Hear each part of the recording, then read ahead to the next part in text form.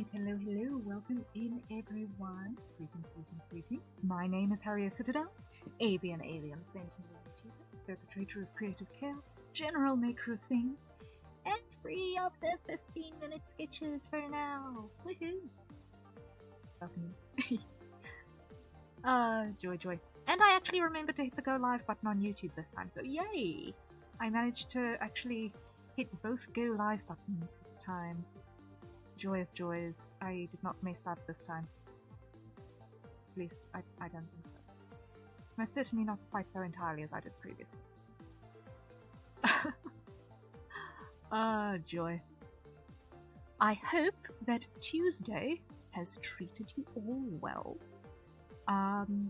And that if it is the beginning of your day, that you have a wonderful day going forward, and that we can be productive together.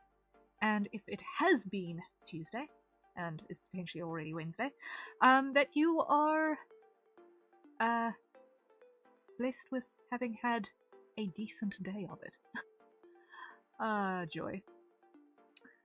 So, on the game plan for the day is that we are starting a brand new commission that is actually a little bit sooner than I thought, because I read the commission submission only half. Whoops. Big whoops on my side. I need to be paying more attention to things. So this one is due very early in June, so I need to put a little bit of shoulder to the grindstone on this one. Although I don't anticipate that it'll take me more than a little bit of time.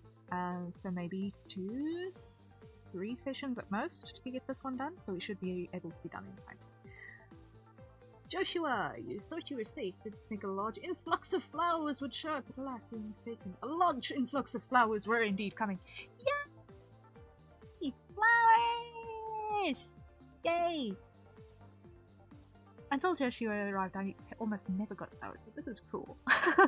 Thank you for the flowers! Thank you. Welcome in. Hope Tuesday has been treating you well.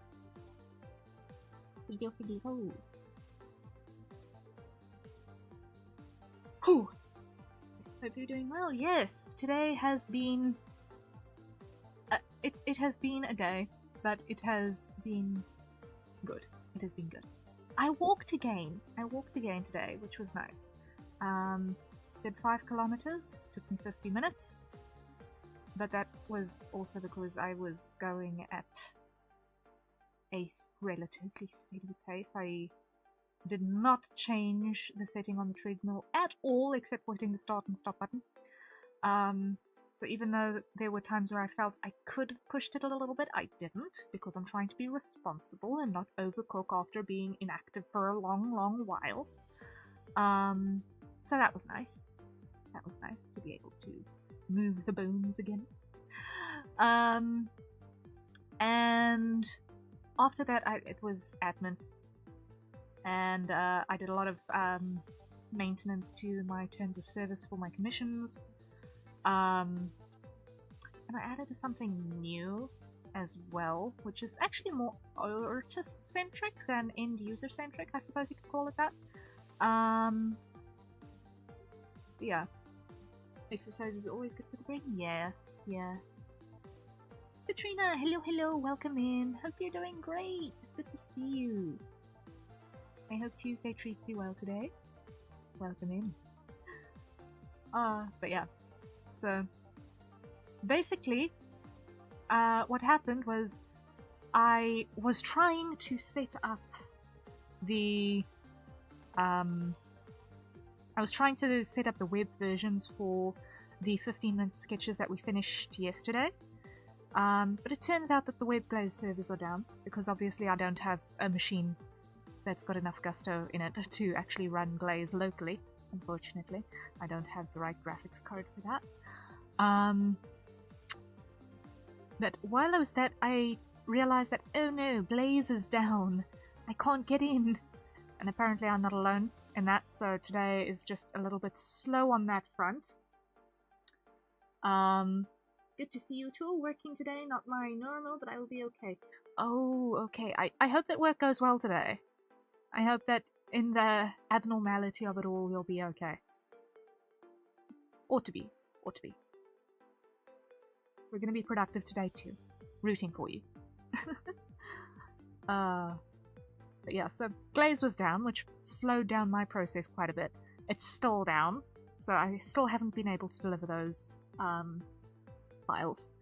But it did get my brain moving, and basically I've now decided that, okay, I am going to offer my unused days of 10 image slots per day with WebGlaze to other artists who do not yet have access to it as a service on begone. So if you need a proxy to send your images in for protection, I am now available for that. You'll find that in the featured section on my page on begone.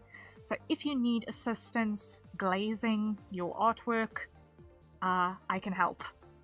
I've kept the price way down because obviously it is a bit of a commodity, basically. I'm not doing it for the money, but I just need to have something to cover the little bit of time that I need to actually allocate to grabbing the files, making sure that they upload, and actually getting them downloaded after they've been processed, and then sending them back. It does chew into my day a little bit, so I do need to charge a whole whopping £1 for that. So I think I have set it up accordingly. I think it's £1 per image. Maybe that's a bit hectic. I'm gonna edit that. I don't like that. It sounds too much. It sounds too much. It sounds too much for my time. Let's go back and edit that quickly, because now that I'm thinking about it, I'm feeling really bad. Request form. No additional cost. Okay, then I feel better. Okay. So £1 for up to 10 images. Because that's my daily limit on Glaze. So that is now something that I'm going to be doing. Whether anyone sees that is anyone's guess. But it's something that I just want to make available because I'm not using all of my glazing capacity, and I know that there are artists who are sitting waiting for it because University of Chicago's only got so many people working on it, and it takes a lot of manpower to go through all of the join requests, and it takes a long time to get through them all. So those of us who are in, it is our societal obligation to help those who are not yet in to protect their artwork from the great digital monster, you know. So that's something I'm doing now, as of this afternoon. So yeah, that's the thing that's happening. But today, this day, we are beginning a whole new commission. This one is a starting and ending screen as well. This one's got no character featured, and is an external environment. And it is gonna be pretty straightforward, I think. Oh, it's sweet of you to do. Aw, thank you. I just think that it's like, it's the least I could do to give back to the other artists around me. The £1 is literally just the time of, okay, upload file, hit the submit button, download the file, make sure it's named according to the other thing, just glazed at the end of it, then send back and delete from the temporary folder that it gets saved to initially. That's literally all there is to it. So that is the plan. And yeah, it's just, I actually need to come out here quickly and just in my commissions folder, because I've actually got one of those, I'm gonna go a new folder and call this one folder. Call this one 00 WebGlaze proxy.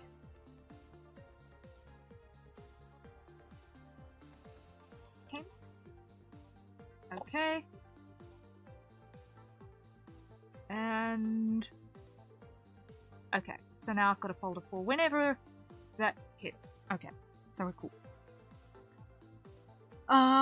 So yeah, today we are on drawing fields, basically.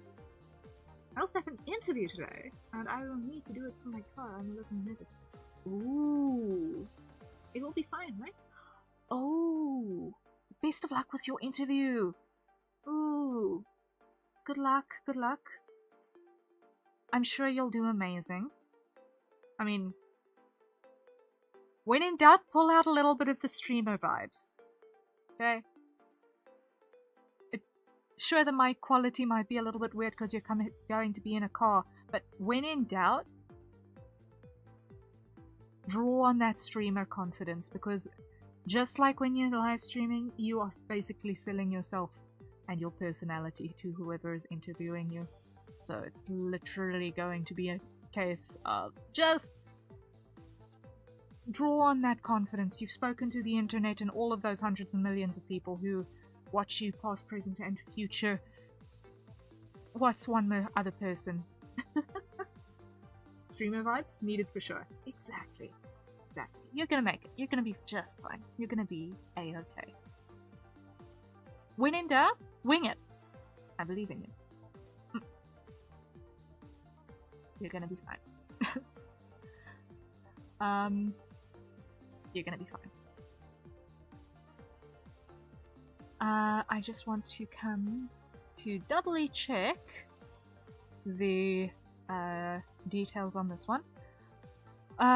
There's moving trees, there's moving clouds. Okay. Yaw.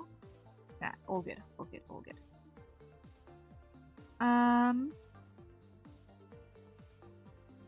Okay, so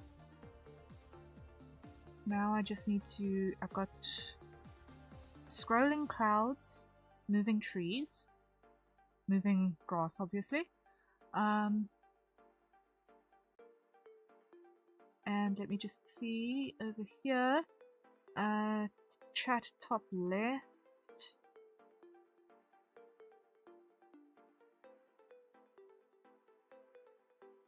Okay, so one thing that I need to do, maybe before I actually get into this in a bunch of detail, is I need to actually do a plot sketch, because we've not actually done that yet.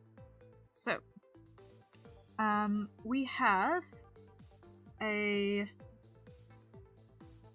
flowery field where we're going to have a literal bunny.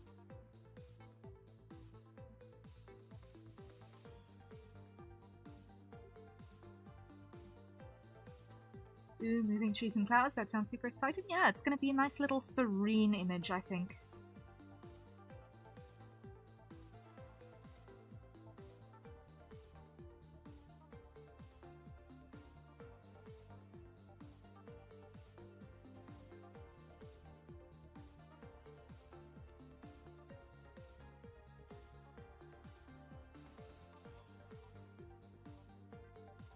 Just kind of estimating out a layout here real quick, because I hadn't yet done that. Whoops.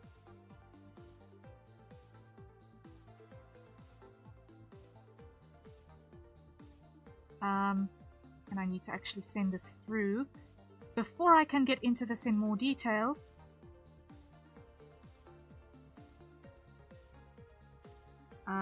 Just so that we can get approved, because otherwise we're going to have an interesting time of it.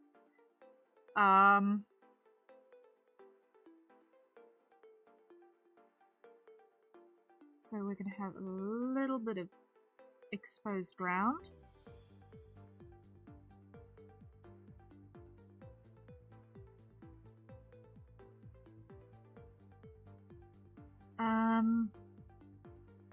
I think here,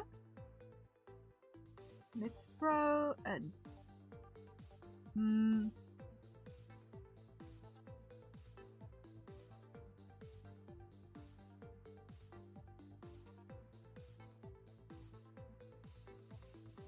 this is begging for some flowers over here.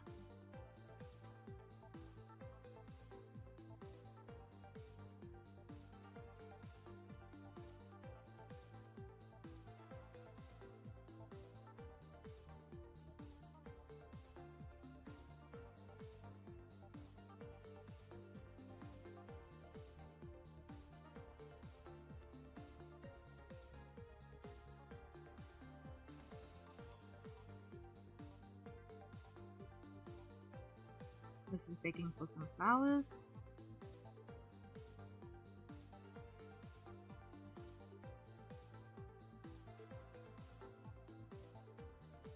Hi Prime, hello, hello, welcome in. Hope you're doing well.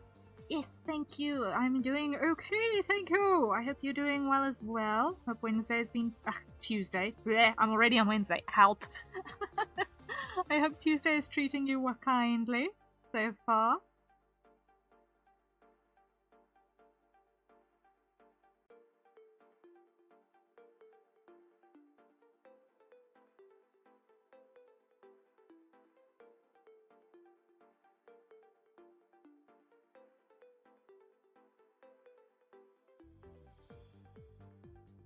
Okay, so that is my rough idea.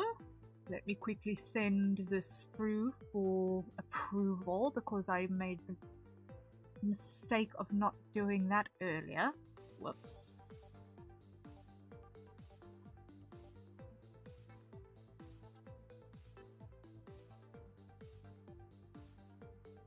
This is going to be 15%.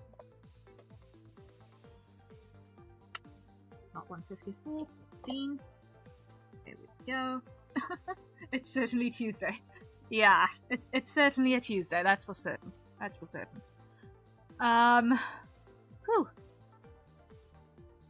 File, export, no. Grab here, and grab that color. Let's start with giving ourselves a mask.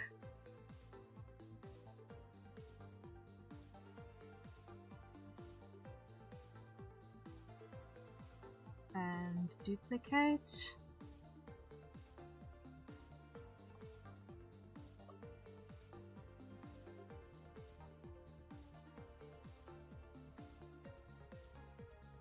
Okay, pull this one crop mask.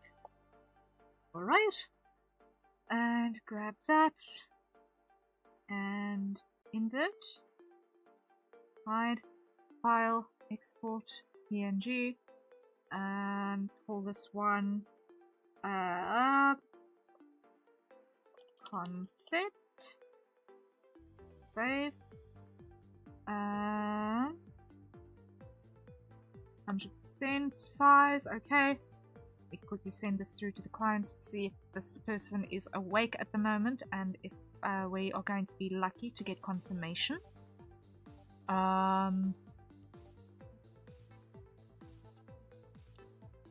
This stay still, because until such time as I get confirmation, this is going to be appropriate. And that I can proceed. I'm not going to go any further with this, and I'm just going to continue with Professor Callahan's animation in the meantime. So, hi there.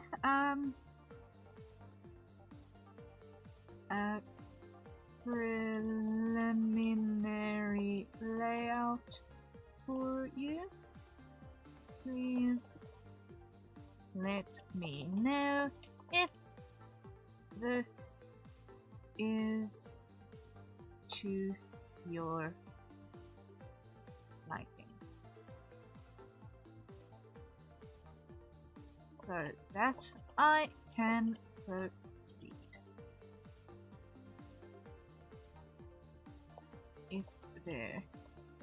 If at any time if you see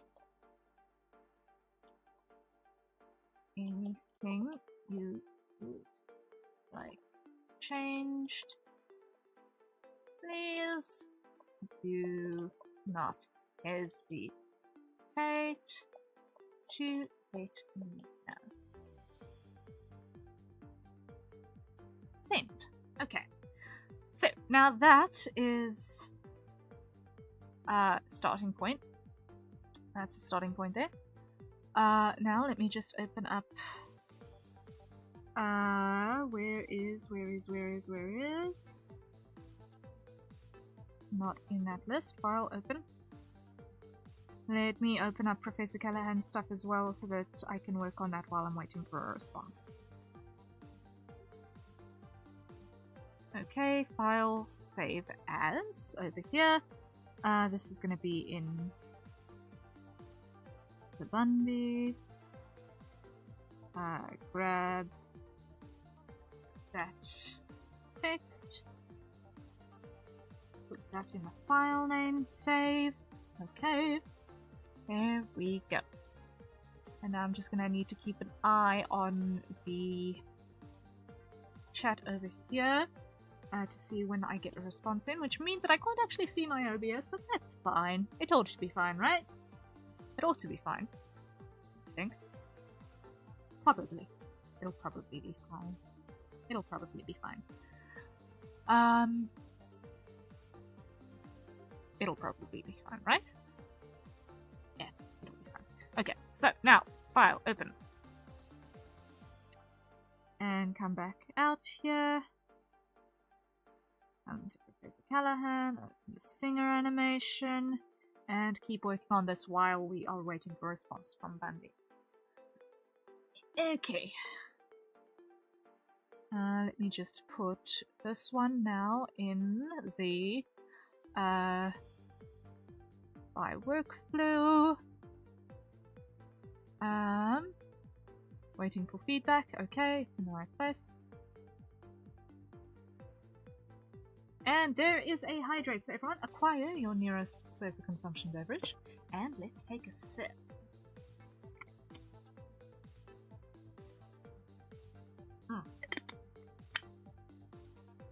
So, yesterday we got so far as putting together some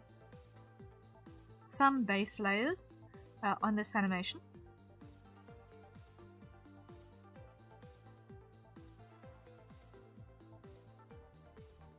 Let me just hide that, okay? So that we can add all of the moving bits over the top. And I think that's what we're going to actually need to start doing, is adding the moving bits that go over the top of those static pieces.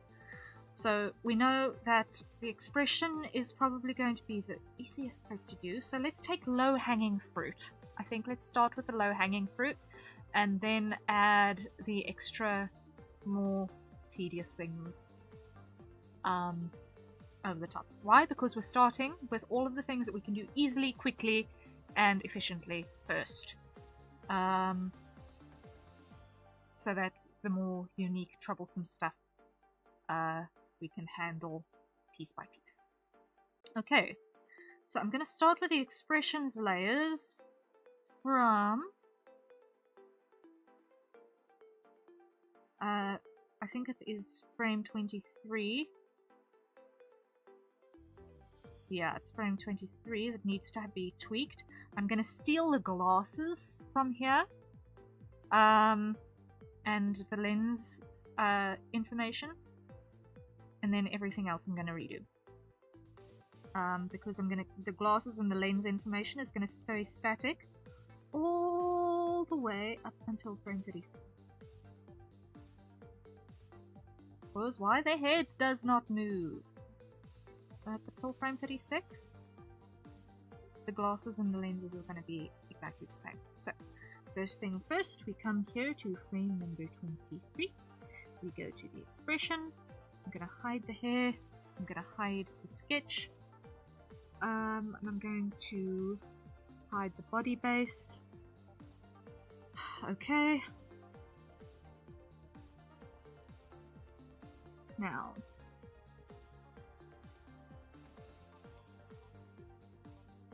everything in here I'm going to clear. Everything in here I'm going to clear.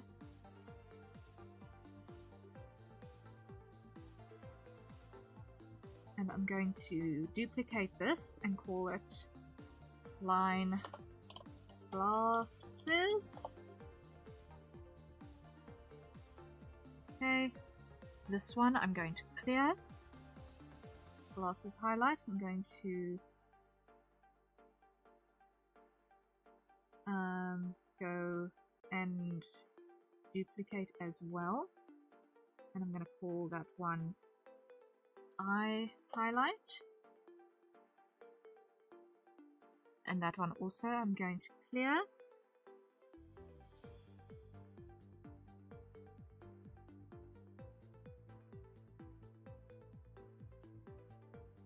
Alright, that works.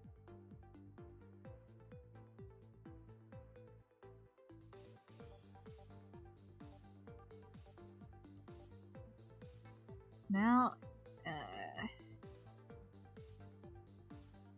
this gets cleared and that gets cleared. And all of you, I'm going to put back into the Gengar colors.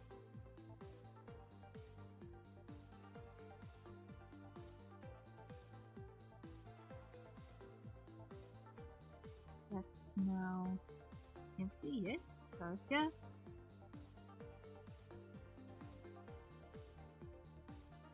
Those all get removed.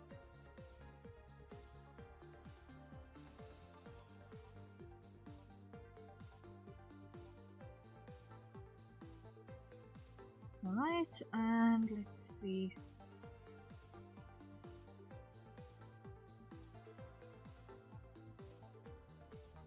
Undo.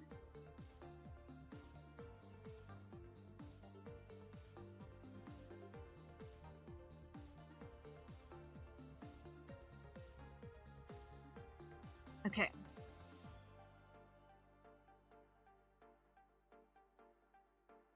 Now we can grab those two, put those back on. And over here we're going to grab those which were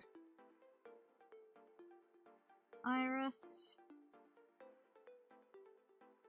And remove that. Okay, so now that set of glasses is in place, so now that should be duplicable for everything. Now, I did make a mistake here with the line because I want to keep the nose information.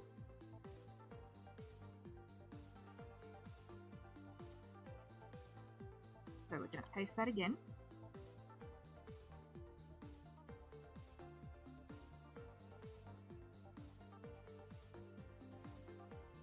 No. Expression. Copy the line layer. Come over here. Paste the line layer. Okay.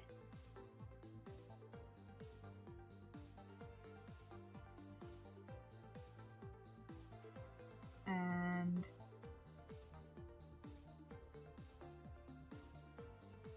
collapse and hide the body base.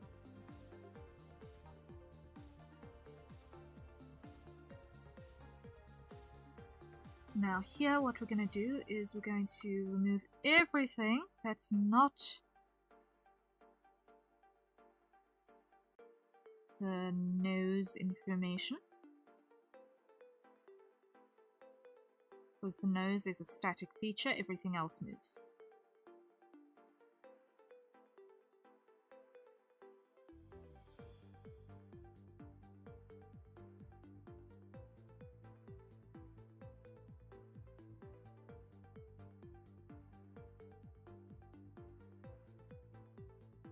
Ooh, okay.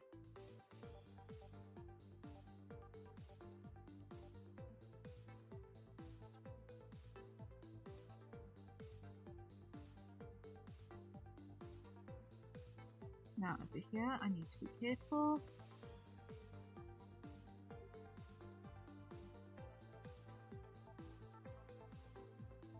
Okay.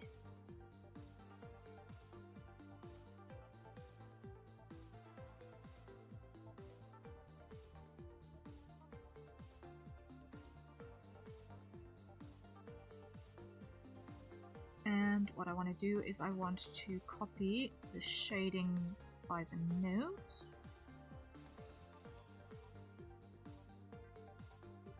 So I'm going to copy that.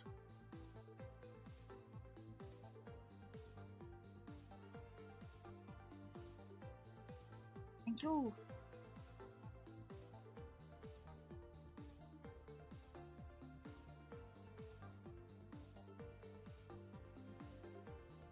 Okay, here we go.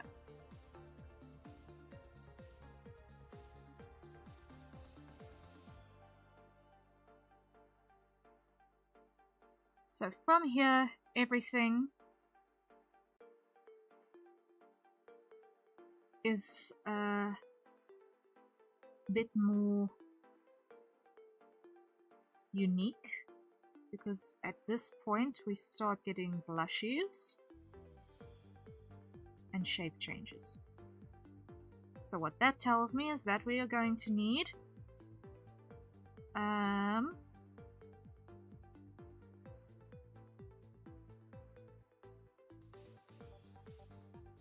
on our expression there, we're going to need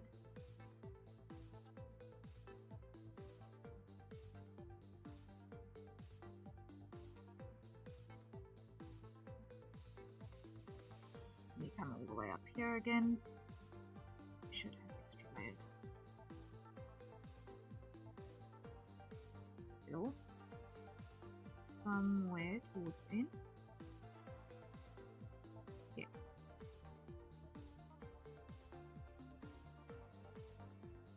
Okay.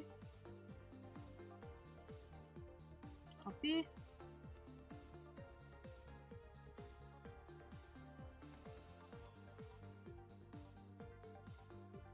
Paste. And I'm going to add one more.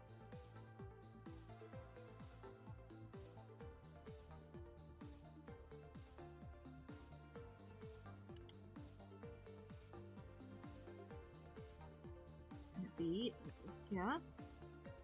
And this is going to be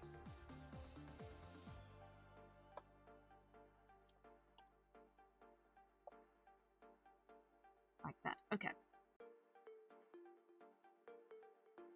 So now for expression, I'm going to copy that.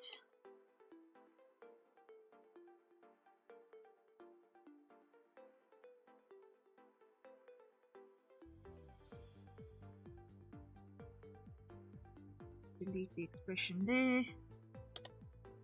Paste that expression, and we should now have things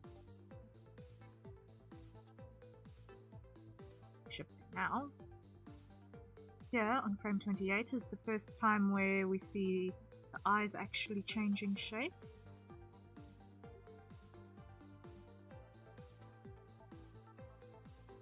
So this is where we need to paste the next expression layer, because the eye shape and the mouth shape stays the same all the way up until 28.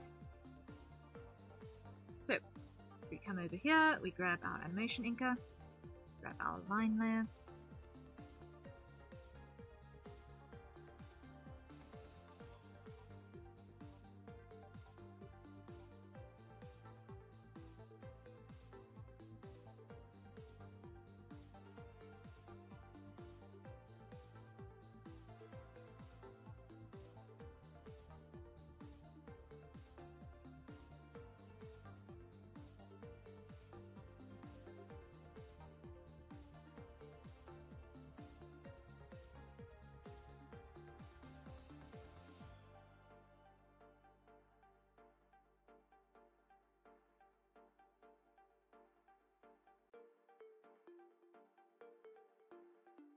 our eyebrows in again.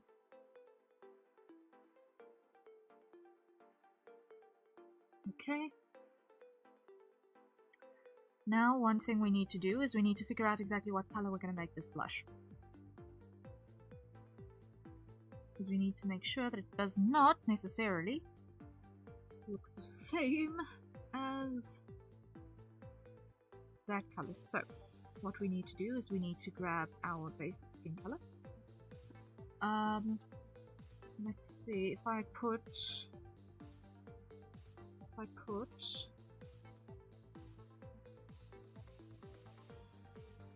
that, it looks maybe a little bit too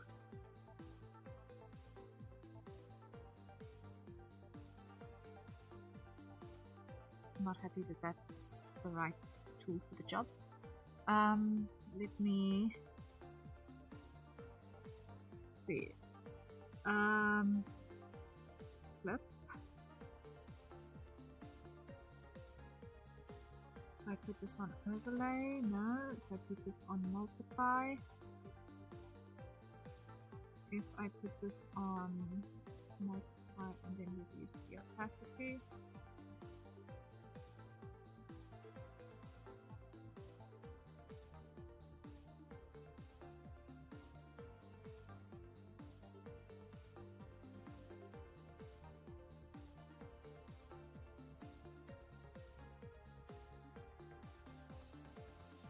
I don't know if it wants to be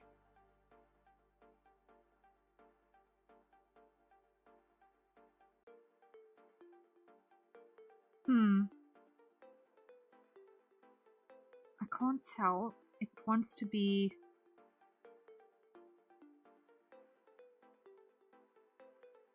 more or less red. Okay, so let's try. I like this for the lines.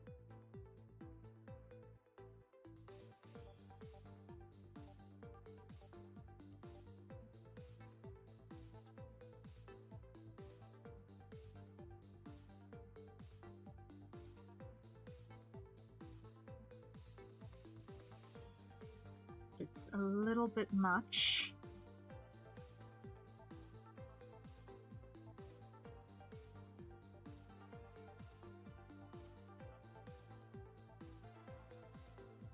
For the underlying thickness. That might do it.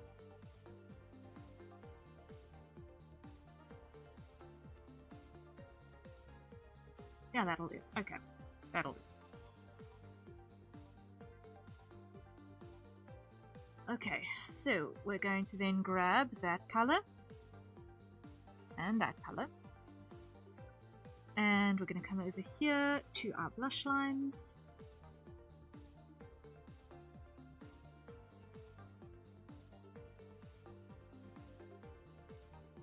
But first we need to grab our hair color,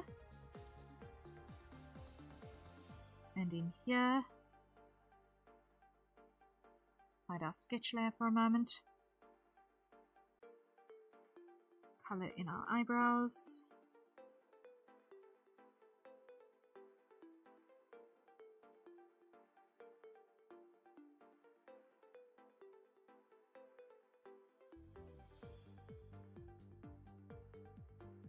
grab black,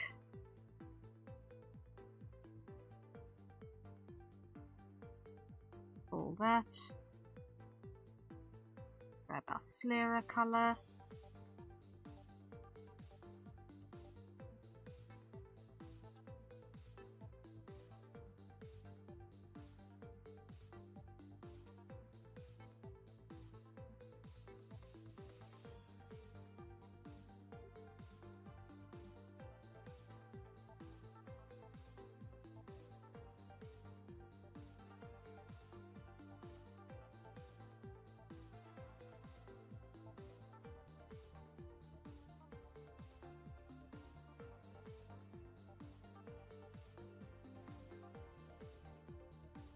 and the eyelashes more with actual inks.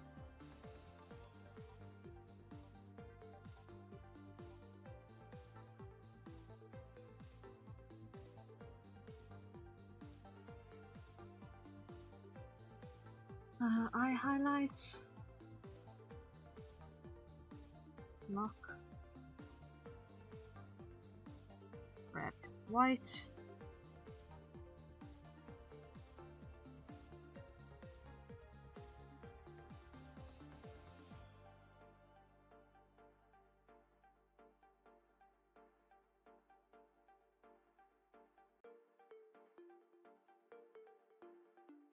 Okay, now we copy the expression here again, copy,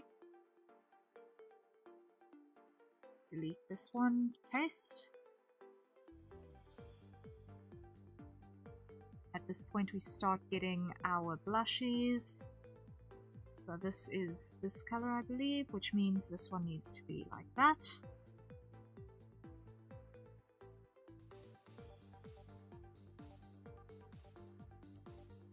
Hide the glasses. Hide the hair. Are we on 24? Why? Okay. Hide the glasses lines. Hide the glasses highlights. Show that.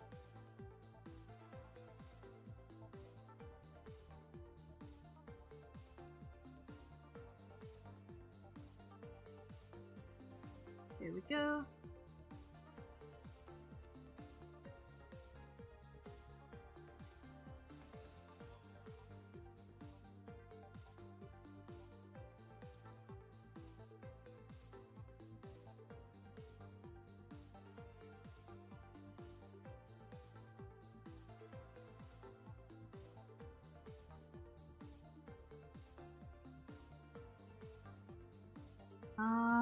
I need to do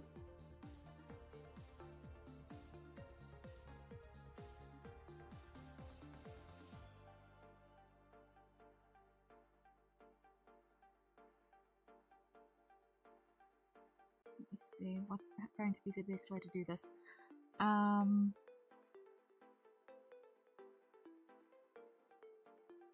I'm going to leave this one empty for now.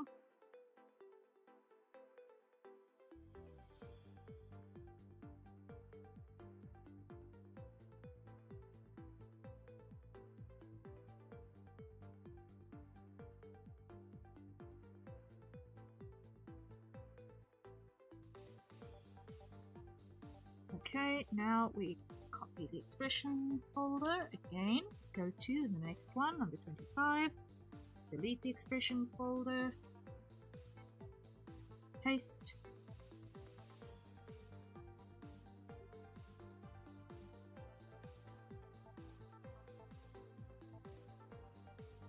move control point,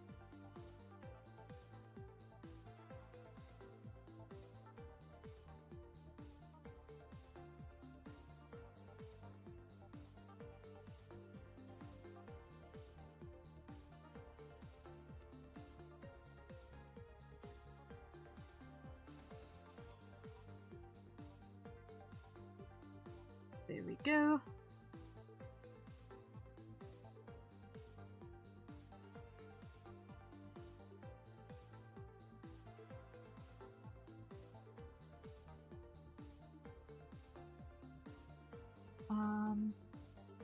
Filter, blur, Ocean. Will do.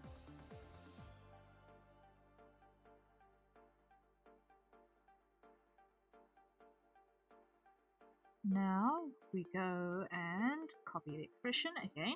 Copy. Paste.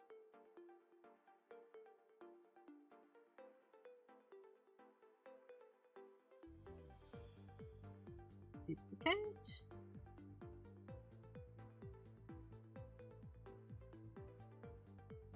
Merge down.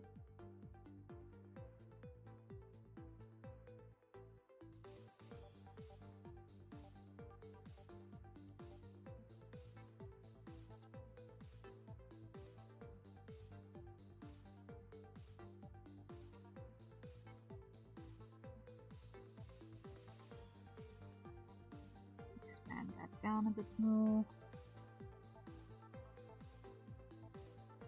Filter, blur, Gaussian. Let's make this 10. There we go.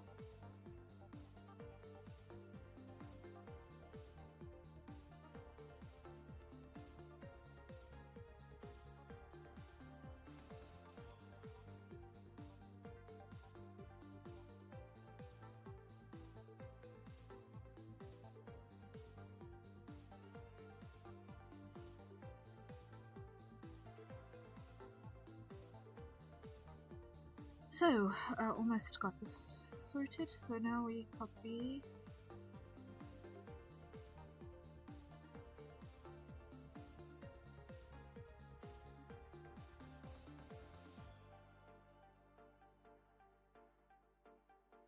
this expression, put it in number 27, delete that one, paste.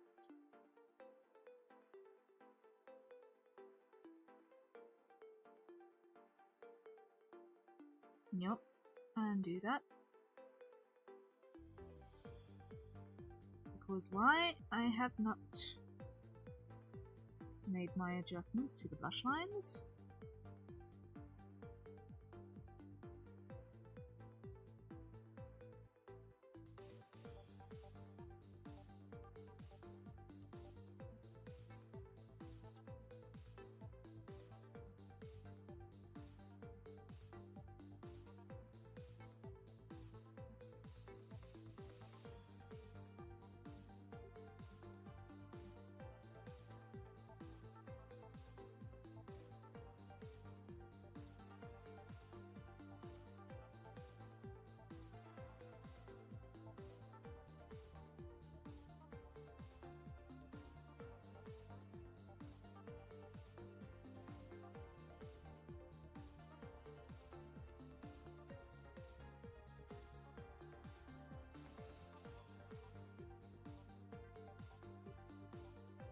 Okay.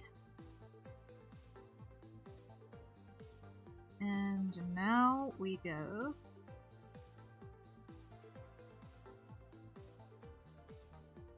lapse, copy, paste.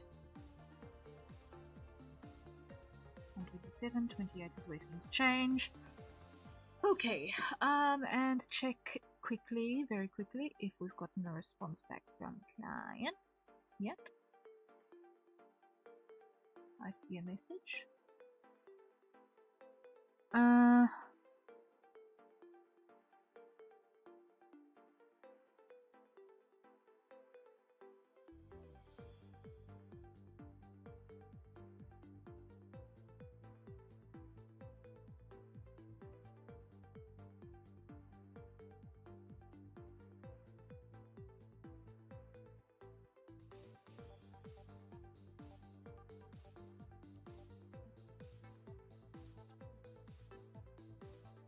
Okay, I've got feedback. Let me just read what it says here.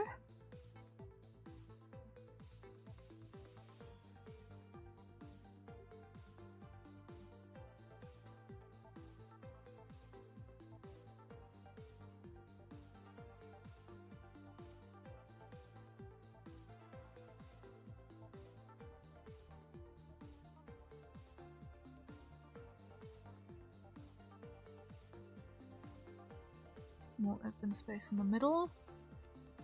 Okay.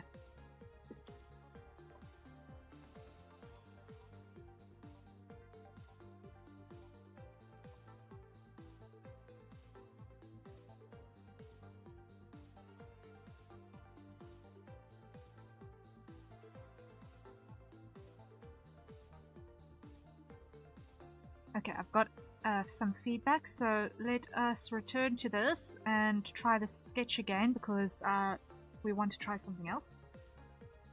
So Professor Callahan can pause for a bit.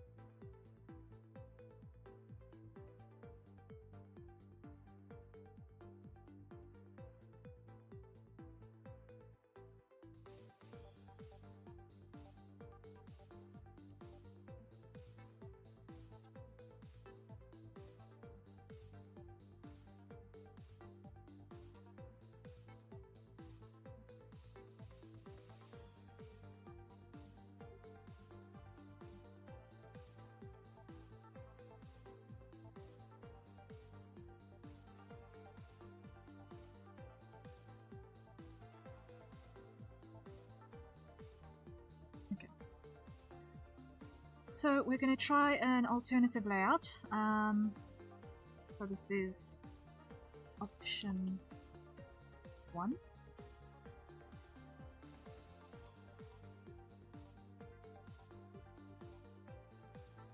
Let's try duplicate, rename option 2, clear, hide this. So our feedback says we want to try something that is a little bit more open in the middle.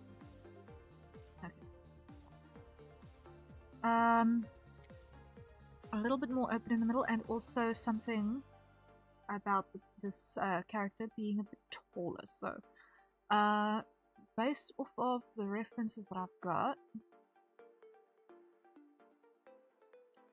some of the tallest plants look at most a meter. Let me just check out some of this other information. What is a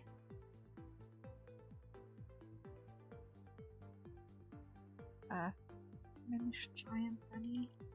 Okay. Flemish giant rabbit. How big is that? Okay, that is large. Okay. Inches.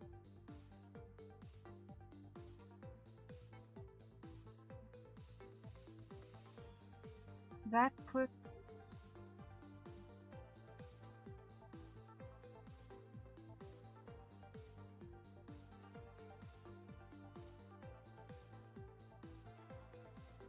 our line of sight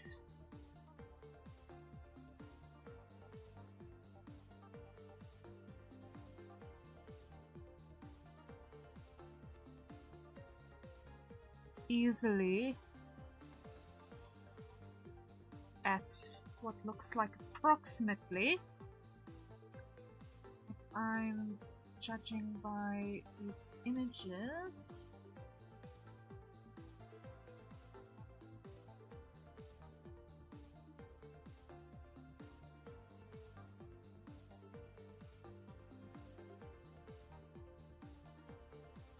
it puts our seated line of sight at approximately a meter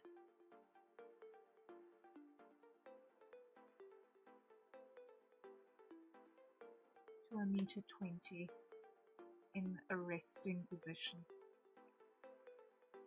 Okay.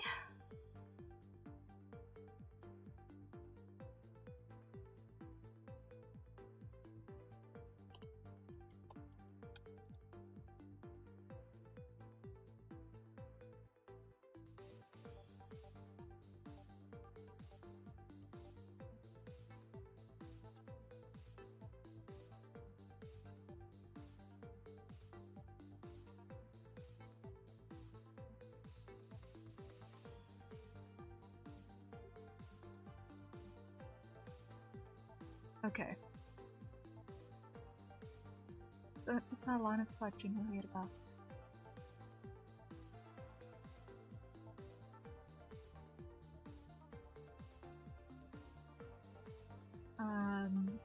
at approximately about a meter.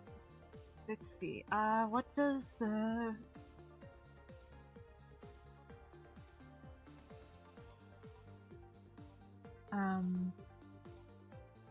what's this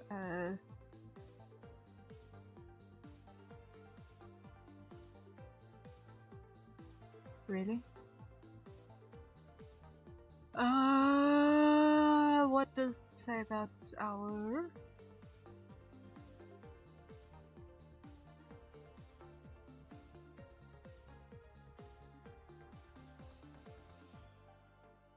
that does not give me much to go by.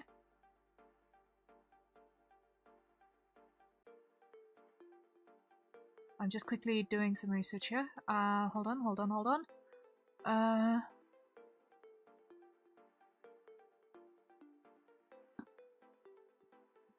Inch scale size here, we've got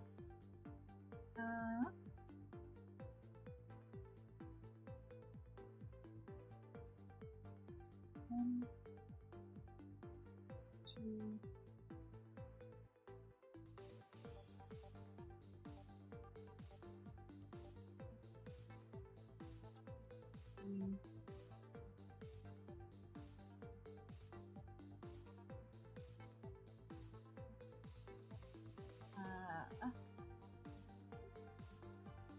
that's a full extension. I'm just quickly having a look with the tape measure here so that I can just gauge the size. So that's the full extension, limbs up, which means proportionally take out all limbs. That takes us down to about there. Full leg extension puts us about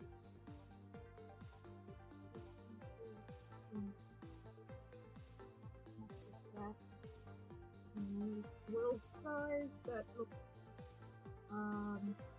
about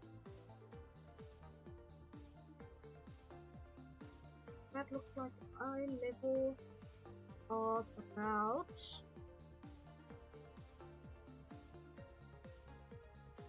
looks eye level with a lavender that's kept.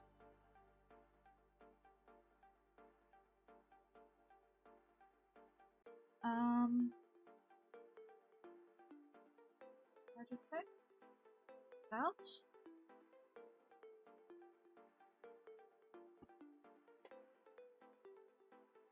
inches. Let's make it 35. Let's assume 35 inches, which in English translates to approximately 90 centimeters. Okay. So now let's see what is wild lavender.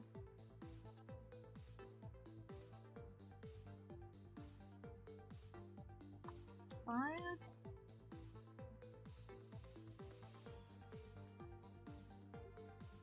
No, let's go wild. Yeah, there we go.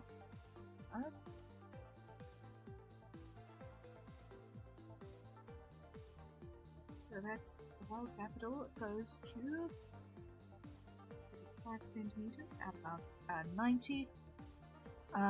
So let's go.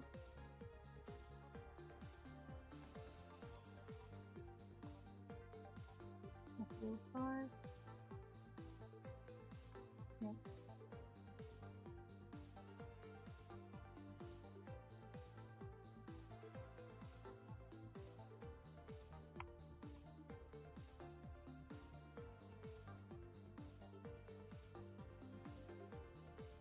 I'm trying to escape. There we go. Thank you.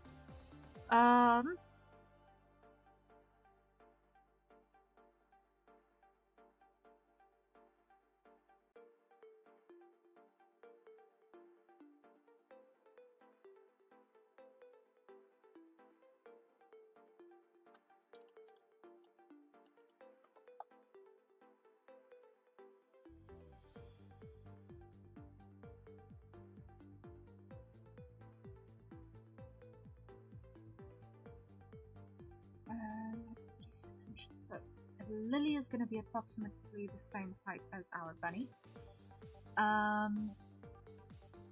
Okay. The daffodil is going to be shorter. Lavender.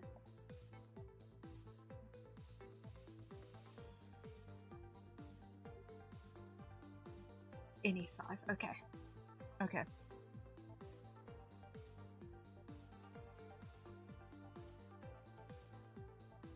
Okay. So now I've got some information to go off. So let me just make some notes here. So, notes.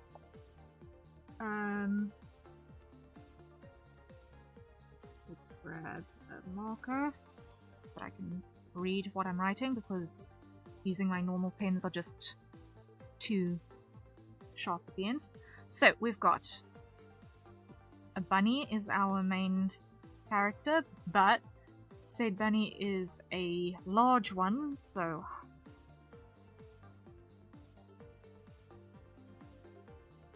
Bundy, hello, welcome in, and thank you for the follow, welcome in. We are working on your new thing, so this is gonna be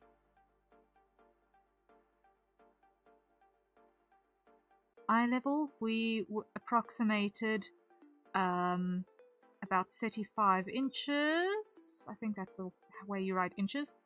So approximately 90 centimeters. Hi. I arrived! Yay! Welcome in, welcome in, welcome in. It's a pleasure to have you here.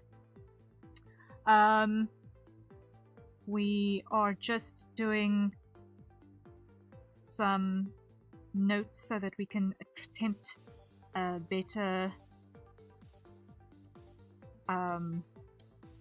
layout for you. What did we say now? What did we just say? Daffodils were approximately... What?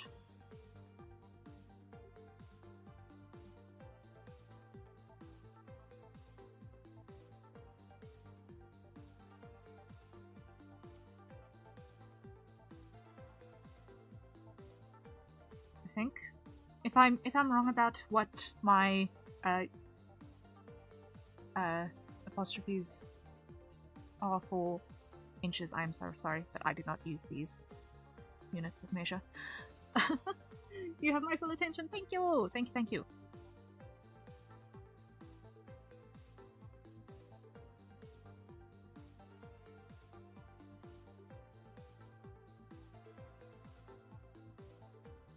Inches? Yeah. Okay. Phew. Okay.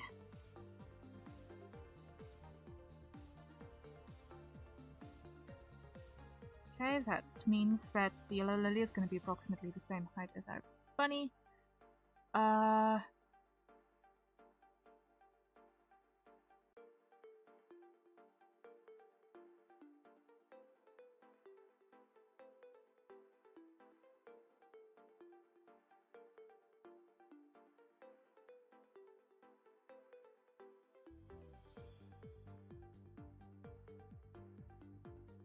I'm not going to bother trying to catch that. So, we've got some height ranges. Yeah, it's kind of helpful when we know, okay, this is the selection of plants that we want to specifically feature, and then in between we'll just throw grass.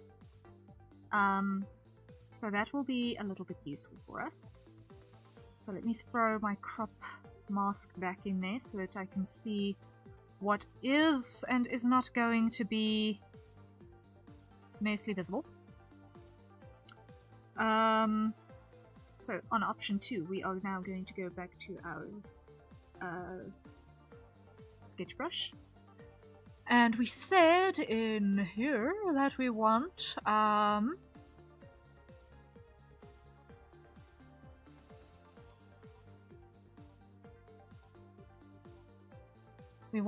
bit of open space in the middle. Okay.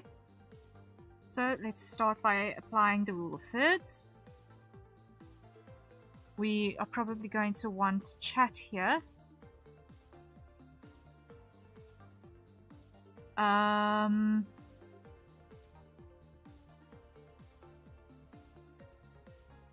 So we want to make sure that we have that framed in such a way that it's not covering anything important, but also that it stays nice and clearly visible.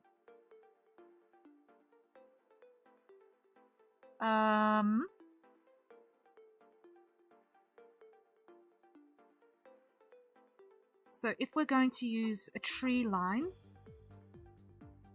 I can give you a reference if you'd like for the stream mat. Oh, that would be amazingly helpful. That would be amazingly helpful.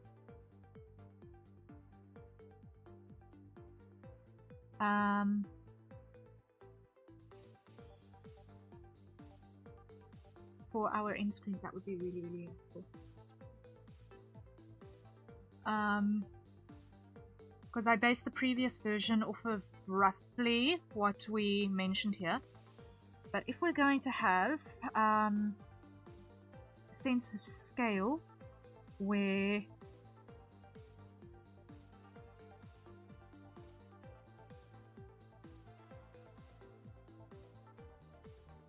our bunny is over here, approximately, or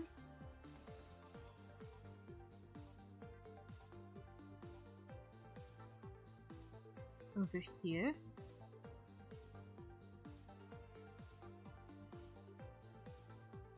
Either or.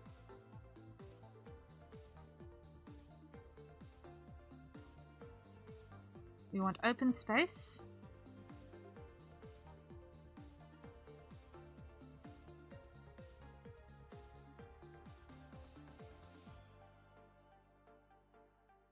Okay, so that goes to the halfway mark. Alright, that helps.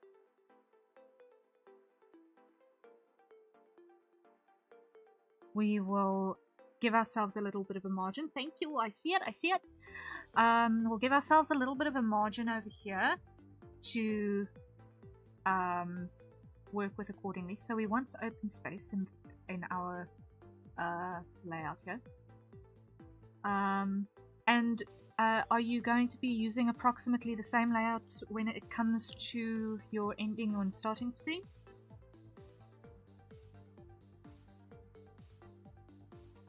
Just basically changing the background and objects that you're going to be layering,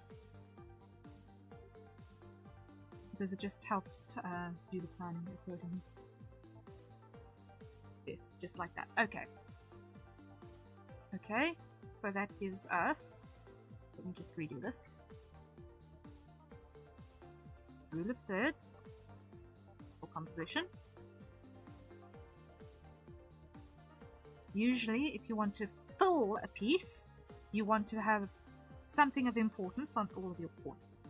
However, we don't want to fill this. So, we're going to have chat here. And we're going to assume there's going to be important information there. So anything that we do there, we don't want it to be too crowded in terms of color, so that any text that flies over the top of that does not get lost. Similarly, we want open space over here. So when it comes to laying out our plants, let's give ourselves some grasses over here.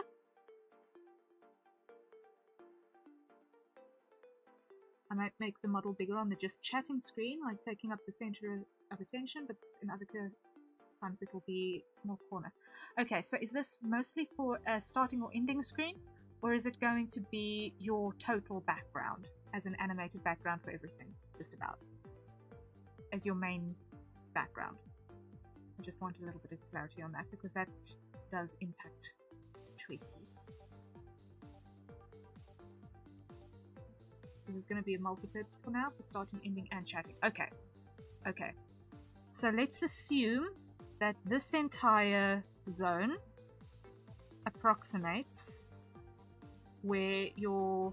I didn't have a budget for 3 different schools. That makes sense. That is understandable. So let's make it do the best that we can for all of the jobs that it needs to do. Okay. So if we assume that this area is going to be more or less where you're going to have your model at any one point in time,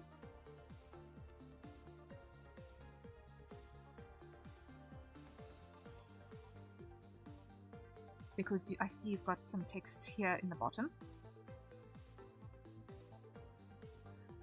we can have a couple of options. We can either try and force the chat to be on top of the tree line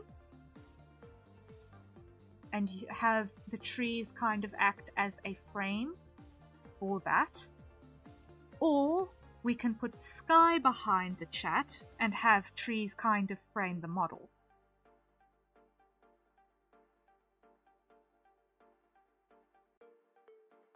Which does kind of make everything slope towards here. So if you've got any call to actions or anything, calls to action or anything that you'd want to do, I definitely want an open field type. Okay, so you want to not have the trees be dominant, is what I'm understanding then.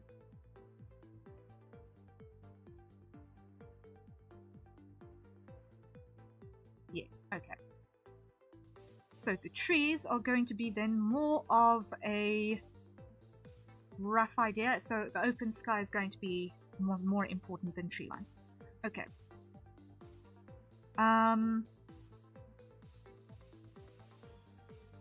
which means that you can ignore what I just said about putting a call to action sort of thing over here, because then what we can do is we can actually use our background to point to where you are going to be, which is going to be a little bit more fit for purpose in most cases. So what we can do is we can use a bit of foliage over here. Let's take our yellow lilies, because they can, or no, let's grab our lavenders and put them over here, because then our lavenders, being in the wild the tallest plant, can be a bit taller than you under most circumstances, and it will still make sense.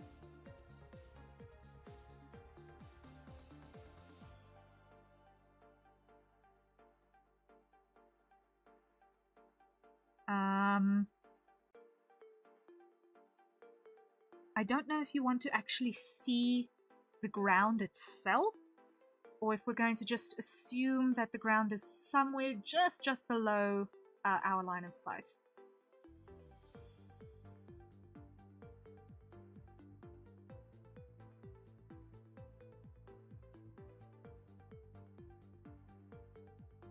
Okay,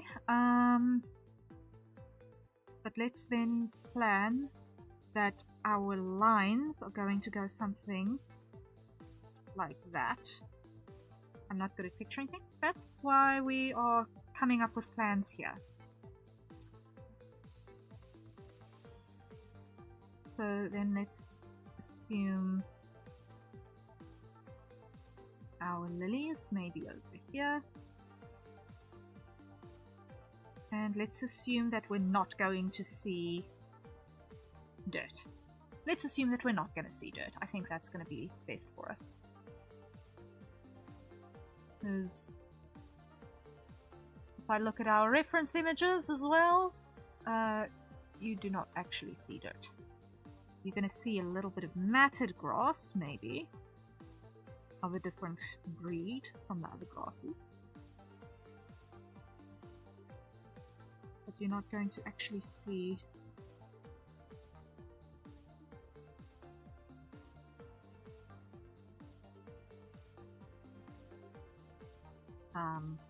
dirt.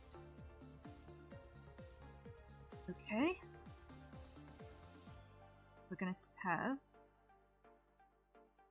some taller grasses, our lilies, which have leaves that do that sort of a thing. If I look at the reference is that I've got close by. Let me just go duplicate the window, and I want to go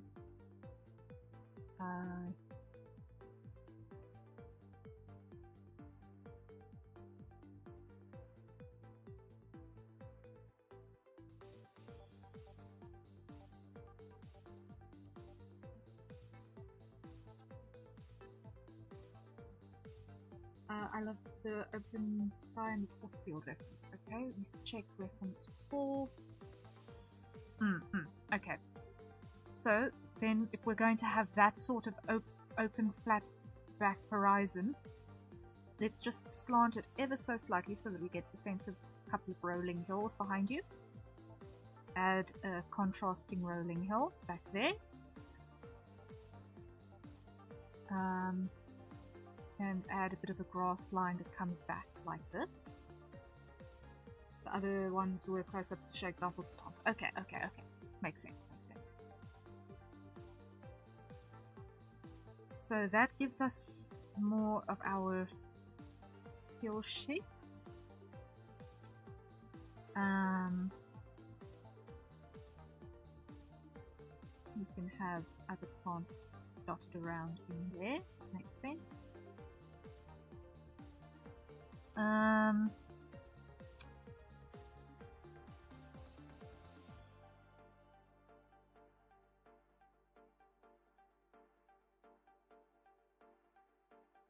little bit of a tree line.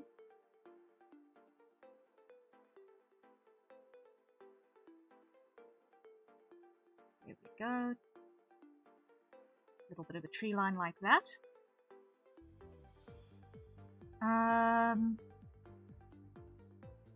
Also, worst comes to worst, if chat doesn't have a very solid background, I can add a semi-transparent box behind it to keep it legible. Yeah, okay, that makes sense. Are you planning on using a white text for your chat, like what you'll see here on my screen? White text, yes, okay. Colored names, white text, okay. That means that when it comes to our cloud movement, let's try to avoid interfering there with our cloud movement. So maybe, instead of having a sideways cloud movement, let's try maybe also getting the clouds to move towards you that way. Sort of get the sense that clouds are moving in a direction that's not 100% parallel and boring to the ground. And keep the ones that are going to cross here incredibly minimal, so that we don't have interference. Keep them light and wispy, high-level clouds. Okay.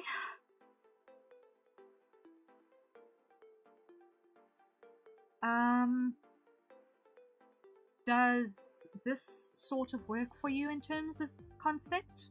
With a bit more of sky being the focus? We're basically cutting the screen a little bit in half, though. I like it right now? Okay. What I do want to do is I just want to move it down ever so slightly, just so that the horizon is a little bit on the third line.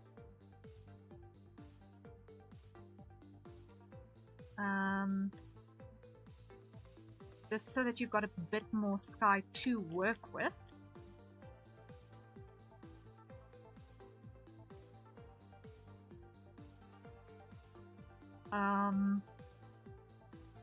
And also so that we don't have the screen looking like it's cut in half in a way that it makes it feel cramped. Considering that when you're doing your normal activities, you're going to want to have something probably taking up this major central part of your screen. It can feel cramped if the horizon is literally halfway up. It'll feel like your screen is getting cut in half. And that may make it feel a little claustrophobic for your viewers. So just pulling that down ever so slightly should just help a bit.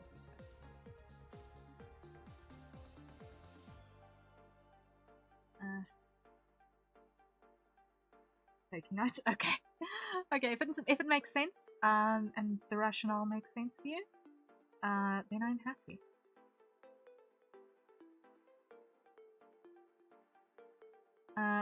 Would you be okay with me proceeding with this sort of a layout?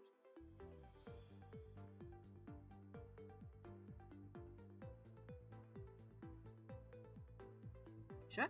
Okay. If you're happy, then I'm happy. Once again, if you have any issues, please let me know. If I have any major concerns, I'll voice them as soon as they could. Okay, awesome. Awesome. I can roll with that. Let's keep things rolling in a way that everyone is happy. That is going to be our plan. Okay, so the first thing that I'm going to do is I'm going to take this and I'm going to just go and duplicate it real quick. Take one of them and put them on 40% opacity. Hide the top one.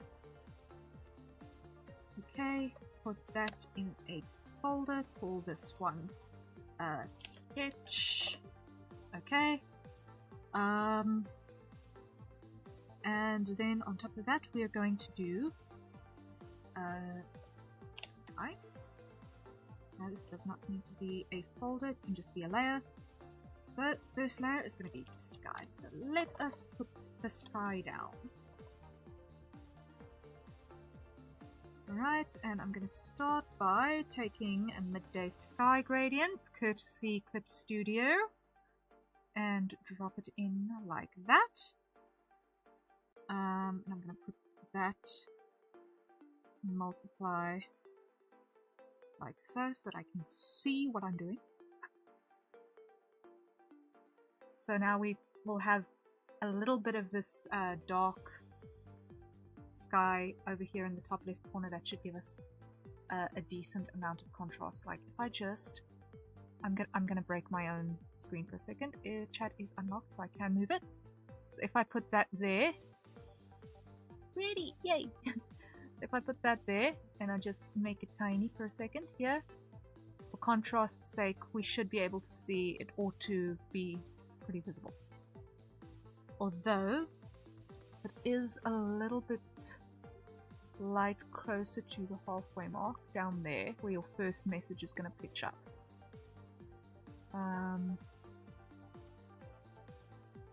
It's a little bit light. So let's try this again.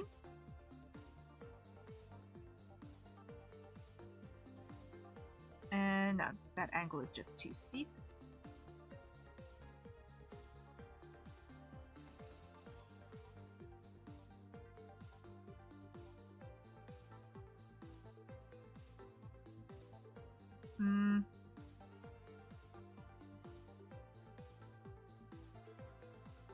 Almost got it.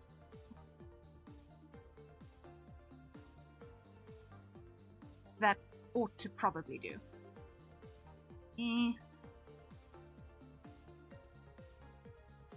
Almost. Down just a smidge more. Yes, I'm happy. That one on TV, yay! Yeah, okay. I think that'll give you enough contrast to be able to see what's happening on chat. I think that'll give you enough contrast. Yeah, okay. Let me move my chat back to where it lives.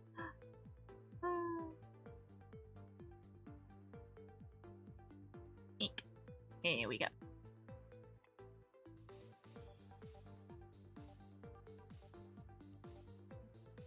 Like that. Okay. So our sky is now the right size and placement. Lovely. Next, we are going to need cloud 1. And this we're going to make white. We're going to take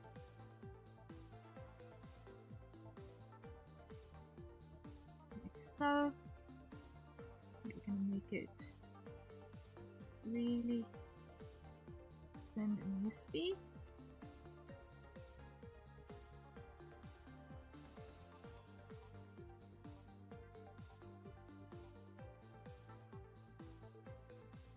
Like that. And we're going to go duplicate, clear it.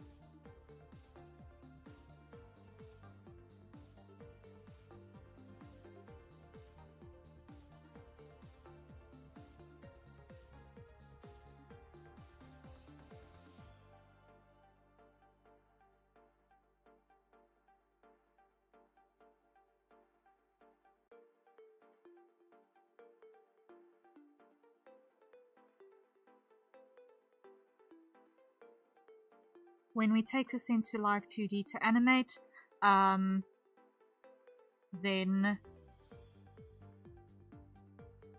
we're going to offset these a little bit more. However, I am looking at this and this is looking a little bit too snakish. Maybe. It's too predictable in the pattern. So retry that one.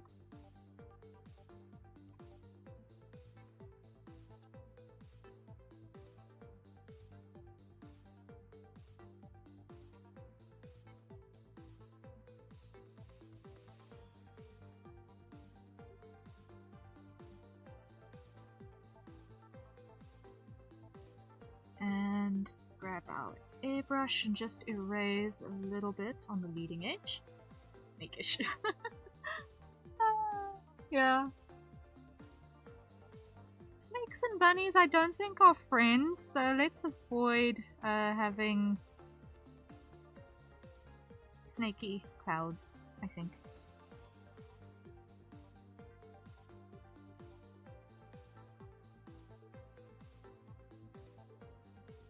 I don't have any snake friends yet, no. Yeah.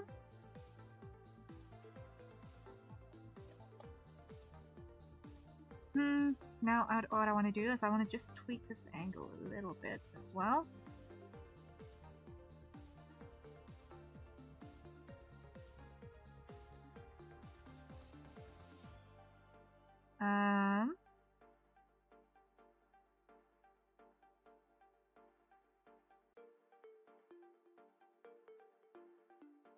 Let's put a figurative vanishing point around about here. So let me just put that down. I'll call this one temp VP. Oh, I need to, because this is going to go into light duty, make sure that I don't have any spaces in my layer names. So just quickly adjust that, because if I've got any spaces in my layer names, it's going to be messy. So, temporary vanishing point, let's put that there. So all of our lines we're going to want to kind of point over here.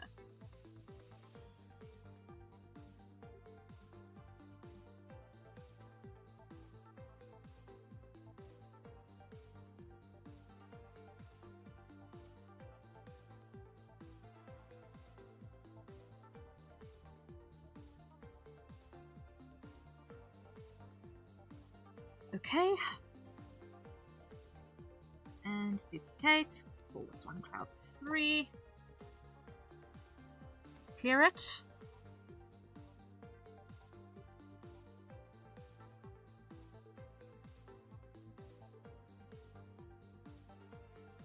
I don't know any Sneeple. Sneaky people. That's actually cute. I can't see what I'm doing here, so what I'm going to do is I'm going to paint it in red and then I'm going to recolor the layer. Yeah. I also know too few snakies. Snake tubers. I feel a little sad about that now. I actually really like snakes.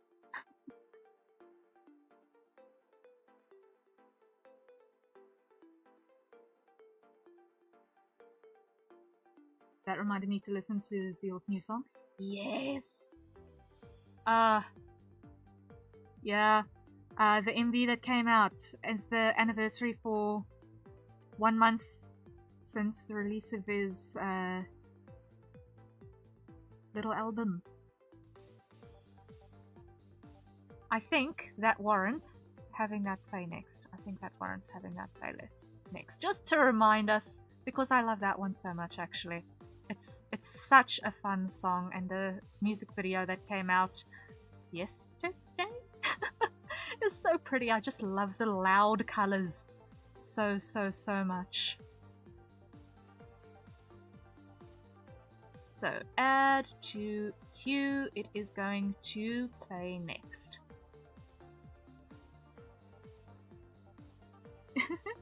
Is this a snake? It could be. It could be.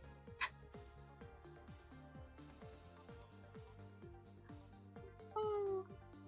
Okay, so now that we are going to fill in white, and it'll point towards our little temporary vanishing point as it scrolls through. So that's going to be our state of clouds. So what they're going to basically do, if I just hide my sketch for a bit, is that each of these is going to basically track down towards here before coming back up and tracking down again. Which means this one needs to come in a bit because I think... no, it's safe. Tracking down. Alright, number 1.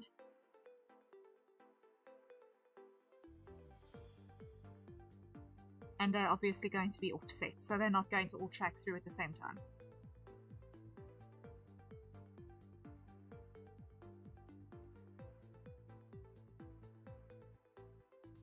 Okay, that works, that works, that works. Then next is going to be our tree line. And I'm going to split the trees into 1, 2, 3, 4, 5 little clumps, I think. So let's go. Trees 1. There we go.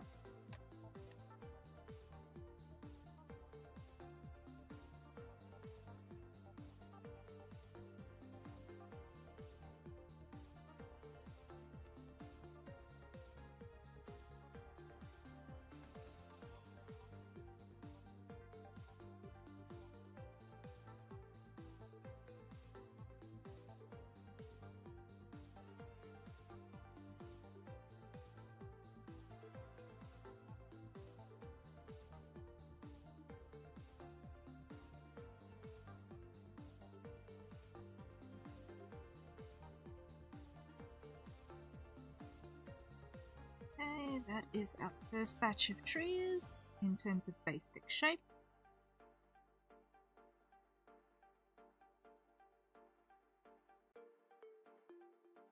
Duplicate, clear, 2,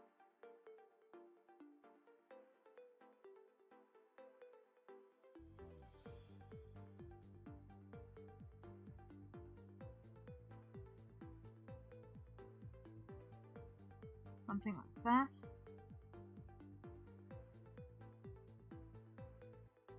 There we go. This is actually going to end up being number 3. Duplicate. Rename to number 2. Clear.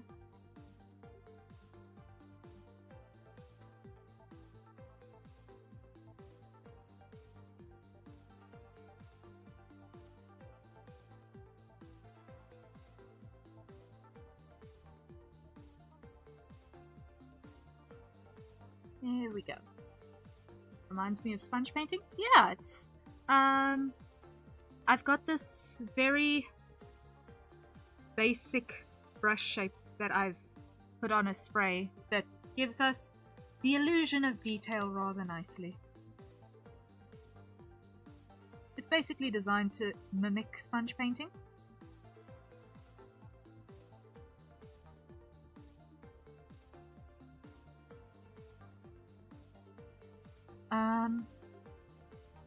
So now what I'm going to do is I'm going to take this and I'm just going to make it slightly bluer and slightly darker.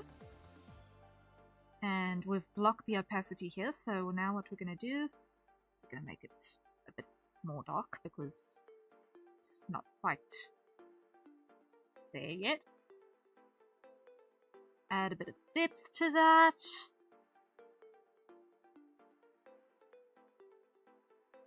It looks really in the middle of nowhere at the moment, but it's fine. It's going to look better in a bit.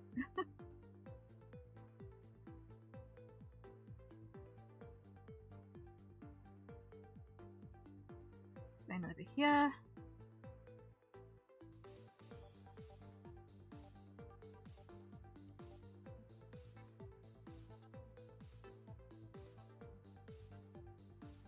Now, this blue boundary here is basically going to be what's actually going to be visible in the animation.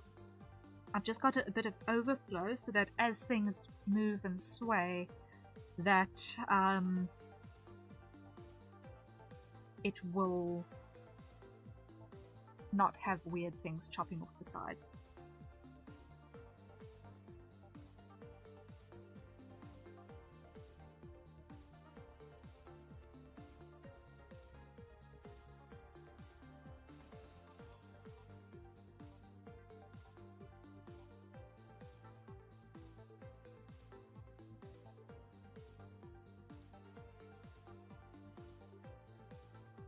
Okay, then on this side, what we're going to do is we're going to go slightly lower. little bit bolder.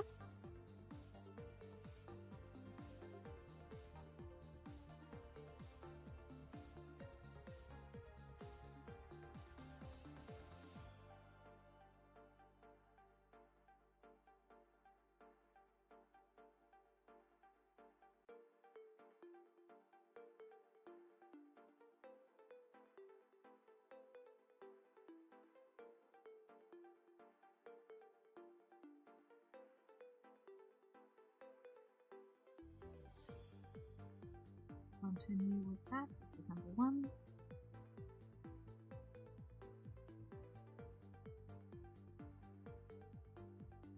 Just give ourselves a little bit more information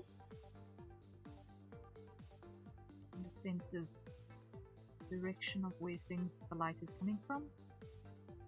In this case, it will be pretty much from directly behind the camera. I think would be the best way to describe where I anticipate the light would be coming from. And now what I'm going to do is I'm just going to make a temporary clipping layer. Isn't even smaller version of this brush. Awesome, absolute fast highlights. Just give it a little bit more breakup in terms of our coloration. And I'm going to transfer that down and over here.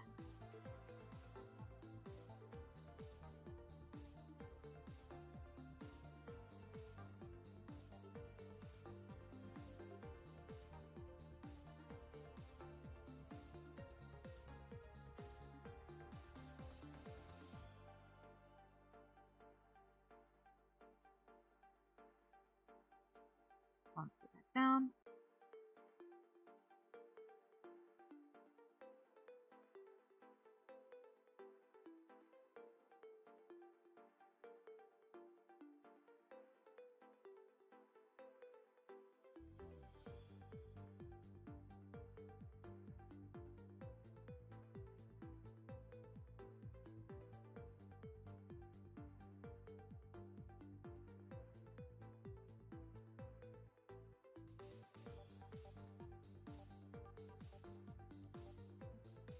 Something like that. Transfer that down. So now our tree line should look like that. And when they sway, we'll have a little bit of back and forth movement. So we're going to actually see the parts walking past each other. Okay. Right, next layer is going to be the back hill, which, if I'm looking at hill 1, if I'm looking at our references in terms of our grass colors, we have a wide range of greens, everywhere from a bluish tint to a brownish tint. I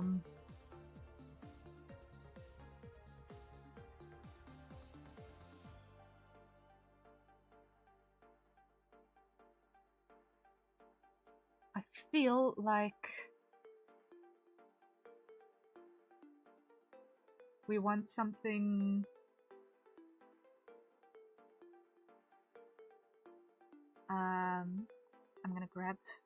I'm gonna screen grab a color here.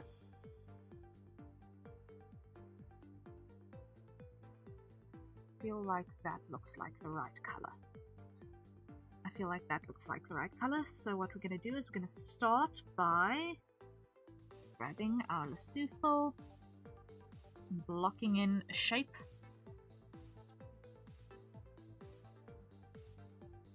Over here.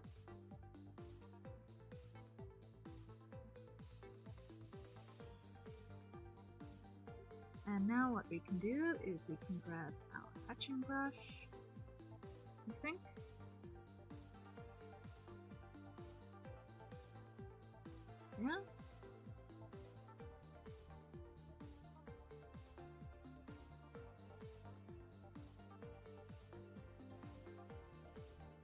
want to see.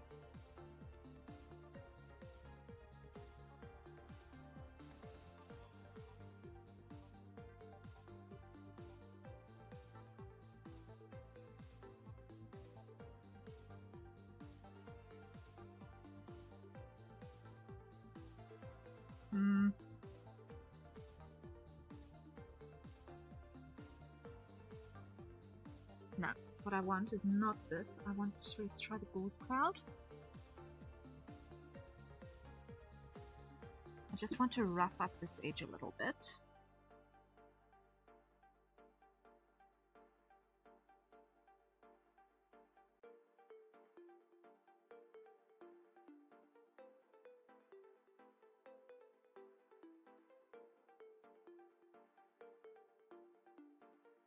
And pull that up so that we don't see underneath there. Okay. Now if we take that and add a couple of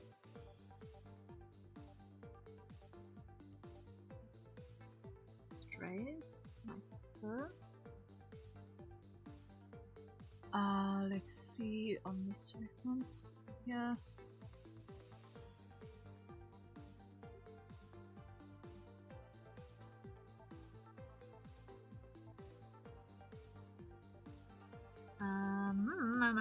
Not entirely sure about that. Let's try back here again. Let's see. What have I got in my little bag of tricks of brushes? Is this one going to be useful?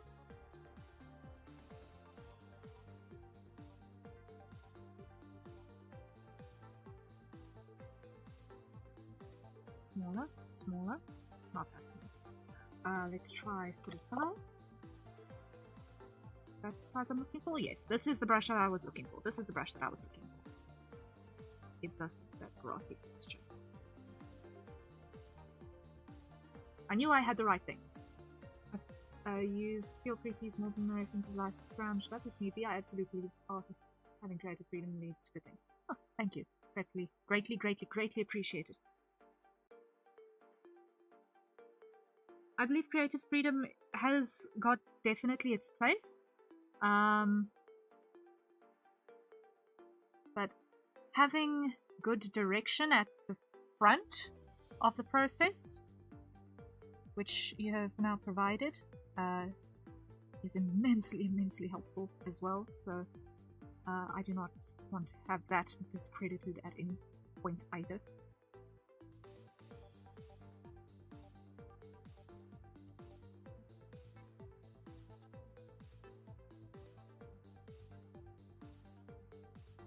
So one thing that I want to do is I just want to come back to our trees tool layer and going back to my cloud pencil, hide that and just add a bit more dark at the bottom.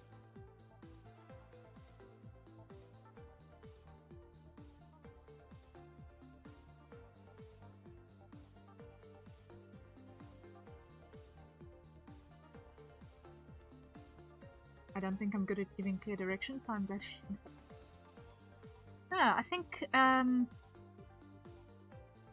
having a rough idea that you can provide to your artists, even if it's just a sense of mood, is immediately an immensely helpful thing.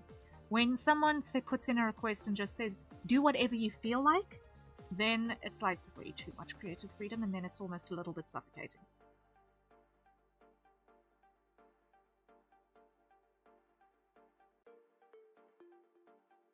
Because then it's like having a whole barrel of chocolate. It's like, it sounds good on paper, but ish. I couldn't imagine being given just go nuts. I've had so many people say just go nuts. It's like, like, you try and do what you're best with what you've got in that case, but it's tricky because at some point your mind kind of just blanks out. We ought to be getting a hydrate redeemed soon, right?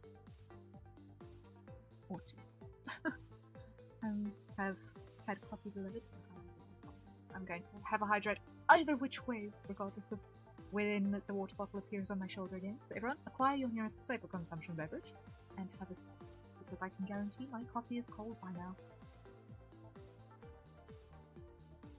Yep, it is cold. I forgot about it for too long. Oh dear. Too bad. Okay. So this is going to be our hill.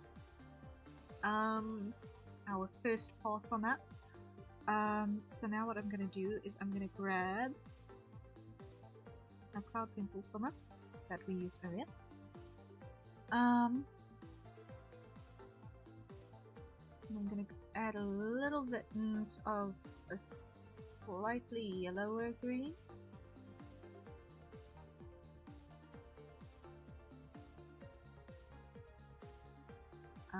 Over the top of this.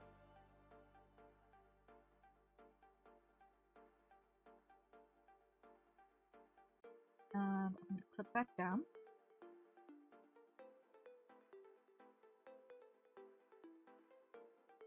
And I'm going to use the same thing to erase a bit.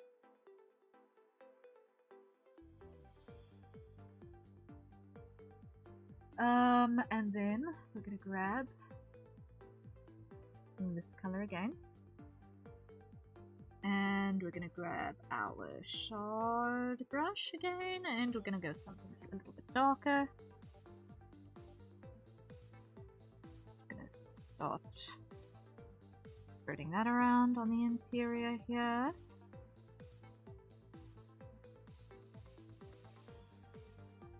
Just giving ourselves some texture. Now, one thing I need to check that I'm not happy with is there in fact texture on this? Yes, I want to not have a texture on this. Save all as default, because you'll see that there are these horizontal ridges which comes from the canvas texture, which I absolutely do not want.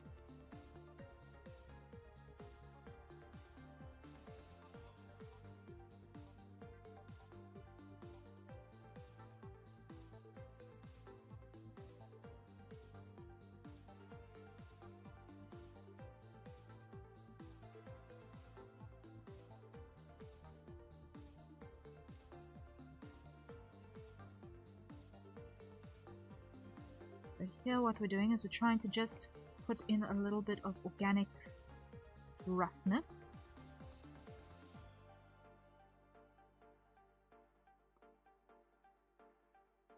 Using these little curved lines to indicate sort of bunches.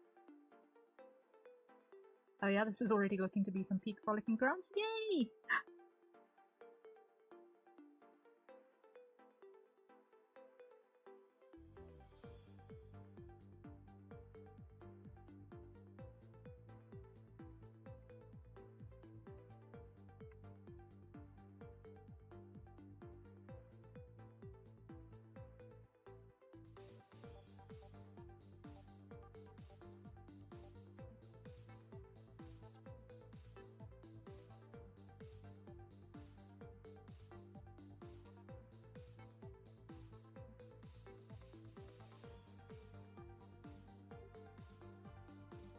Okay, that will do for that. Transfer down. Now what I want to do is I want to come to my airbrush. I want to go to the running color spray. And I want to grab a slightly pinkish white.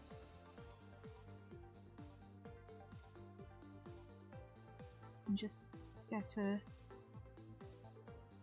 a couple of those around there.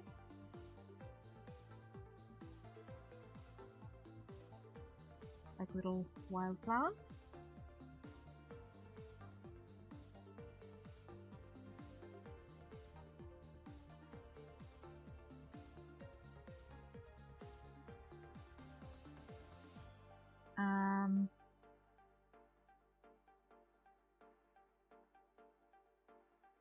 Okay, that's a bit much. Yeah?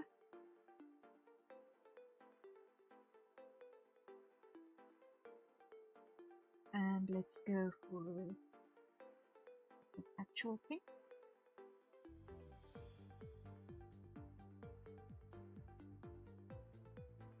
And a couple of little blue ones too.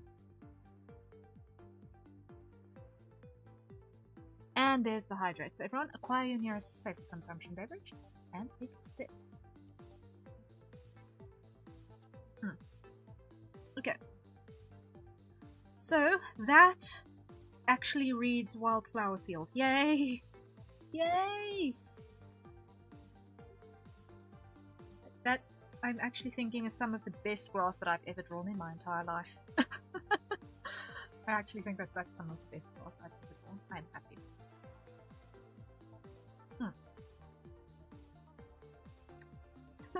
Fantastic. Yay! Okay, so now you're killing it. Woohoo! So now what I can do is I can merge all of these into the layer called hill number 1. Not the grass, don't kill the grass. No, I do not want to kill the grass. I just made the grass. I do not want to kill the grass.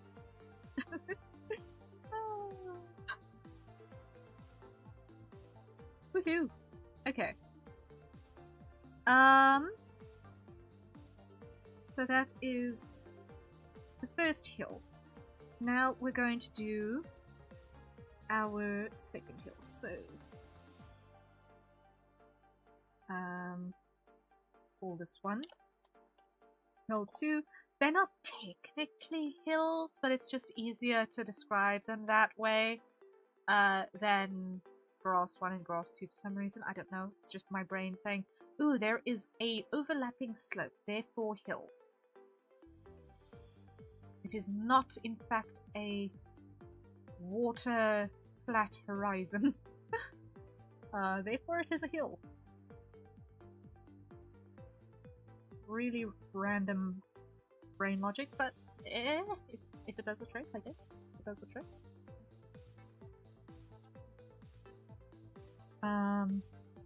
So now I'm going to grab another color, which is going to be a little bit more vibrant, I think. Let's go with...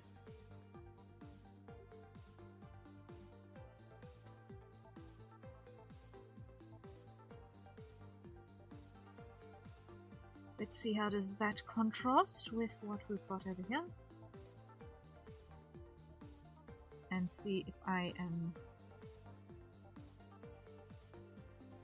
sufficiently different. I don't think it is. So we're going to go edit. Or is it? It might actually be. It might actually be. Hold on. That might actually be sufficient. Edit. Tonal correction. Hue, saturation, luminosity. Saturation. Let's dial that just a little bit. Luminosity, dial that down just a little bit. Okay, like that. I'm happy. Okay, now we are going to go to our shard brush. Yep. Okay. And we're gonna go from 45. Let's make that 65.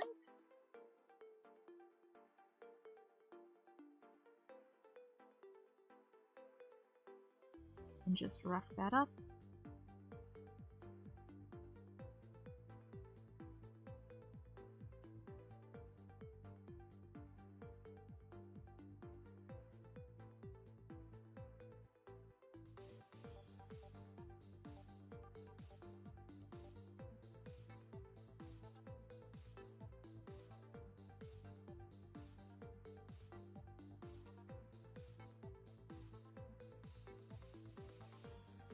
Okay, now let's scroll in and see. We should not have any visible hard edges here, if possible.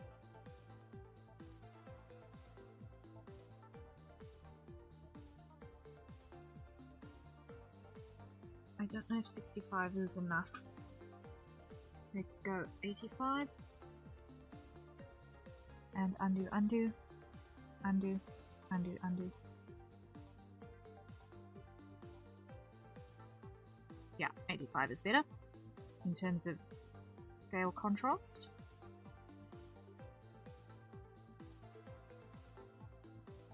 I'm in an ad break. Be back in a minute. Okay, no problem, no problem. I will continue drawing good graph in the meantime.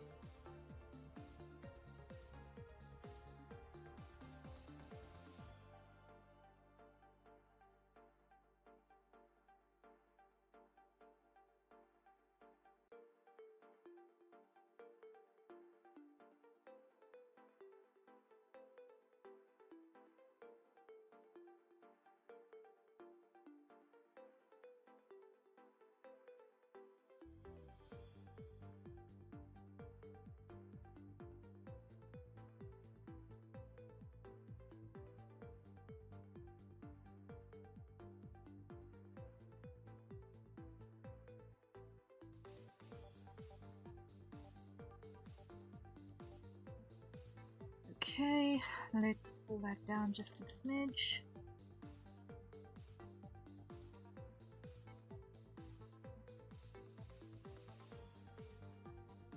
And cut off a little bit of the bottom here. We're back! Yay! We're back. We're back.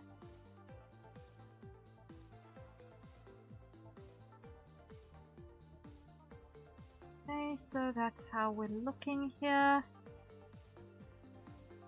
Okay, that works, that works. Alright, now let's have a look, see at what we did with our sketch here again. So, here with this one we're going to need to layer it a little bit more. Because we are going to be pulling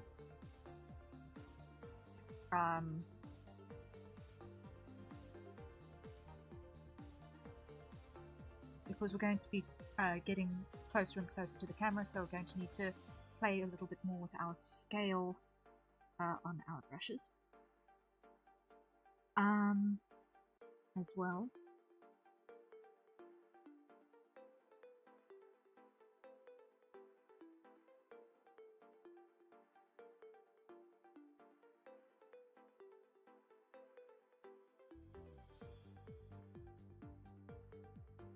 I'm starting with a slightly bluer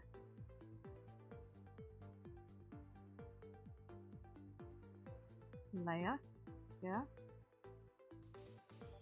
just to give us a bit more visual contrast against what happened back there. Now I want to grab this color again, make it slightly brighter, slightly more saturated.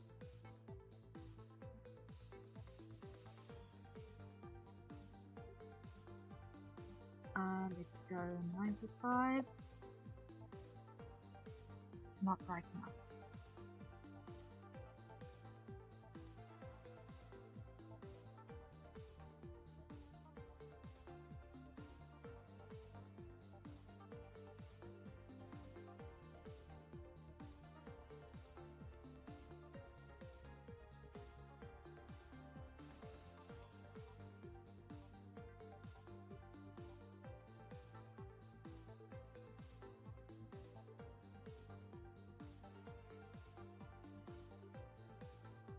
Couple of layers in front as well again.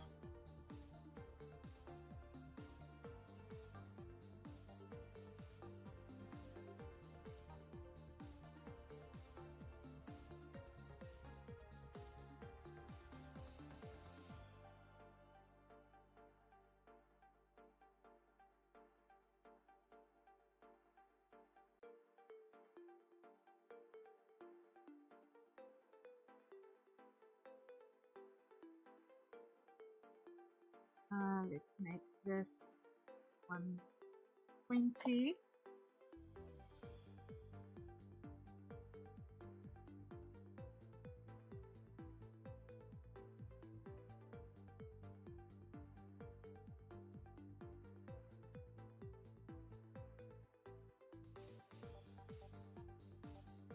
Wow, that is a vibrant green snuck in there. Very sneaky. Yeah. I like loud greens. But we like adding nice rich greens to a environment as well, because it helps make the grass feel more alive and less like it's gonna be, you know, not there next week.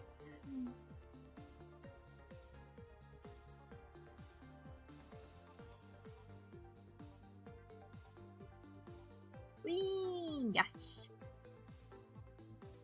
Very good.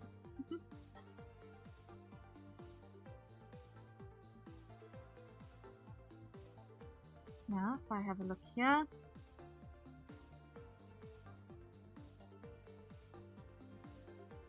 it almost works, except that I've now got this hill kind of falling towards us. And what I actually want is to almost have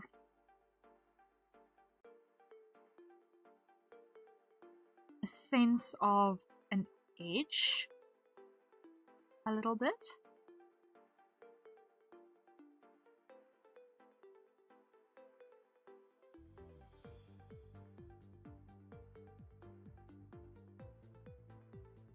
So now what I want to do is I want to grab a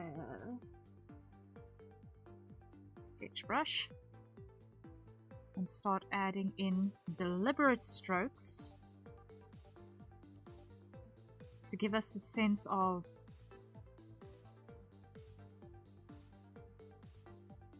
boundary.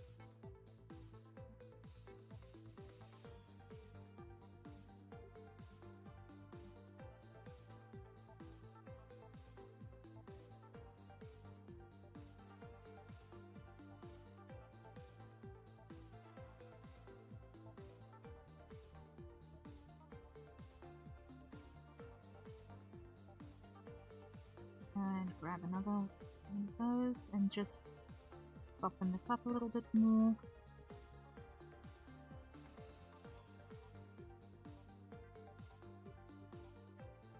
We don't want everything being exactly the same direction and at exactly the same level.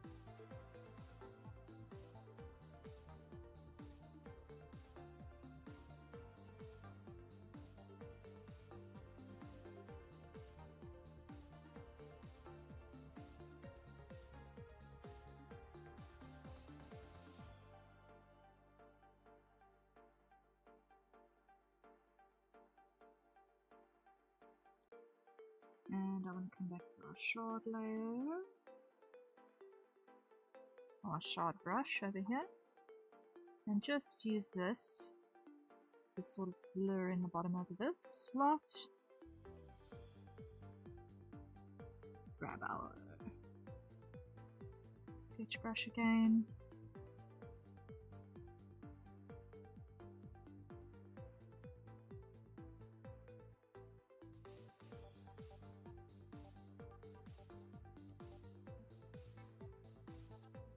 Just pull this down ever so slightly so that when we add our next layers over the top, it will make sense. Because I do want this section of grass to be able to move independently of what's going to happen on top of it. So we are just preparing in advance for that.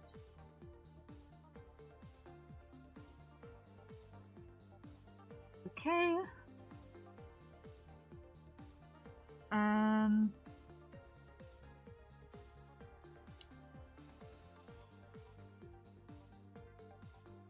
And what I'd like to do is grab a little bit of this.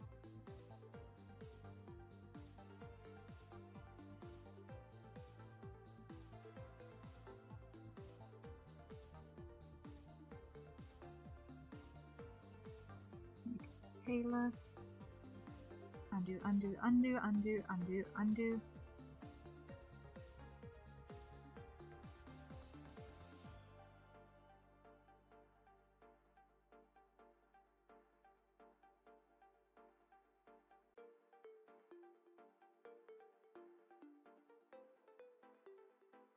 And with this,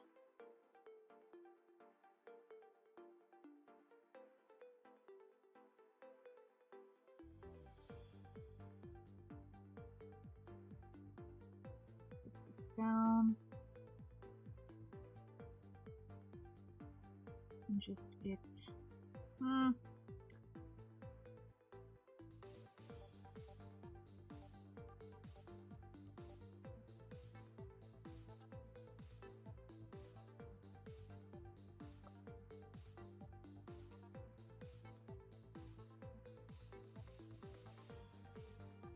couple more patches of these little wildflowers scattered around on this particular slope as well.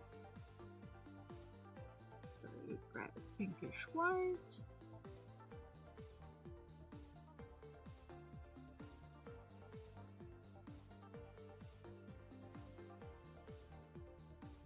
And an actual pink.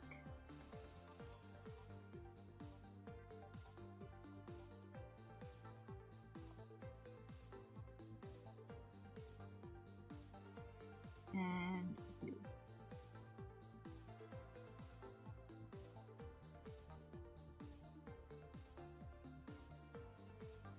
Just going to be a bit darker.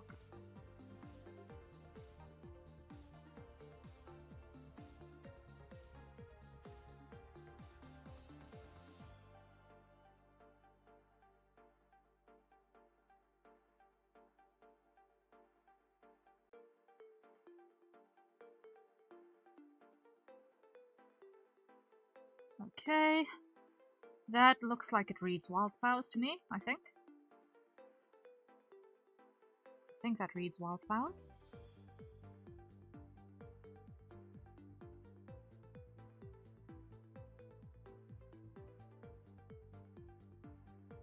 Also, considering that everything is going to be moving and most people who are going to be seeing this are going to be watching it with a phone screen, too much detail is not going to be helpful for us. Implied detail is our friend. Okay, so that one then merge down.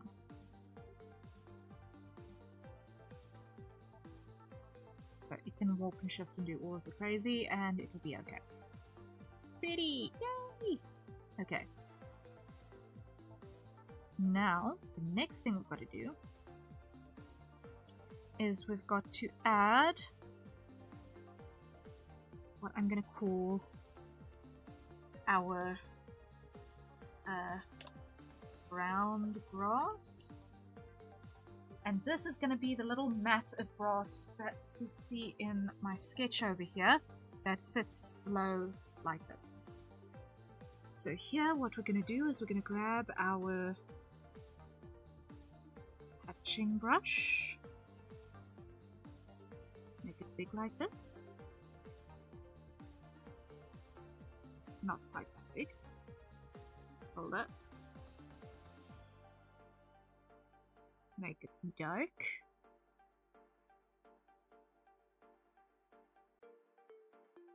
No, not the hatching brush.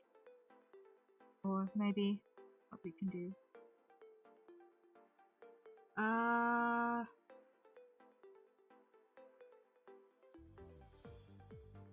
Wait, let me just see.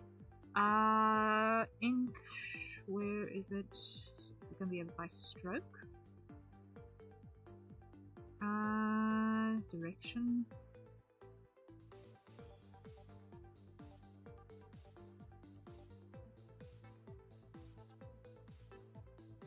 I'm just looking for a setting here. Brush tip shape. Brush tip. I want angle. To follow direction of pin. Save all settings as default. Okay.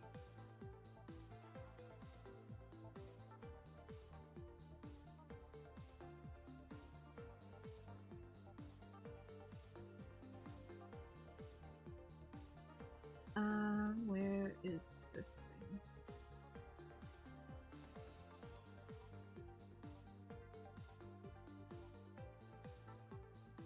That's what I was looking for. That's what I was looking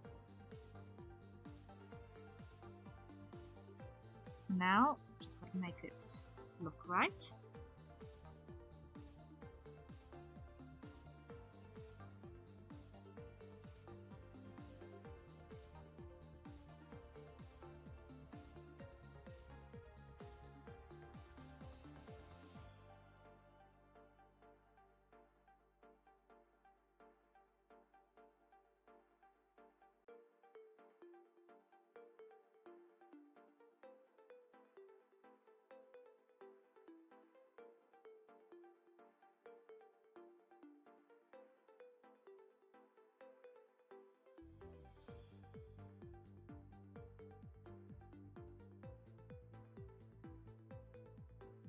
Okay, now I need to come back to our sketch brush.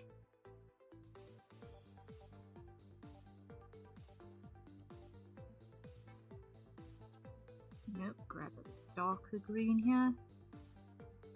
I want something a little bit darker still.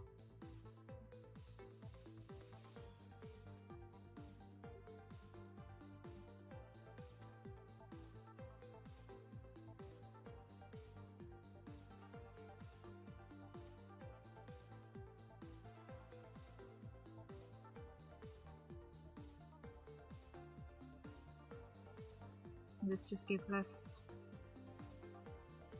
this sort of carpeted shorter grass.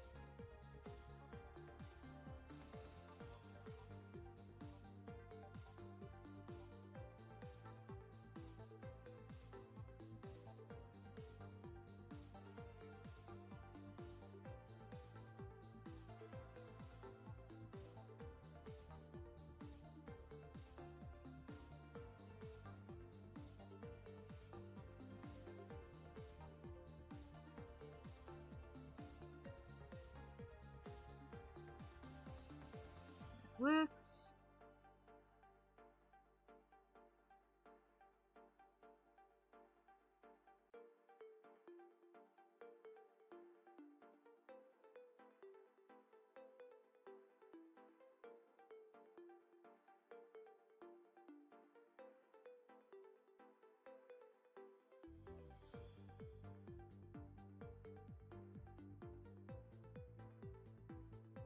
Okay, that is mostly believable, I think.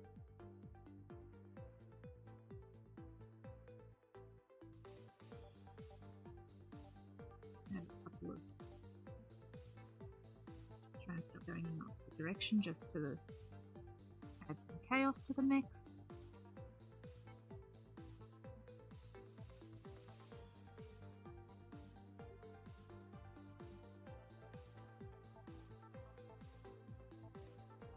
Make it feel a little bit more natural.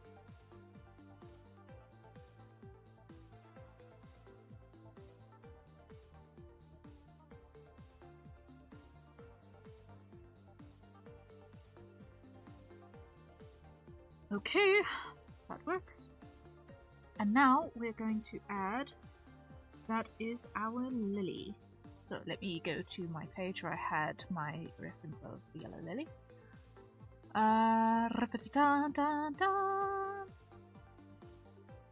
that I can see what the plant itself looks like.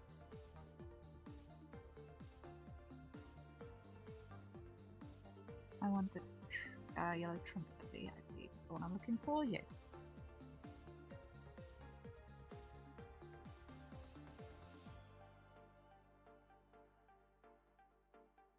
You always show me the flower. Give me something that has the actual stem, please and thank you.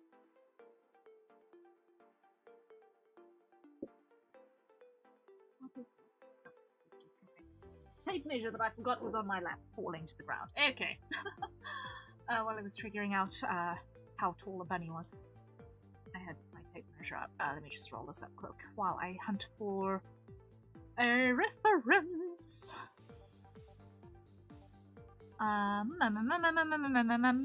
Landscaping yellow lily plant.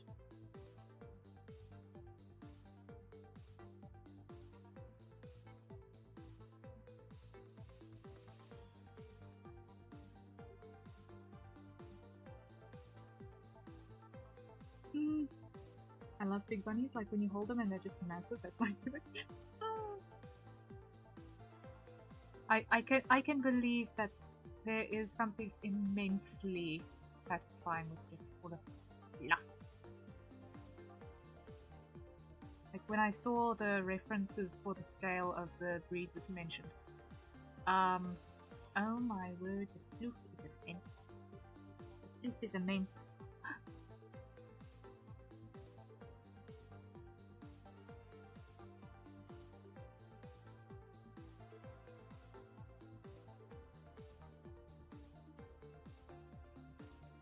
Yes, Flemish giants are large friends. Yes.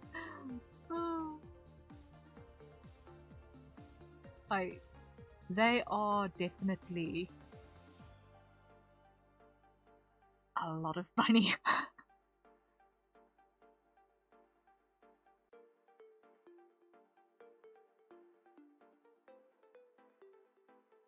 They live up to the name? Yes, they do. They definitely do. Okay.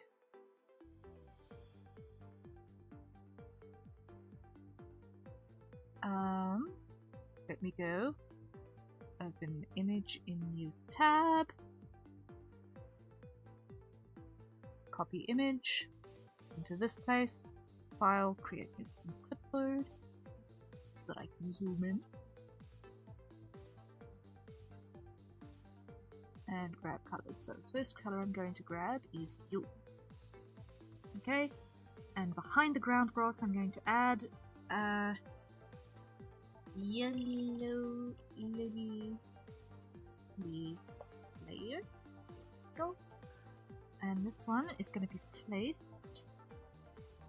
And I'm going to actually make 2 of these. Okay. Make yellow little 1 and yellow. Go. Start with this. And just form out an internal shape.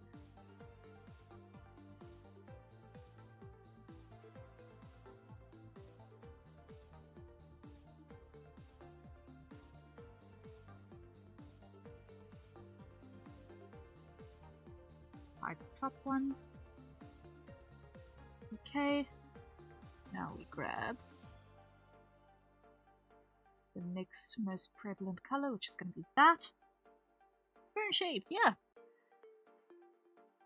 Up until we pull in the additional colors that make up these very long grassy leaves.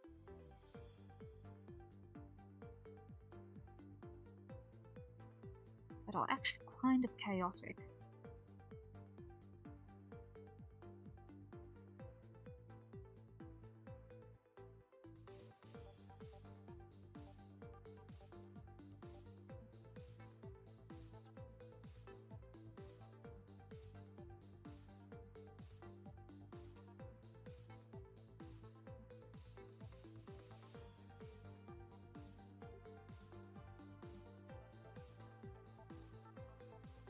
Reminds me of a spider plant right now.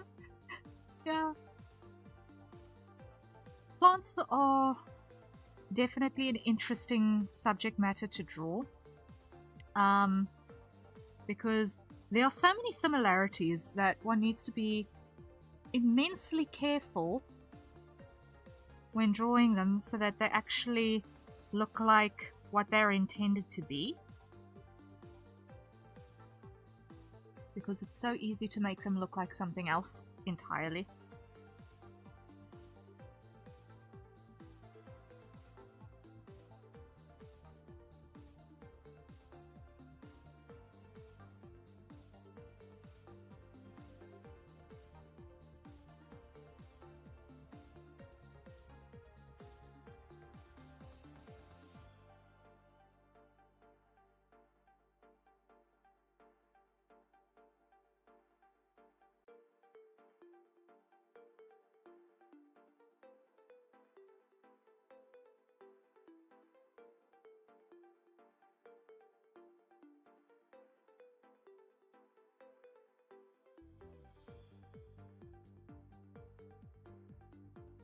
and for me especially, who I do not consider myself well versed in plants at all, I always want to make sure that I want to get the right read on these, because I feel like I would mess up.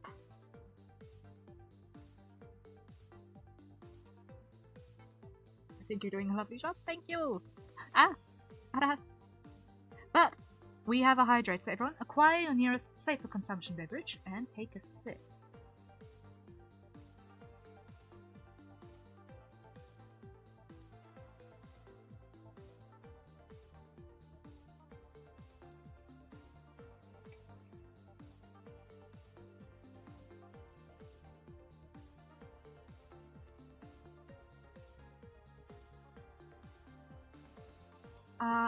I need to undo all of these blossoms because I do not want to have them on the same layer as the leaves.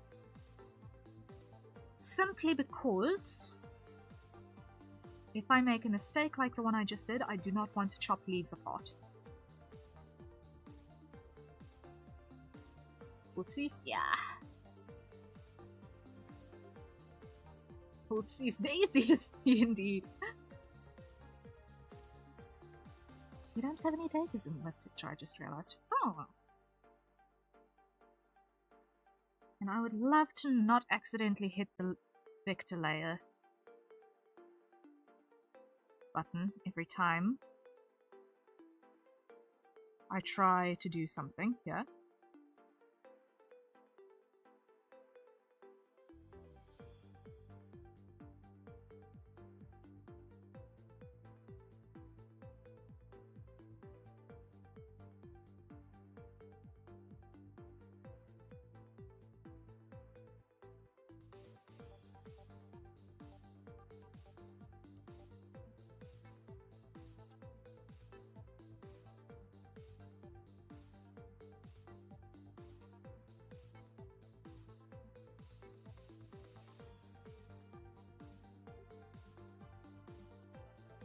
This one I want to flip over.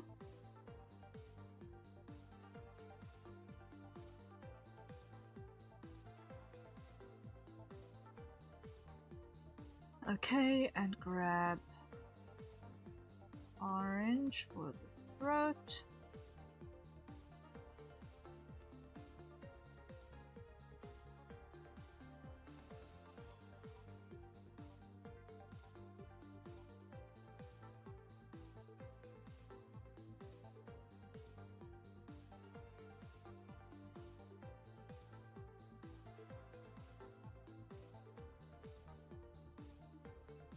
And grab some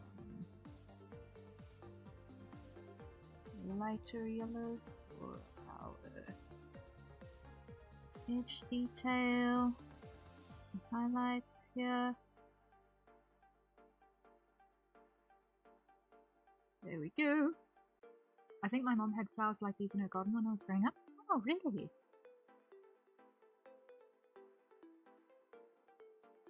Based on what I can see with the references, they do seem like fairly popular form plants for gardens, so it makes sense.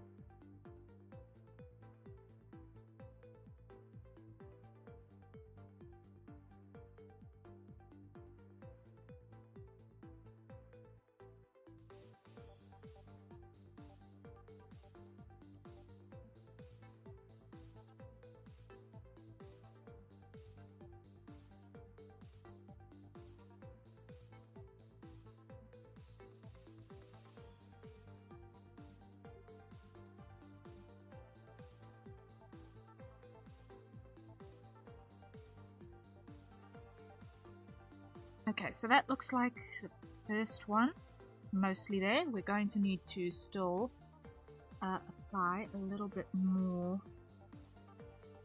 information like this. Now that we know what direction these are all facing in.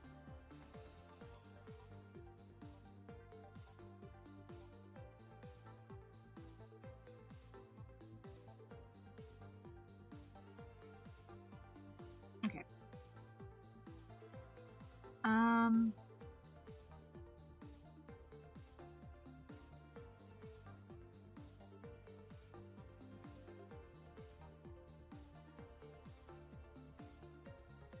Now the second one, we're going to have also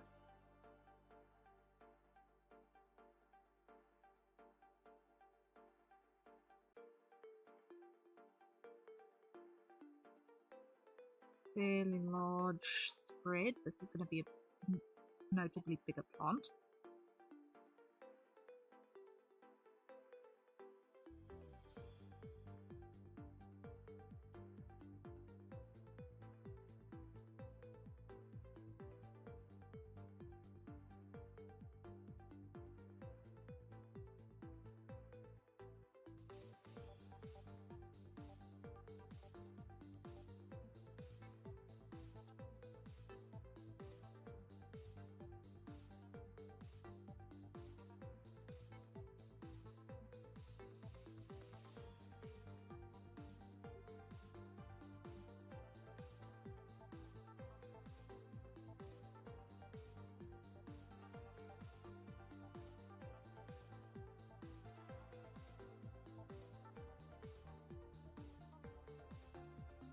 Okay, that works. Now we're gonna grab that yellow again.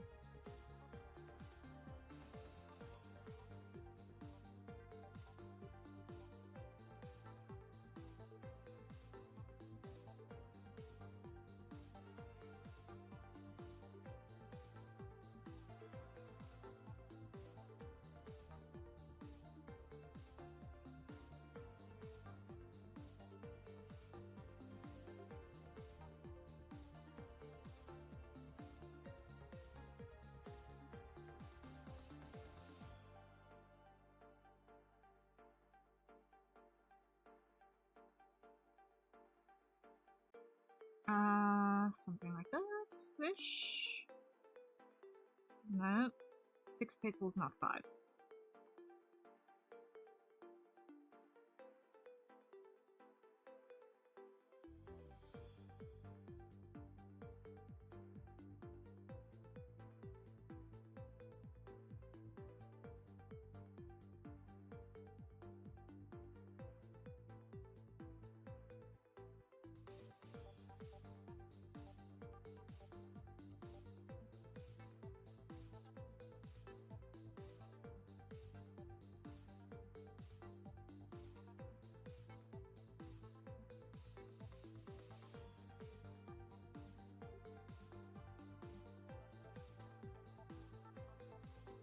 Almost got it.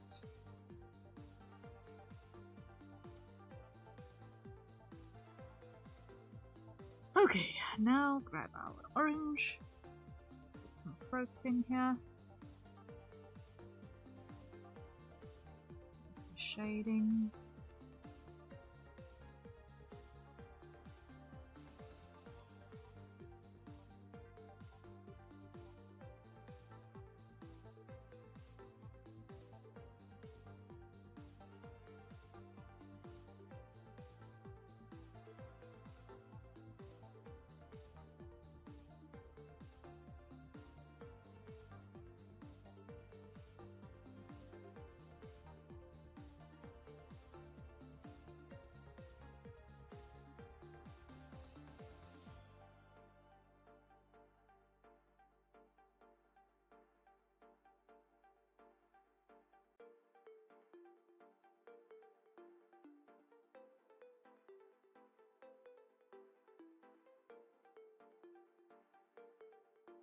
Okay, I think that's about it. Let's just see if I grab this.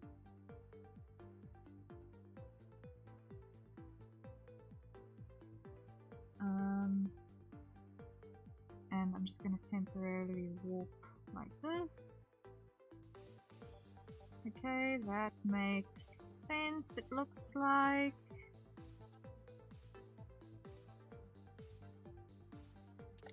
I'm happy. Okay, so yellow lily 1. Okay, there we go. And warp. There we go.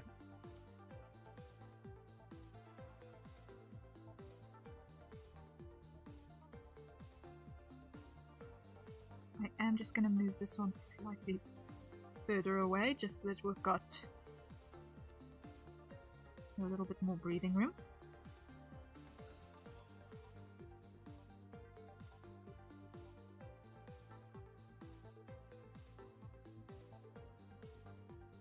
And I want to, what did we say? We're putting the lavender up here.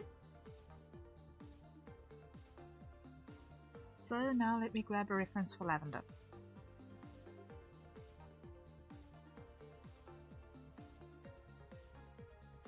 That's so tall. Yeah, a lavender plant gets really tall.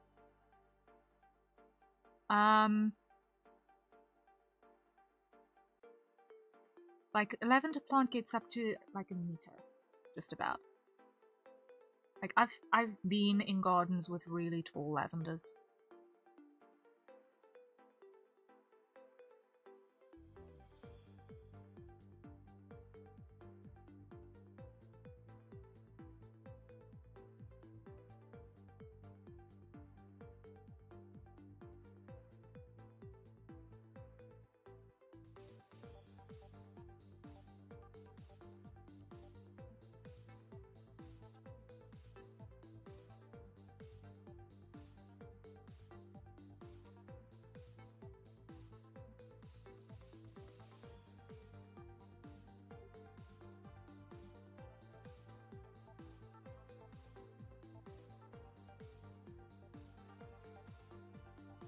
Let's go with this breed of lavender. That's going to be the one that I'm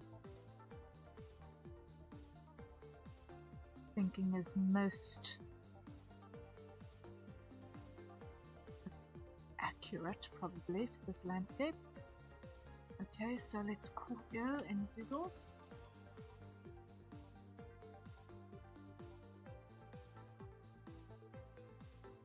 Wow. Okay. Sure. Yeah, that's pretty tall, and wow, that is a much rounder bush than I was expecting. Okay.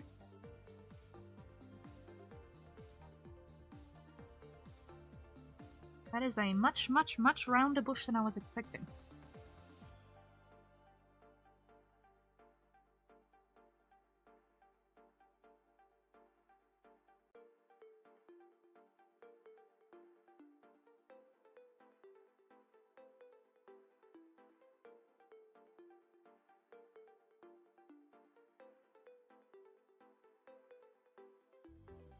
That was a much rounder plant than I was anticipating. Let's go.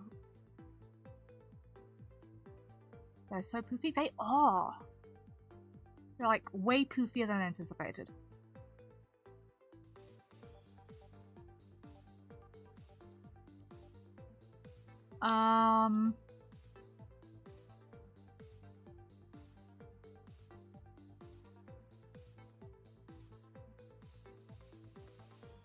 Wait, let's try.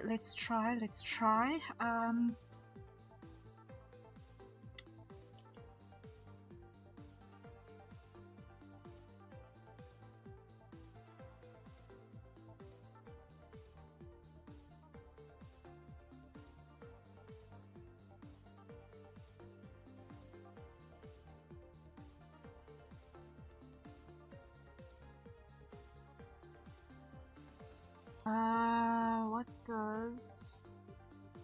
no, this is too spiky. This is too spiky. If he wants to go for a less detailed plant, I'd respect that. Yeah, I'm just looking for an alternative that's got a more tall profile. That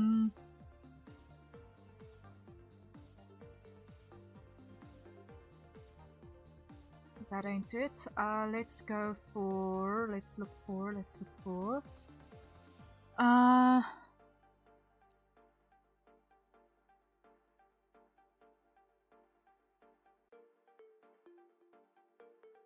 I don't think you're gonna get red hot pokers, and I don't think you want...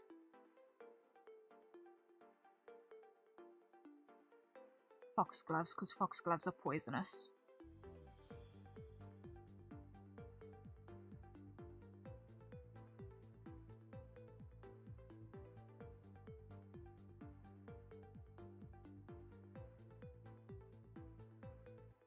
poison not good for bunnies? No.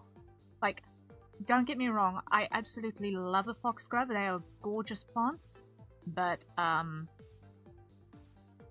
maybe not the best.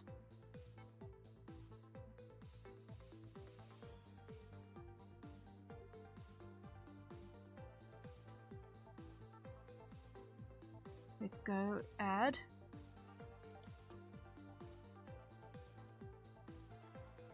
the word edible to our search query, because that should take out everything that's poisonous. It should take out everything that's poisonous.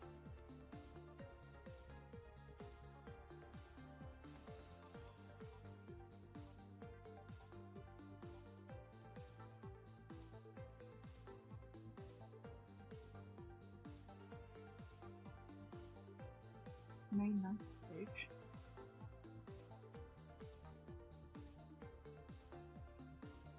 Interesting.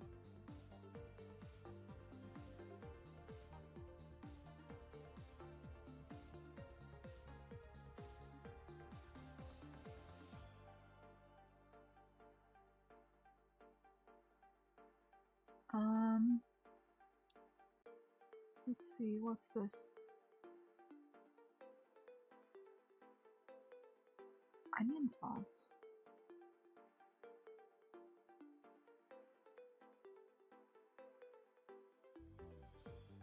Onions have such pretty flowers, what? I did not expect that.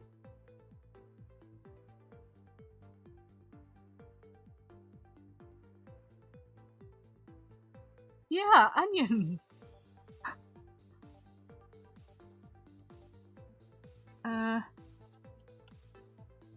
Wild onion flower.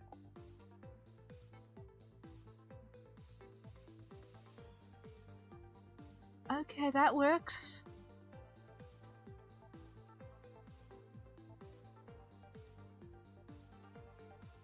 Those are pretty. Those are pretty.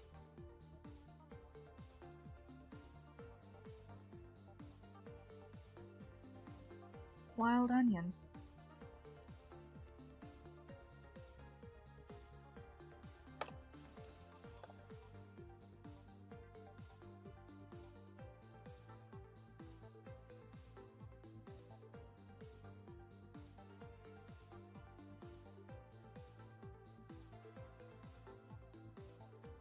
Although it's probably going to be shorter than what we see here.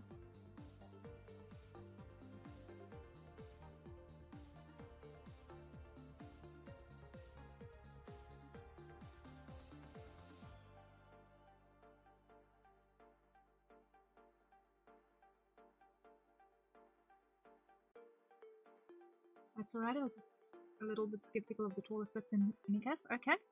If you're okay with a shorter plant that's going to be a little bit hidden behind you at points in time.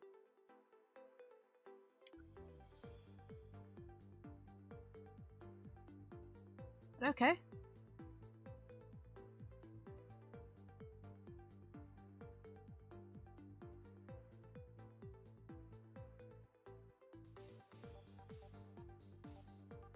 It'll be visible. I'll be moving around once I've got my model. Fair. Okay. Then let's go.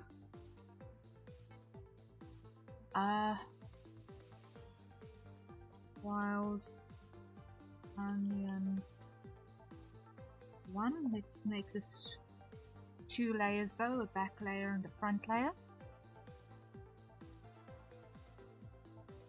Okay, open image in new tab.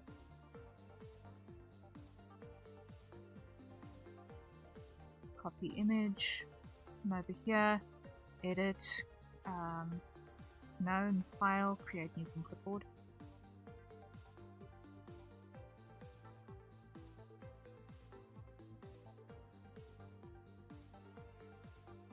Grab color, there we go. And these have very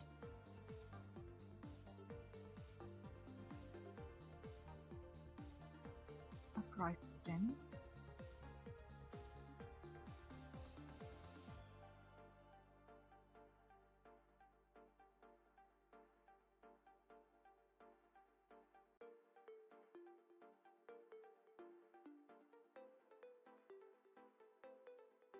like that.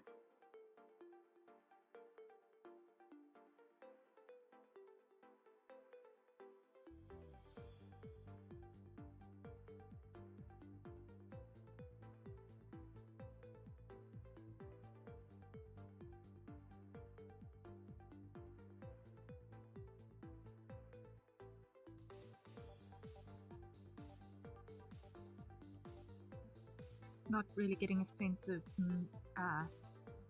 mass behind it in terms of foliage. Might need to add a little bit more grass behind as well.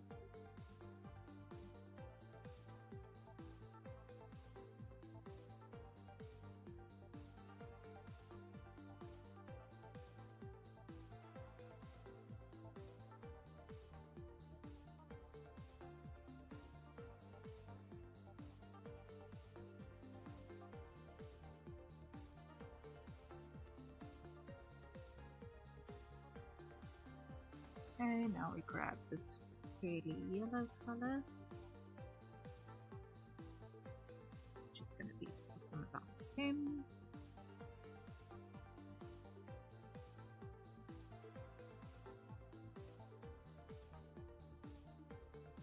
And grab this color.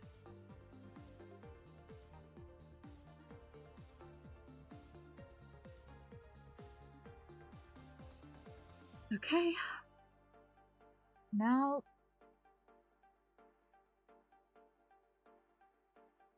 let me grab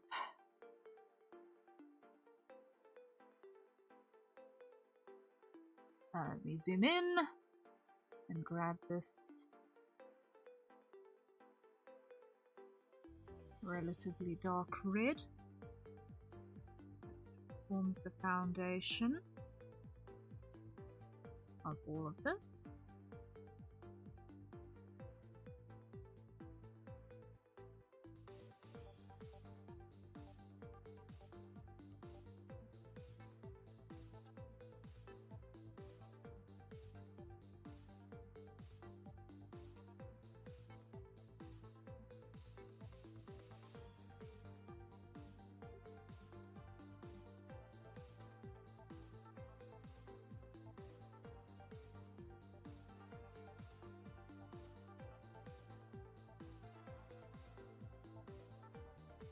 And I'm just going to duplicate this to just save our colors a little bit.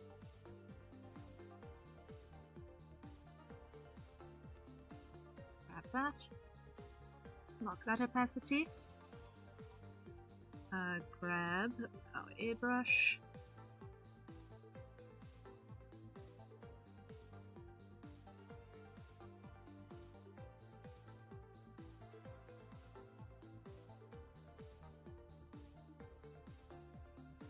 Let's go for something a little pinker, a little bit brighter. Because that looks a bit more right.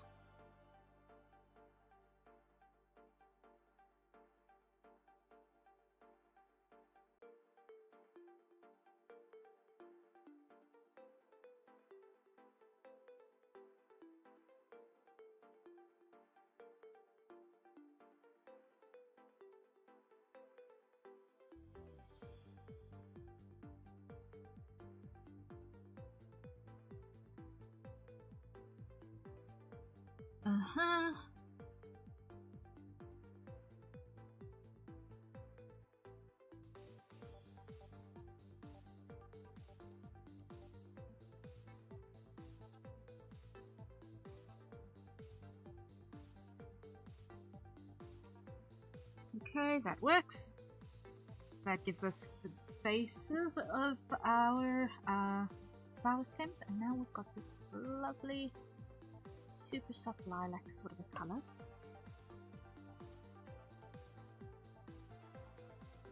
Which I'm just going to preserve over here. Preserve that color over there.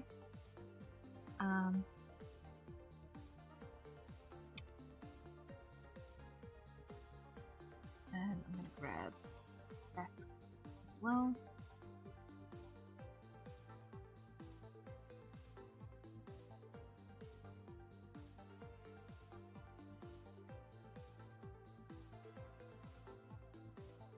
Okay, now...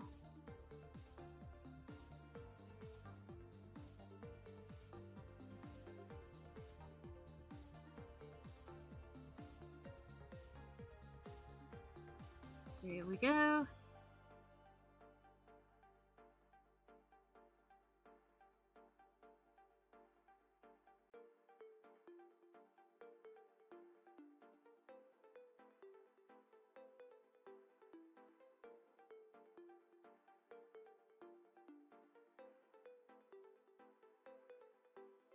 This is working. This is working. Okay.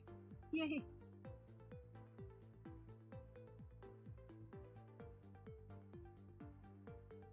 Let me just do it that way. Okay.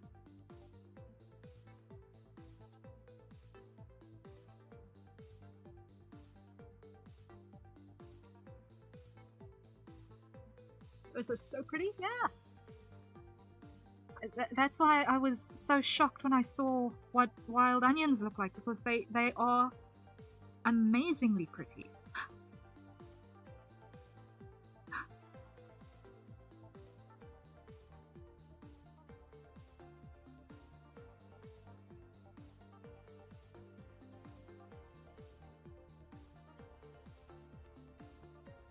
I was not expecting them to be such pretty flowers. When I spotted edible tall flowering plants and one was onion, I was like, but you have no business being this pretty.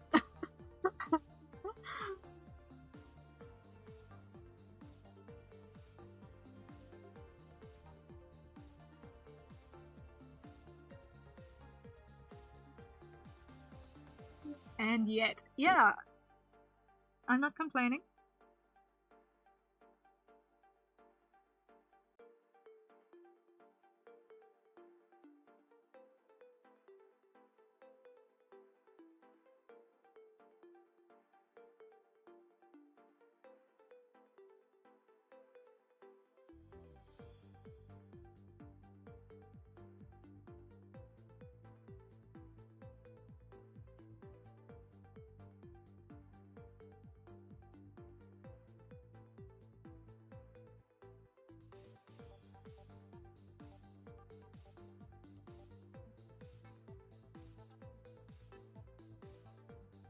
Okay, now I want something slightly paler.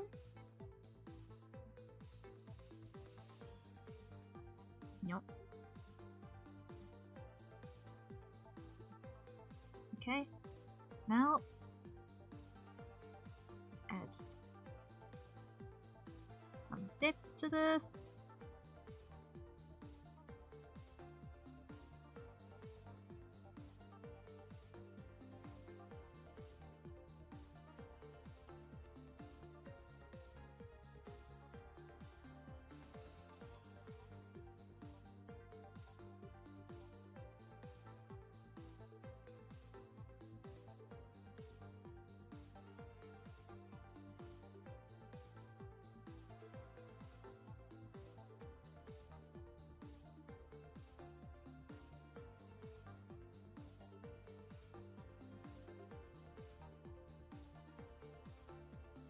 There we go. There we go.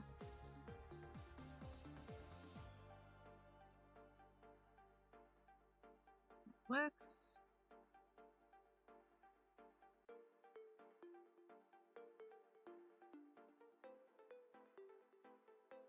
Like, it's absolutely not botanically accurate, but it's close enough.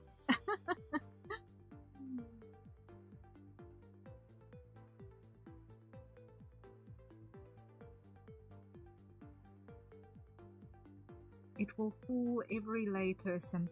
And that's a hydrate. So everyone acquire your nearest staple consumption beverage and take a sip.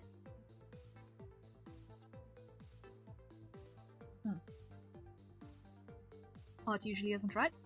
Yeah, for most casual purposes, no, it really isn't. It's not as if we are trying to be a artistic encyclopedia. And it's also not as if we are dealing with a flower that has any thematic significance. Like, if we were, I don't know, drawing a gladiolus because it was important to the character, or a foxglove because it was important to the character's theme, or a nightshade, or whatever, then sure. But that is not the case in this instance,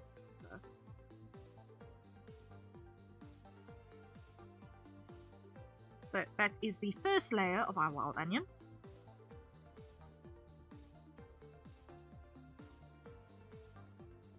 Let's go duplicate, clear. I want to have 2 layers so that they can kind of move independently of each other.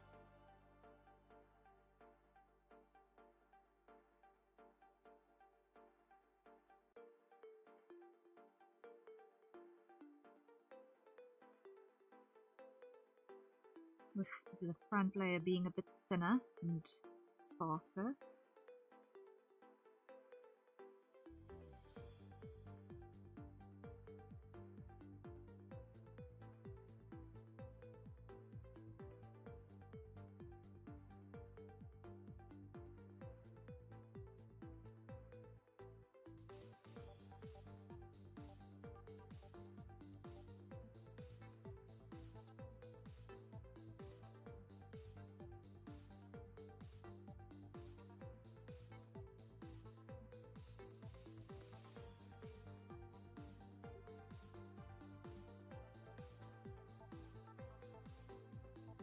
Undo.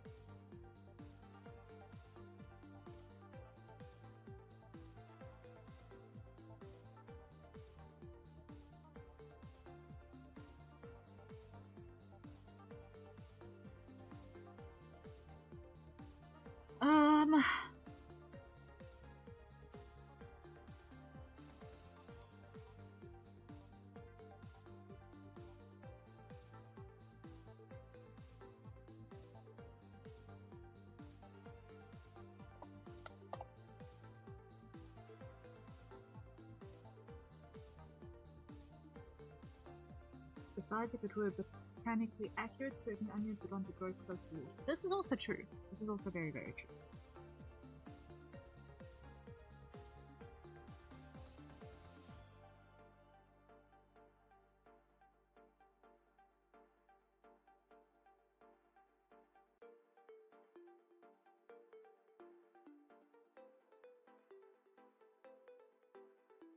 Although who's to say that there isn't a little pond somewhere behind the camera either? You never know. Or maybe I'm just thinking of spring onions, actually. Yeah, you know what? Anything is possible. I do not know enough about plants to be able to weigh into that observation regarding water placement.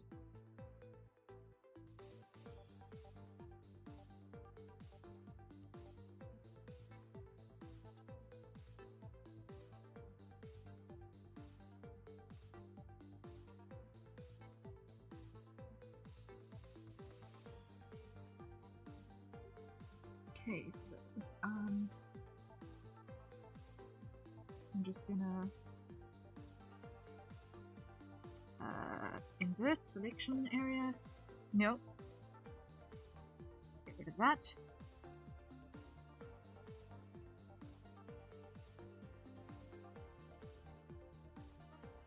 Keep that.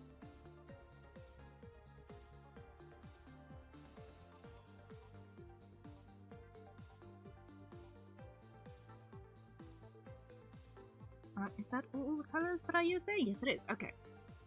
That is in fact all the colors I use there. Okay. So now, over here, we begin again. What I'm going to do, though, is I'm going to start on this one by putting a couple of these down at the back.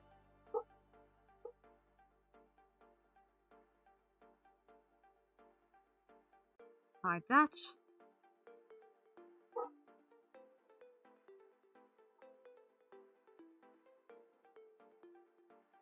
Okay, then new layer.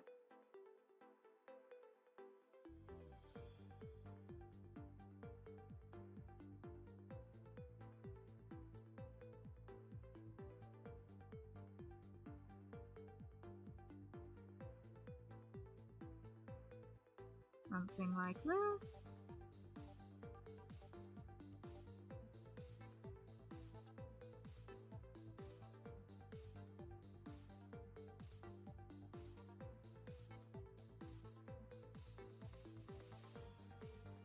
Okay, now a brush.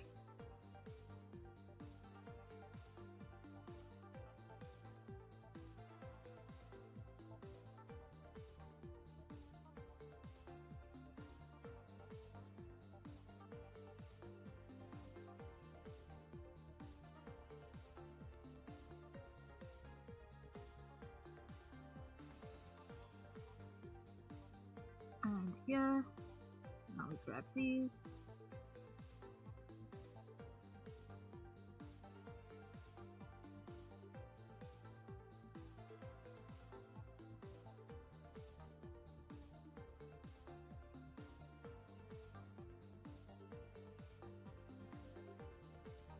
Lock opacity.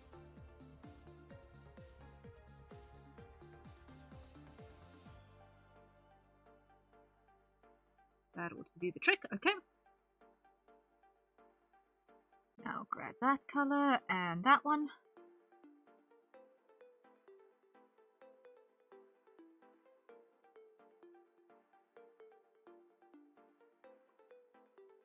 You there, okay.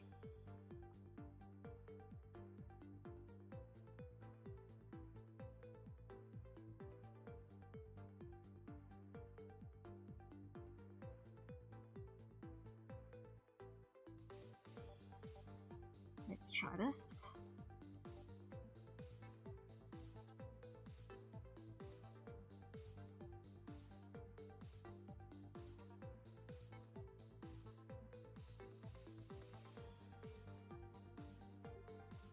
Almost got it.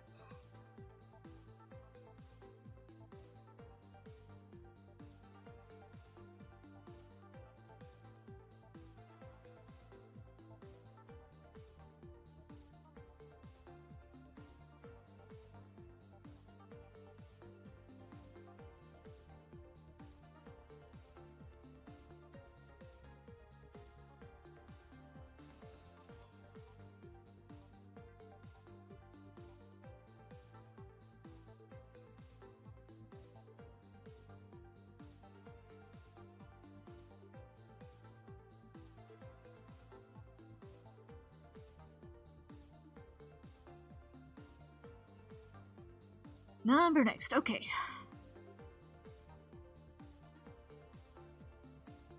Lots and lots and lots of balloons.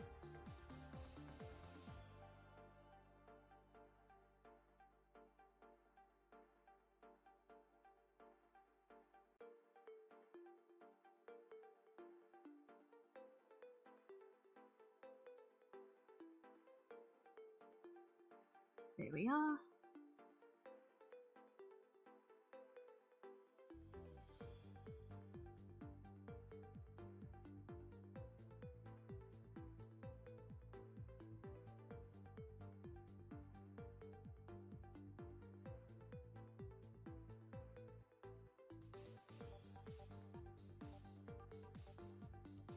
Line check, 3 hours. Okay, that's how long I've been at it today.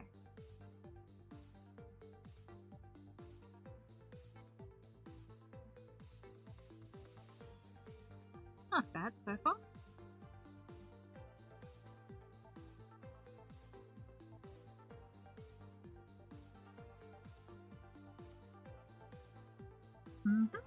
Yeah, it's working. Tis working indeed. Okay.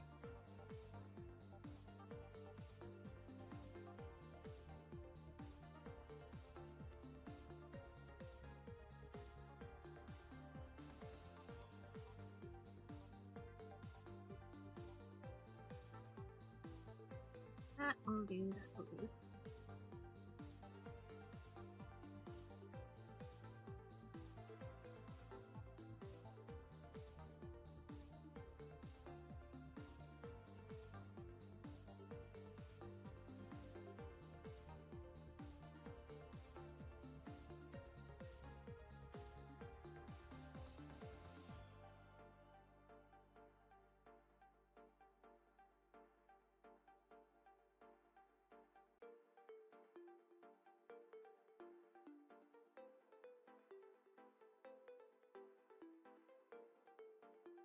Almost got it.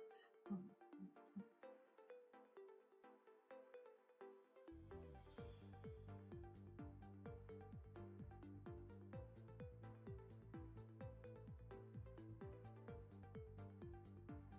Okay. Now I do not need those anymore, so they can go away.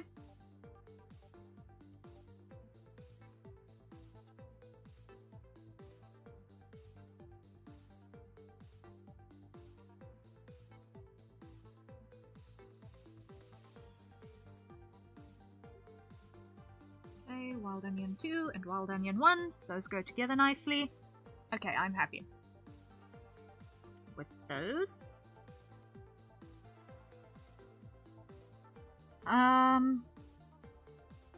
What I do want to do is I want to just add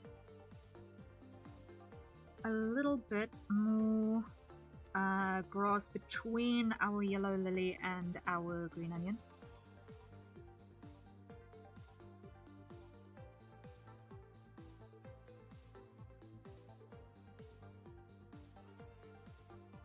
Just so that it doesn't feel quite so out of nowhere.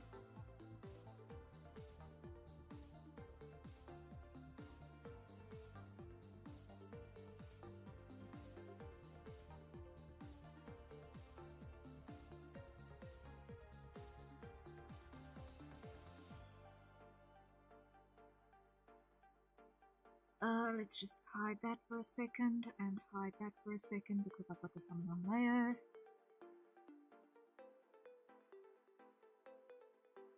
Cut, paste, pull this one, front, grass. Okay.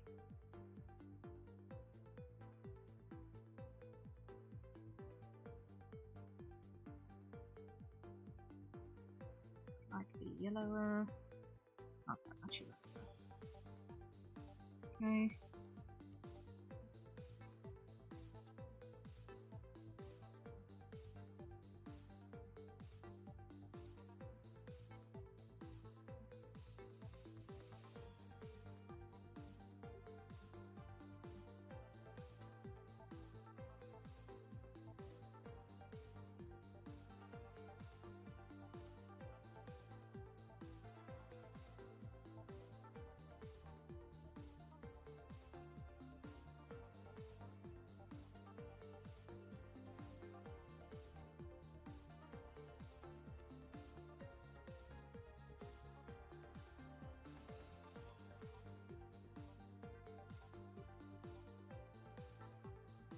Okay. Crop mask on. Okay, that gives us, I think, if I check our sketch, that gives us most of what we're after, but I'm not happy with our ground grass color, because it just doesn't give us a sense of it being different. A little bit darker.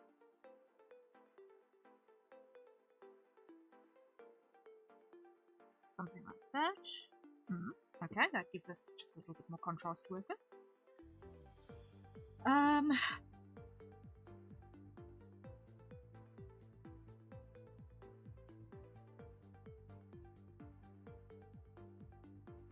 now what I want to do is I want to grab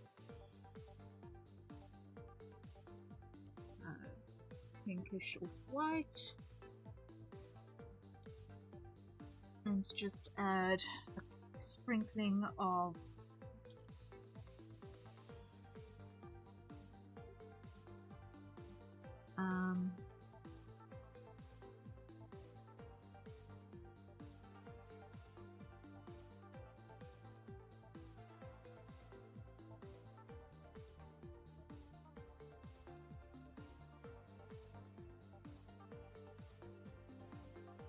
other little wildflowers around here.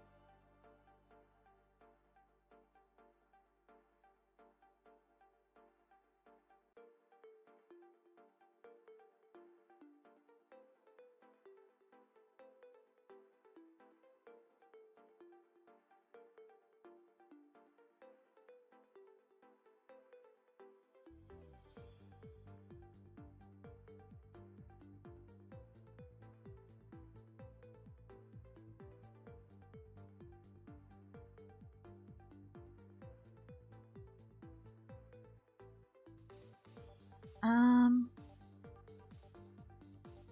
now in our fill 2, what I want to do is I want to grab this color, go for something a little bit yellower,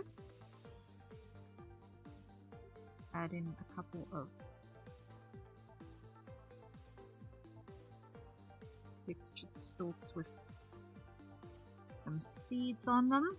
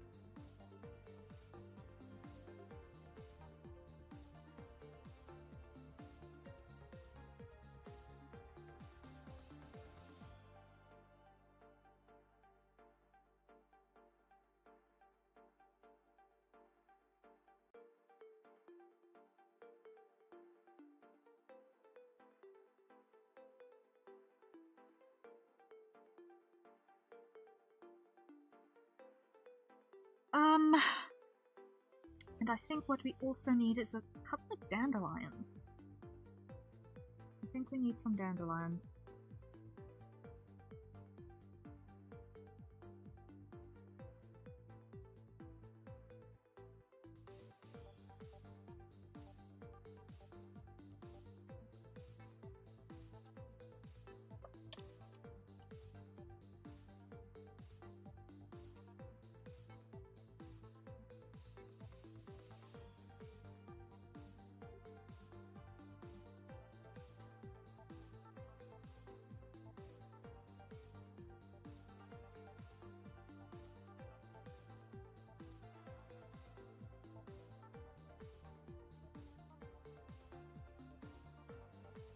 But for those, what I want to do is I want to grab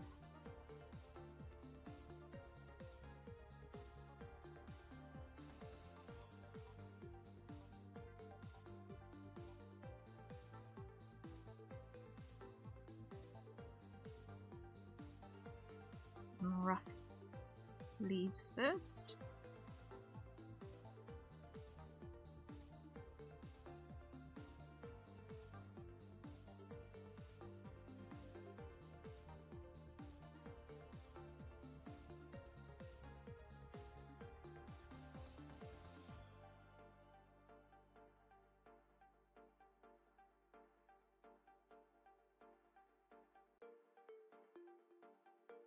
Those behind the wildflowers.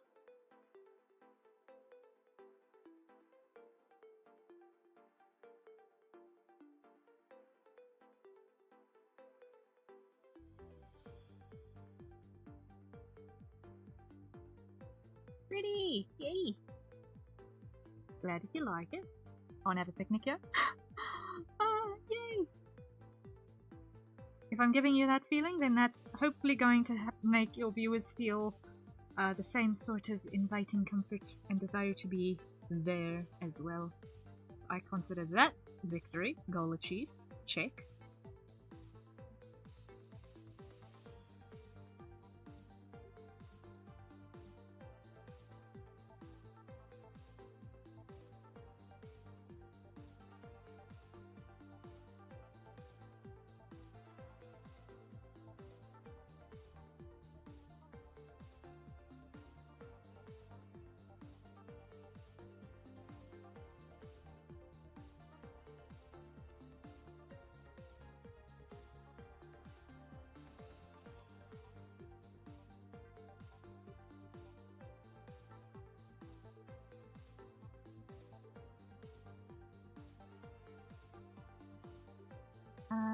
I'm not happy with how those look. They're not fluffy enough. I want something fluffier, which means I need a thinner brush.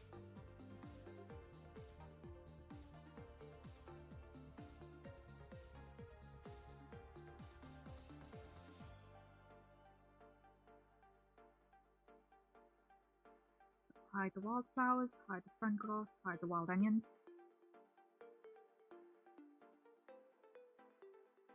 Let's go with that brush. No. What's this one?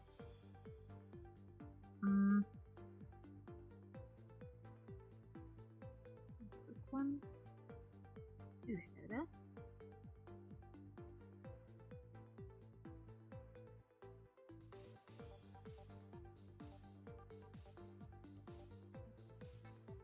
That looks fluffy.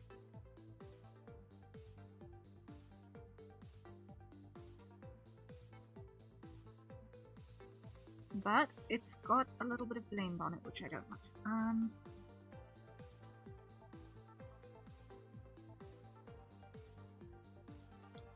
Let's try.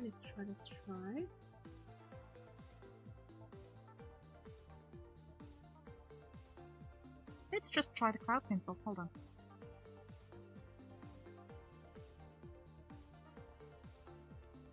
Try that for a start.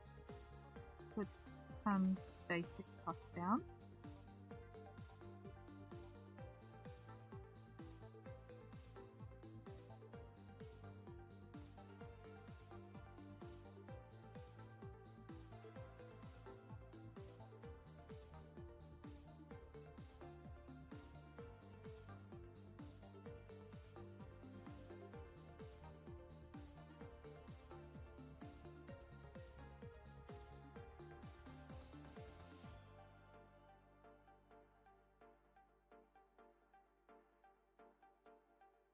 Then this one on size 5.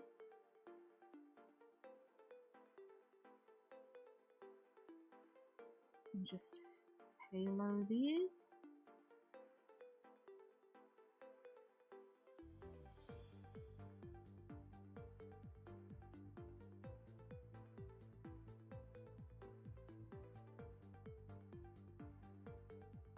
And all of a sudden that's looking more like dandelions. Okay.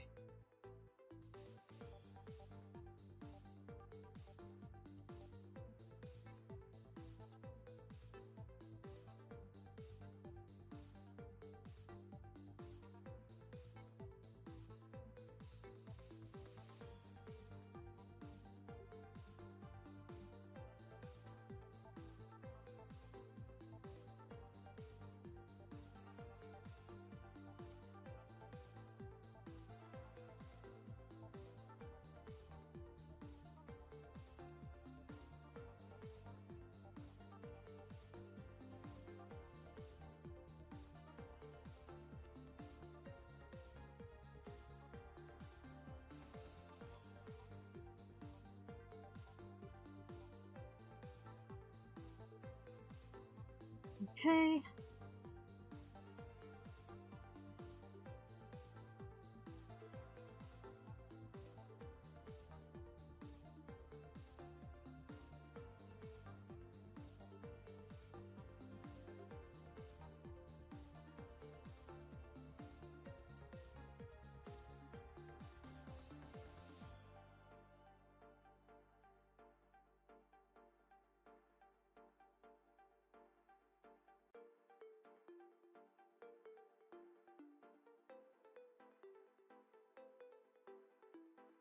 Okay, that definitely reads more dandelion-y.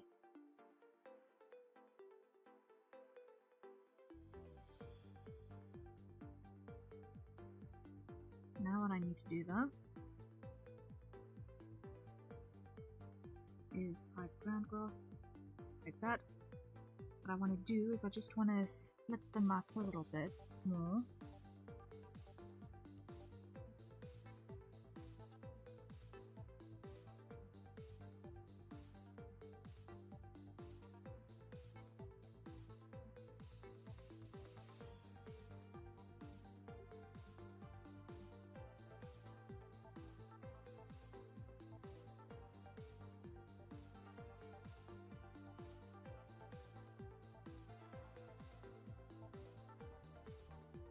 It looks a little bit more chaotic. There we go. That's better.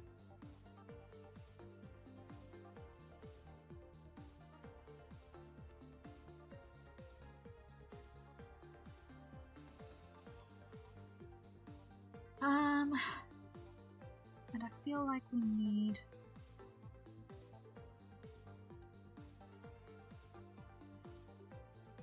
We're missing something. We're missing something. Let me just hide our clouds.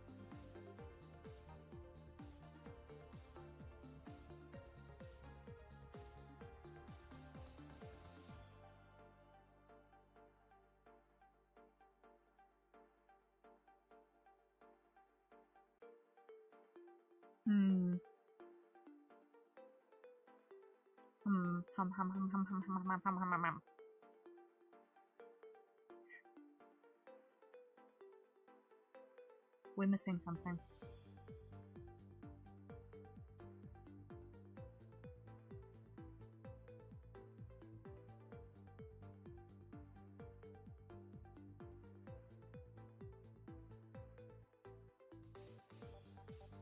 What you thinking? I'm feeling like we need some sort of plant in the background. Yeah. That's in the grass. That's got a little bit more of the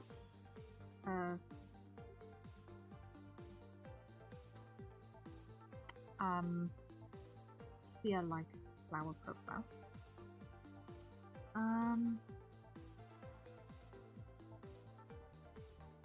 Let's just go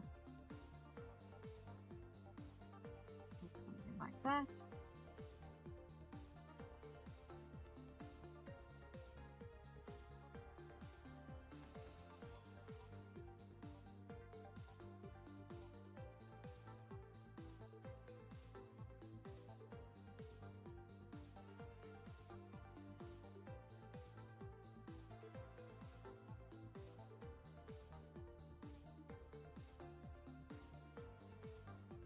Like that, and another one over here.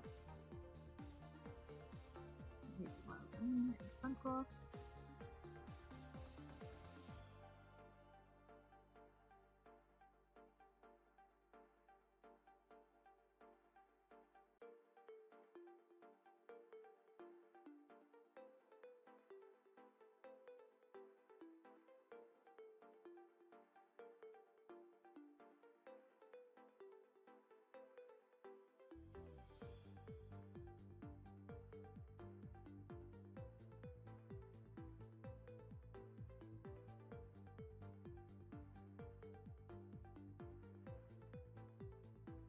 And that is a hydrate, so it won't apply your nearest safety consumption beverage. And let's take a sip. My coffee is gone, so water it is. Phoenix, hello, hello, welcome in. Greetings, greetings.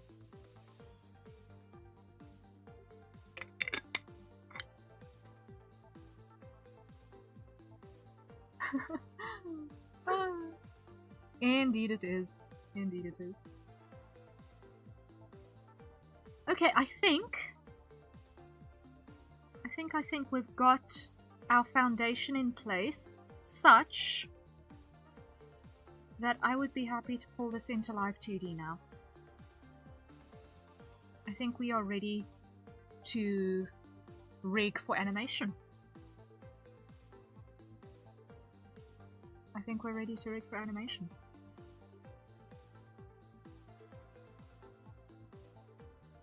Yippee! Yes, indeed. Are you happy with how it's going? Are you happy with how it's looking?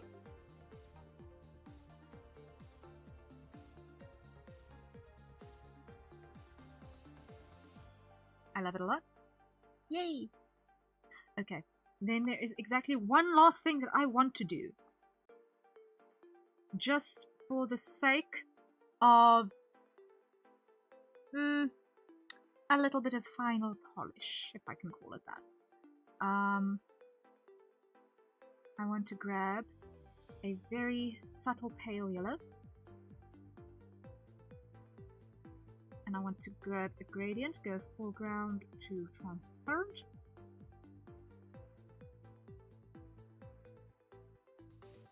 make it big like so, like that, and let's go overlay.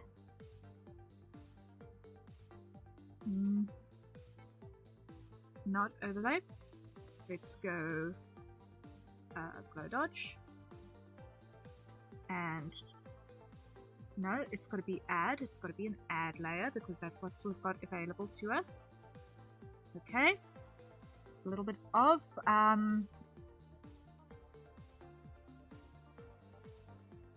whatchamacallit?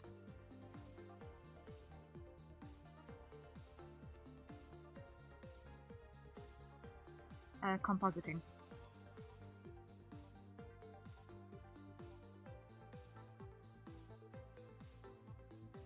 Just to give everything a little bit of a tie-in so that it feels like we're all in the same place.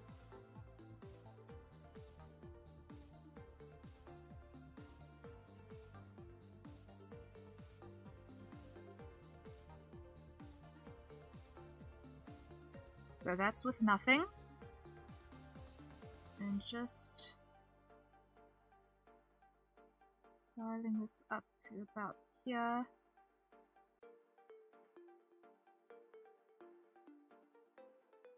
Just so that the colors kind of tie together just a little bit more.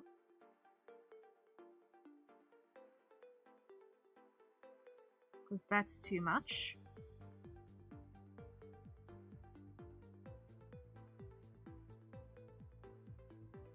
But like that,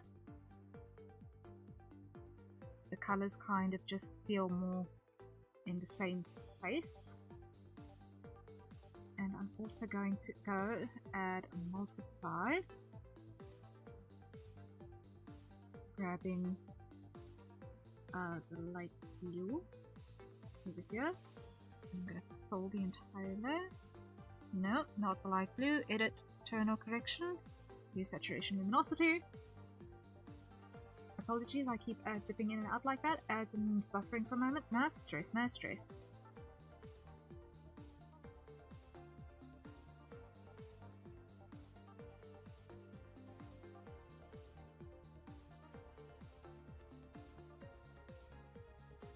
Just doing a little bit of compositing here.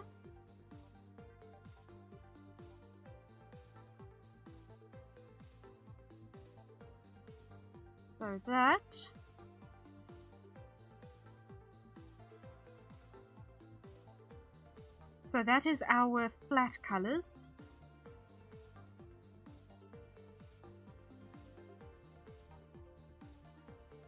And that is with a little bit of compositing. It does make this area here a little bit less vibrant though. So what I want to do is I want to take a mask over here, grab the biggest brush I've got, and just erase a little bit over here.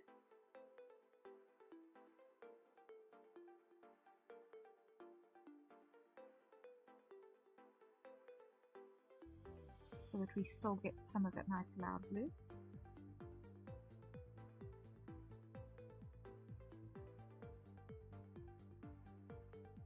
And similarly, just remove a little bit of that add on the side here.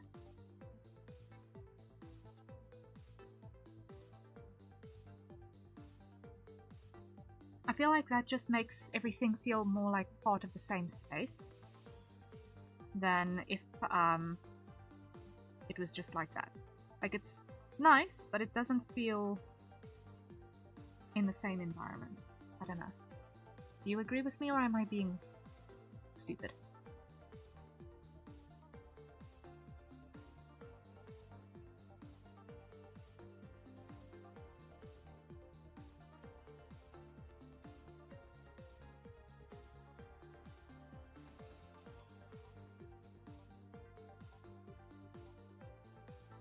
I see your vision.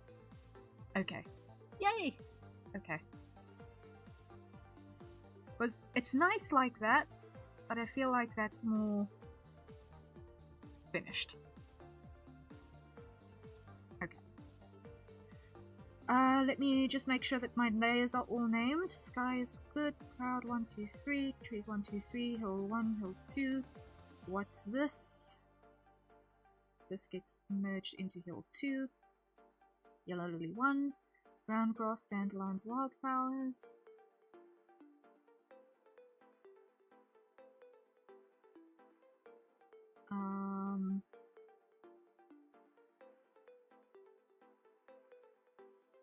Okay.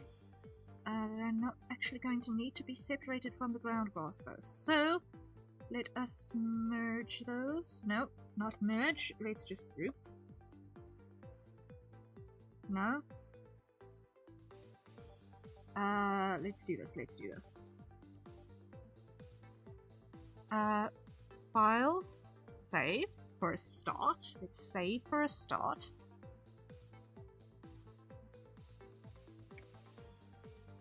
Okay, then we go File, Save As, and then Clip Studio format. We want to change this to a Photoshop document. Okay, save. Yes. Alright. Now I can get rid of the sketch layers because I don't need those. I can get rid of the watermark layer because I don't need that. I can get rid of the notes because I don't need that. I can apply the mask.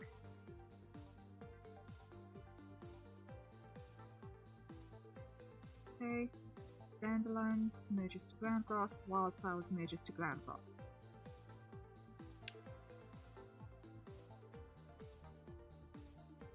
Show temp vanishing point. Show crop mask.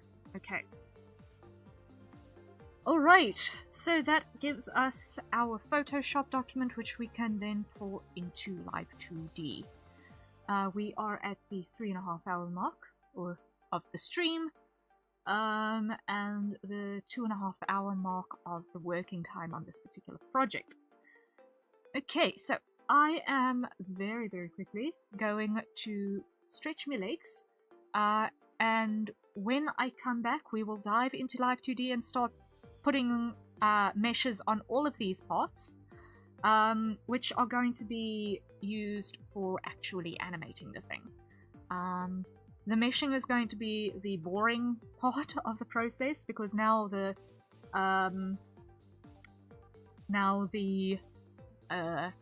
creative visual identity is established, and probably at the next session when we work on this, we will be able to start and probably complete the animation all in one sitting.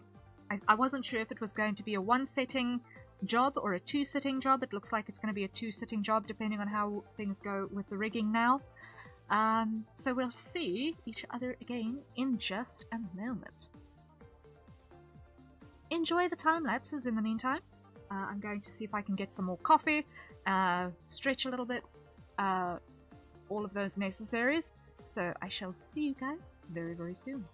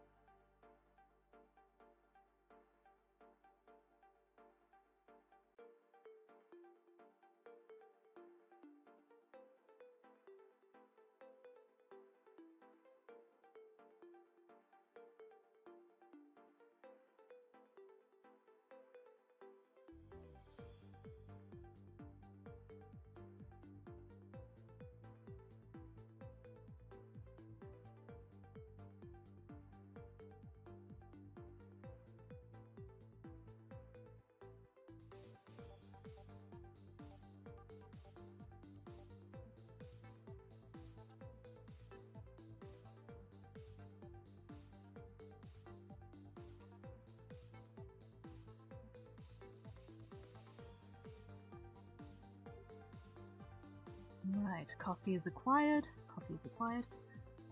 And I'm just quickly opening up Live 2D. Very, very quickly. I just want to get through the whole opening phase before I switch scene back.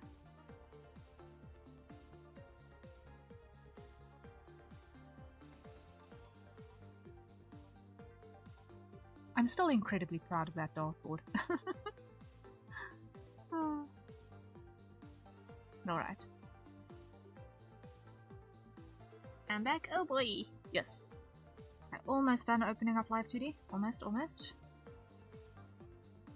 Okay.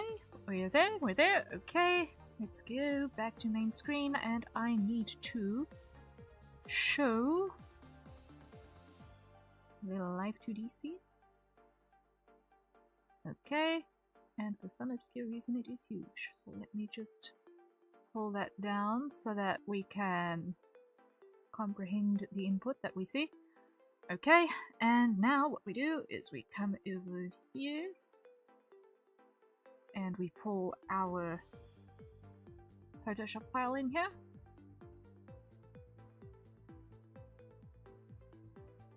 And it looks muddy right now because our layer styles have changed. So this one we need to call comp multiply, and this one we're going to call comp add. Comp add gets put that way, comp multiply is unmultiply. Okay. Alright, now we temporarily hide our crop mark, temporary vanishing point, lock and hide our add and multiply. Okay. So now, most of these, actually all of these, we're pretty much going to get rid of because none of those are applicable for this kind of model. None of these are applicable for this kind of model. So, I will be changing those soon and very soon. The sky, I'm also going to lock its movement so it can't do anything stupid. I'm not going to need to do anything to those meshes. Trees 1, we're going to go auto on our mesh generator. Let's just see. Wait, no. Trees 1, auto. Let's see what happens with heavy. Heavy looks right, okay. Same with trees 2, heavy. Trees 3, heavy. Hill 1, heavy. Hill 2, heavy. No, ultra.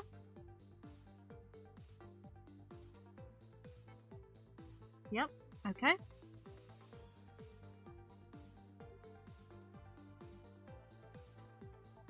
That works. Ground grass is not going to move. This one, heavy is good. Front grass.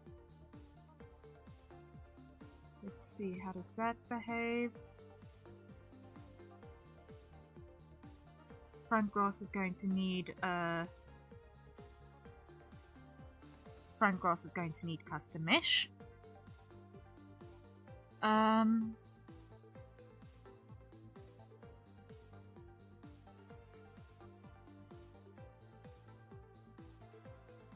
Let's see if this thing will catch up with me.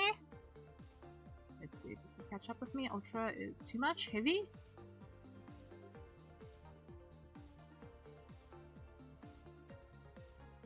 Heavy is okay.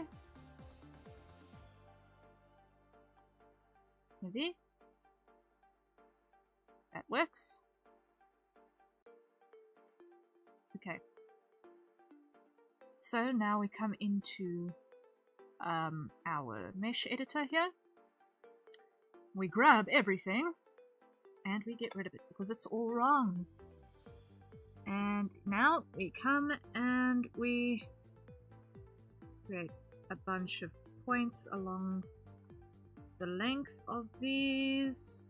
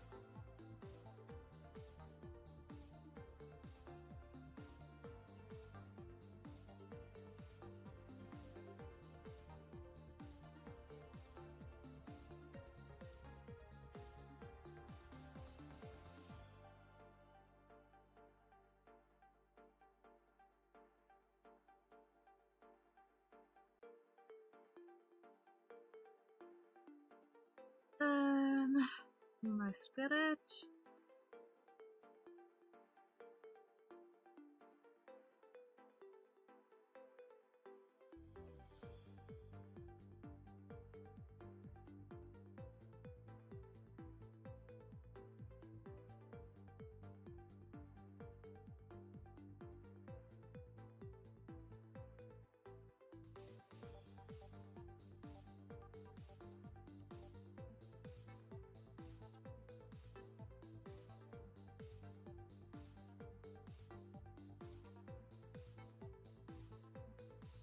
Holy moly, did you get to school for animation, or how did you learn so much about this? I'm not personally interested, just curious.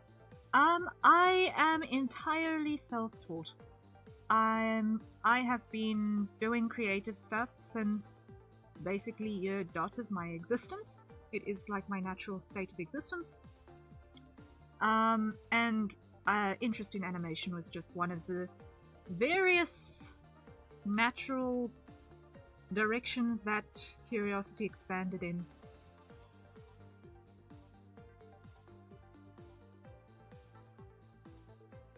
Am I being dumb though? I think I am. Hold on.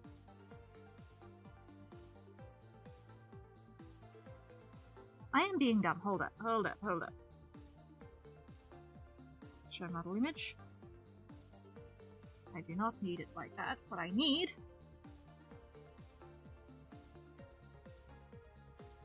is 20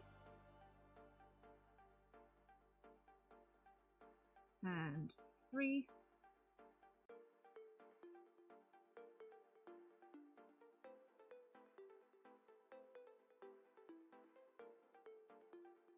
Nope, nope.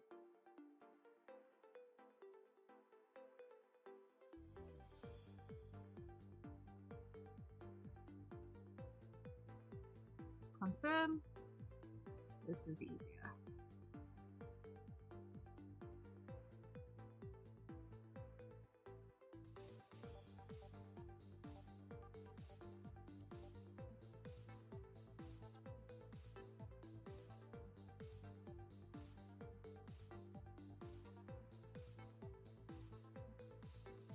This is easier. This is easier.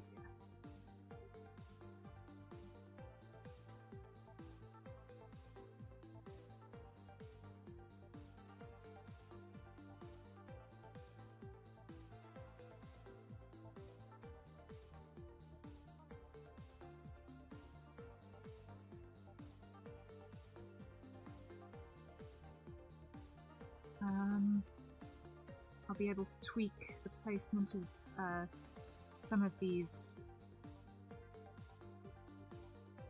as soon as I've got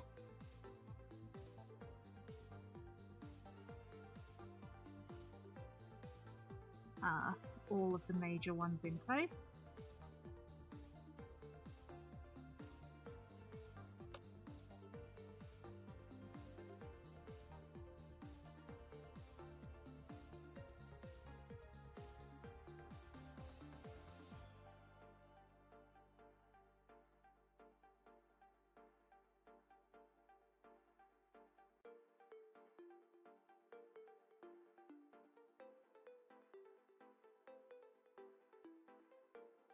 So, to continue answering your question, Bambi, I have pretty much kind of always been adjacent to the animation sphere in terms of drawing and things. I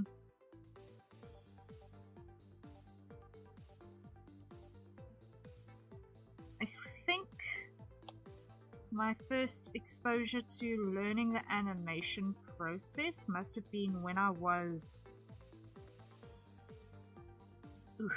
probably 8.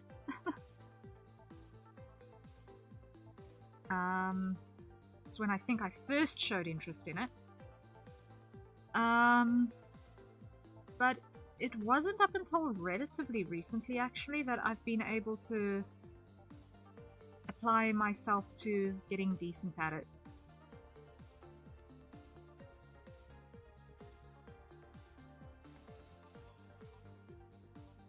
Like, I've dabbled in it a couple of times in the past.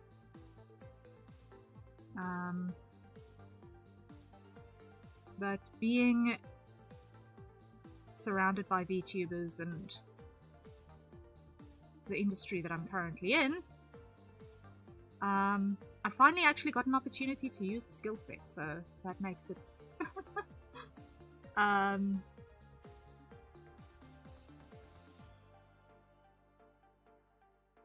that makes it fun for me. I'm definitely blown away by how cool this is to watch. If you're having fun, then that is the coolest thing.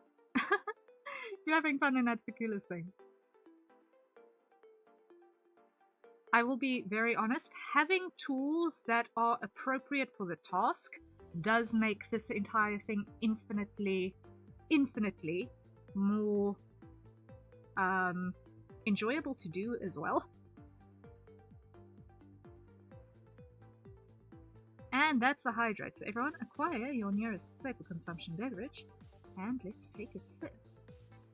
Fresh coffee! Yay!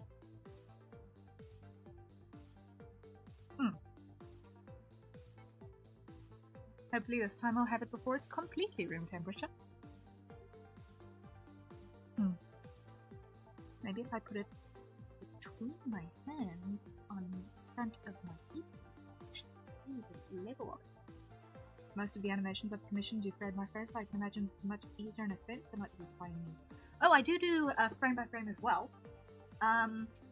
This is the same sort of tool that, well, actually this is exactly what this is Live 2D, so this is actually how your VTuber rig works.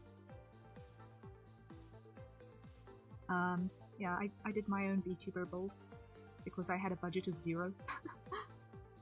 But this is actually how your VTuber is put together as well. Mine is in 3D. Oh, yours is in 3D? Oh, nice! 3D Bunby! Nice! Oh, nice.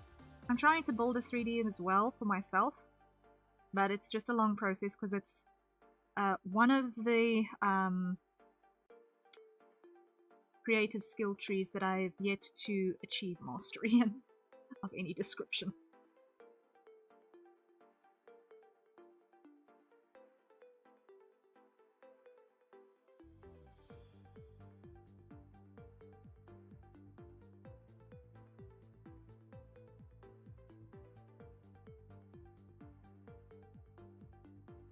I haven't shown off the model yet, it's a major work in progress. Yeah. Ooh, yeah. No, that's totally fair, and it sounds really, really cool.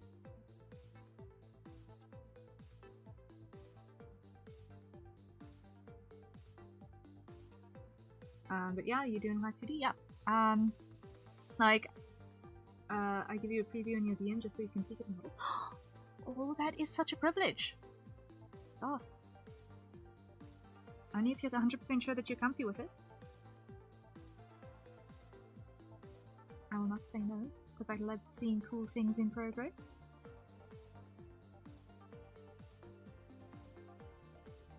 But only if you're cool with it.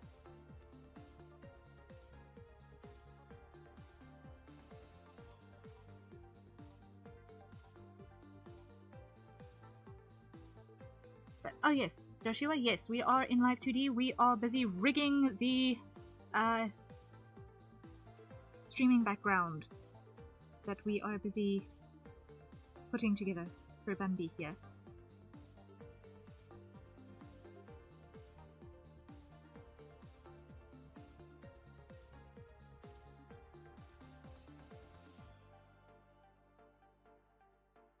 Okay, so that I'm comfy leaving as is. This wants to be joined here, like that. This needs to be joined like that. That needs up, up.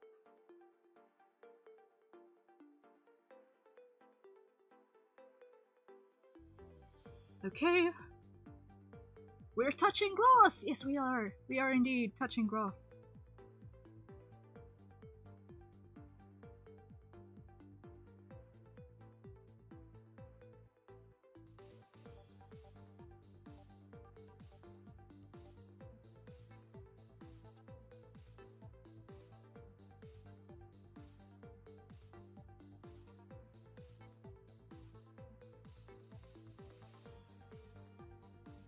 Ra-da-dam.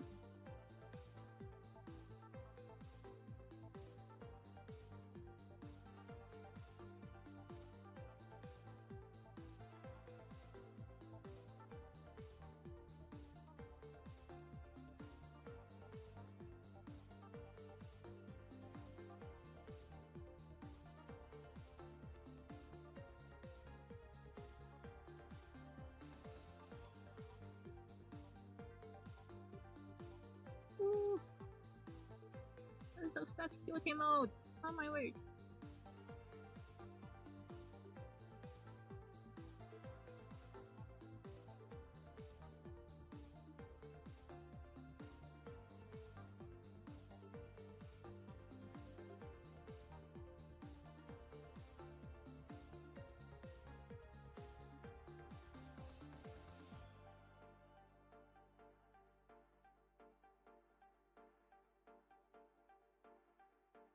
Okay, did that finally close that loop? Yes, it did. Yay. Okay. Auto connect. Okay, we're almost.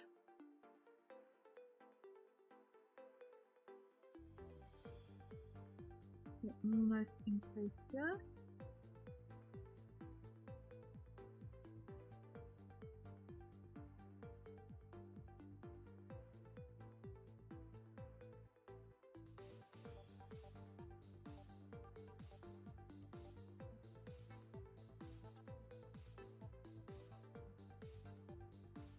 Okay, auto connect.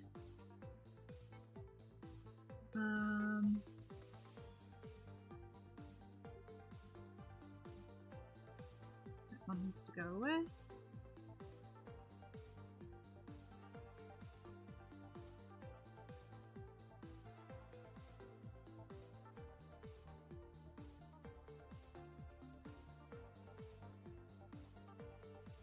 And so, sure.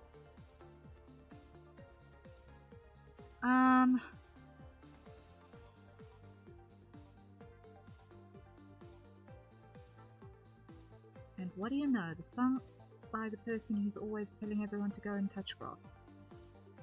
Okay.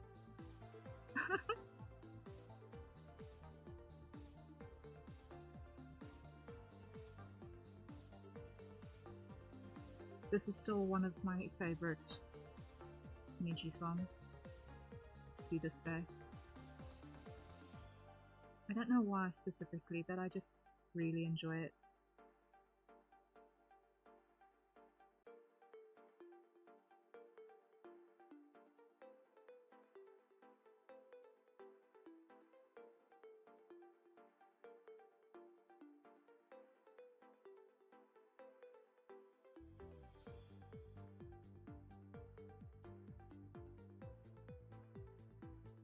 Okay.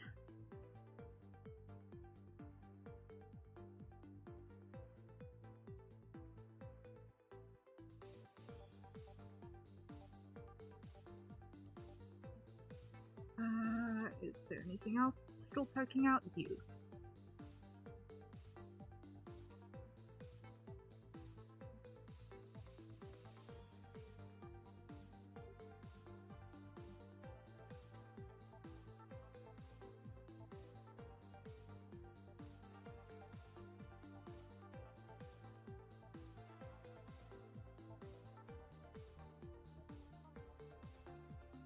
Auto connect.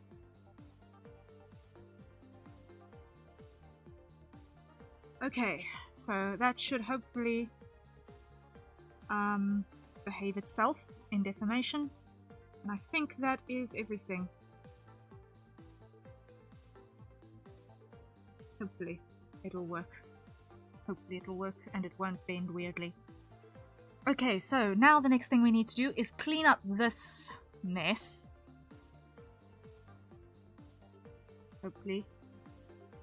So the first thing we need to do is get rid of pretty much everything here. So, let's just go see. Can I grab multiple? Yes, I can. Okay, delete. Yes, delete all of them. I do not need any of those. So, we have, let's start with our, let's start with, what's on the top, which is going to be our onion 1. Okay, and name from onion 1. Copy and paste. Minimum 0 to 1. Let's go -1 to 1.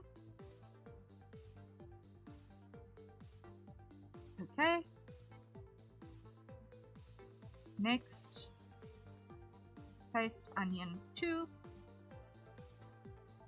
Onion 2, -1 to 1. Okay. Next, front grass. Copy, paste -1 to 1.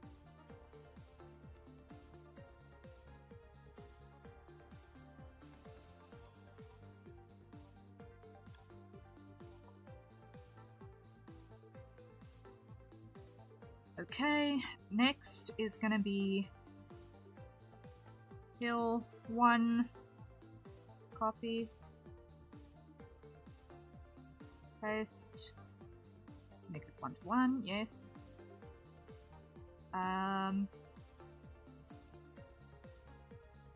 Hill 2, run, hill 2, -1 to 1.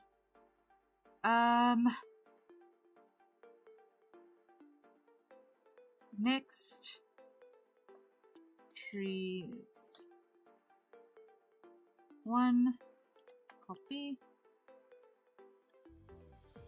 paste, -1 to 1. Trees 2, 1 to 1. 3, paste, 1 to 1.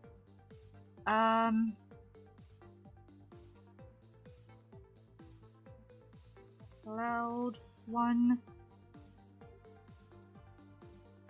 copy, paste. This is going to be 0 to 1. Although I'm going to put this on 5. This on 5 so that it's got more frames to work with. Paste cloud 2, brand cloud 2, 0 to 5, okay. Paste cloud 3, brand cloud 3, 0 to 5. Okay. So that should be all of the parameters that we need to make this animation work. Ought to be. Now what we need to do is we need to put some of these into warp deformers that we can use to move things around with. So the first thing first is going to be a wild animal one. So add warp deformer, name,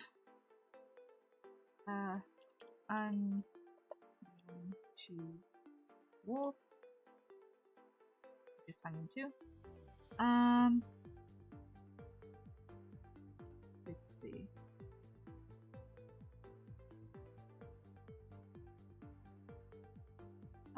Let's go. I don't need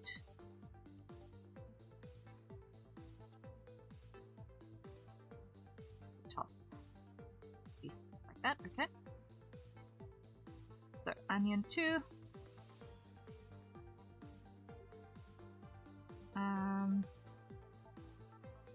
Let's put 3 states. And on this one, we're going to go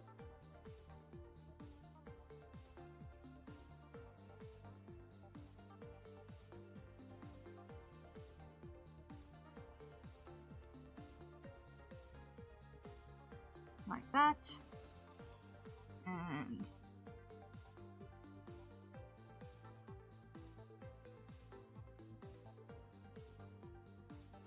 like that.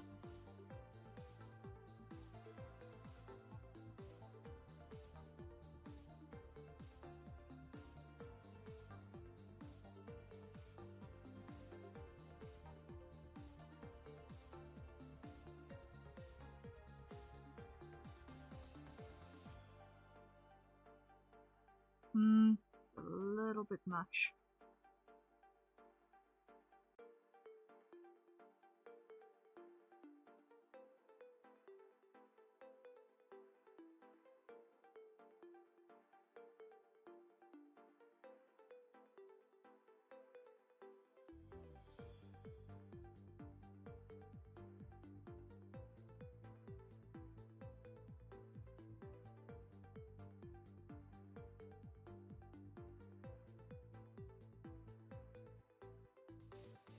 Okay, that works. Next. Things look a bit funky at this stage, so wobbly. Yeah, just checking, just basically testing the range of movement. But I do feel is that where is my handle over here? I actually don't want too many handles like that.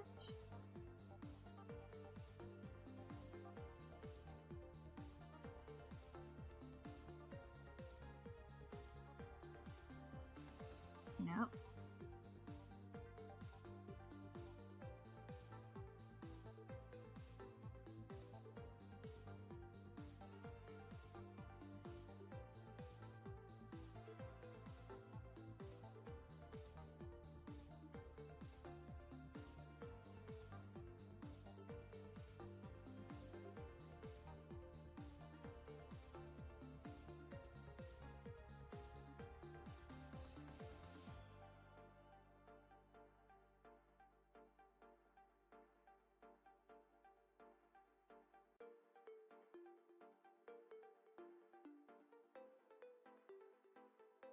A little bit of warping is good because it gives a sense of depth. Not quite this much.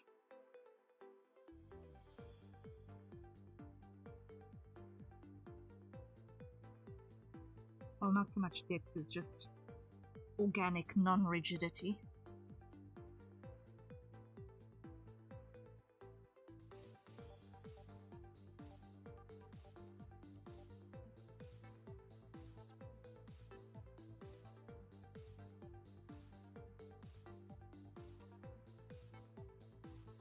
I'm definitely seeing it. Almost got this one sorted.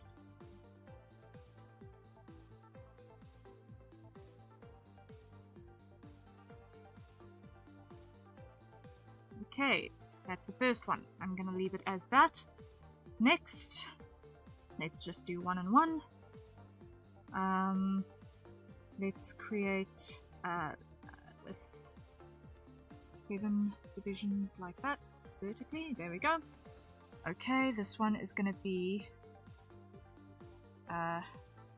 rename onion 1 because I was previous in hitting buttons. Okay, so now that one we're going to place up there. Okay, over here.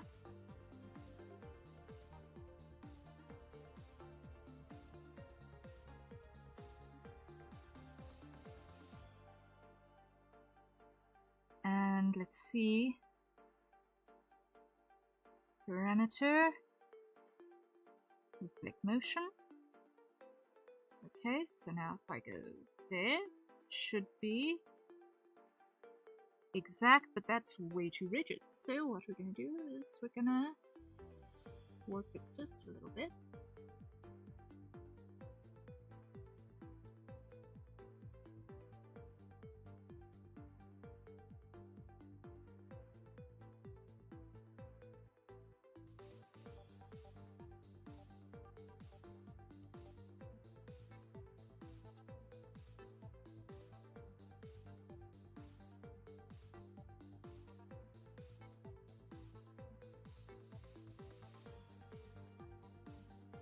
So now those two will be able to move independently of each other. Great.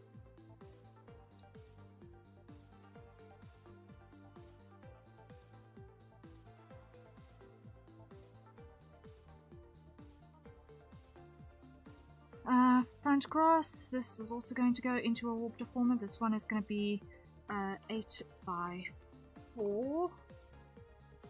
Create. Alright. And this one I'm going to put some intermediates in place.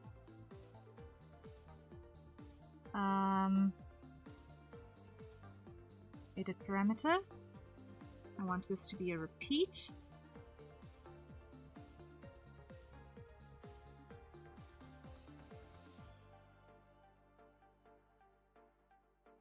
Okay. So then what I want to do is I'm going to, in between here, let's go 0.5, add, and then on positive 0.5 as well, we're going to add a key.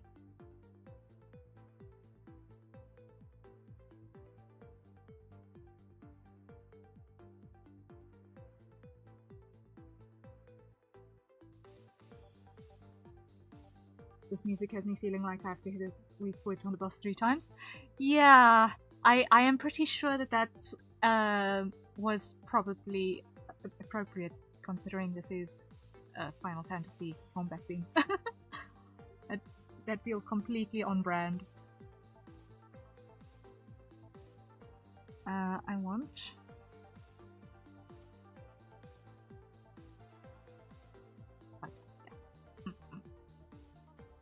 no. Let's do 3 of those. Okay.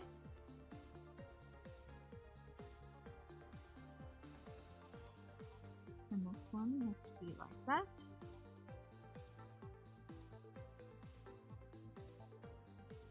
And we're going to go Ctrl-Shift-C to copy that value, and copy that value, Ctrl-Shift-V, this one.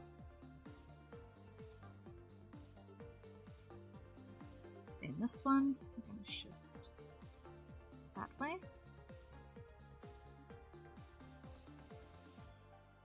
And that one, we're going to shift that way. And then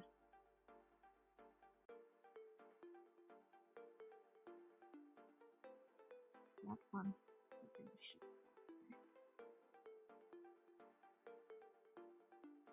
So, theoretically, if I've got this done right, you should get a pulsing sort of a movement.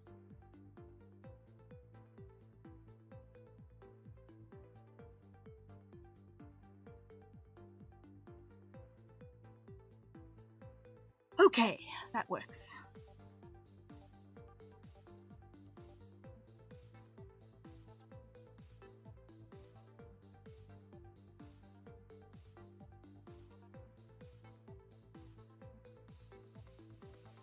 I have feedback at this point, please, by all means.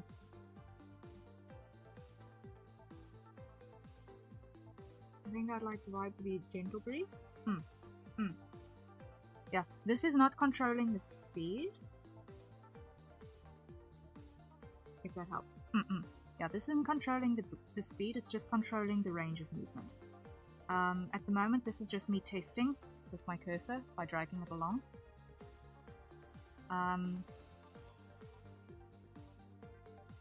But the actual speed is probably going to be something along the lines of, if I just grab over here again. Yeah. The actual speed is probably going to be something along those lines. I'm glad I said it in advance, and yeah, no stress.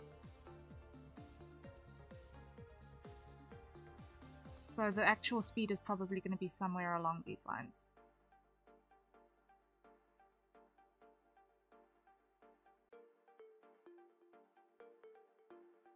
Maybe a little bit slower.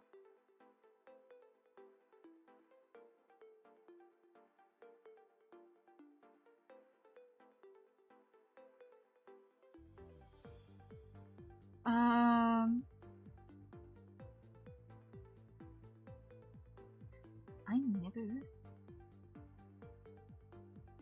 set a parameter for our values. Let's go. 1, copy.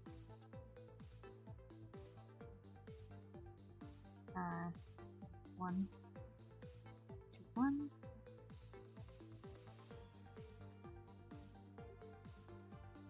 Add 2, add 2. Make it 1.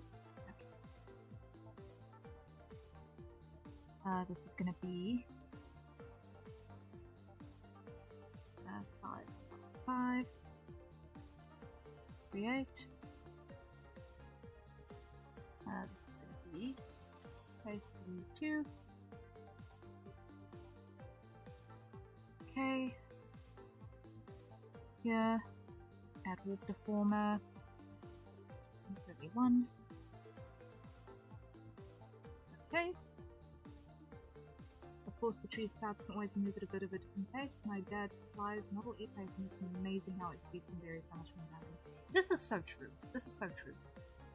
You can think it's a calm day to fly, but he taught me to watch the treetops. Yeah, no, that's absolutely true. Because on the ground, there is so much that actually stops the air from moving. Like, you go 10 meters up and it's a completely different world. I sail as well. Well, it's been a couple of years since I've been on the water, but that's all logistical nightmares. And yeah, the difference between what you experience wind-wise on land and on the water as well is also yeah, we know.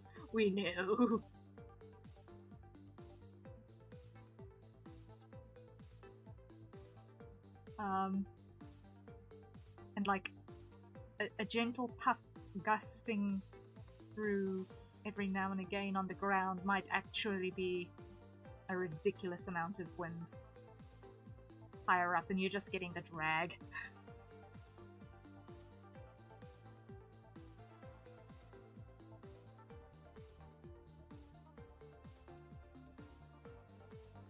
I only sailed once or twice. Most of the boat trips I've been on when my dad's boat were a motor. Yeah. No. Sailing and motorboating have a very different experiential factors, I think. But it's good to just be aware of a bunch of different factors that can impact an environment. At least when we're building one like this.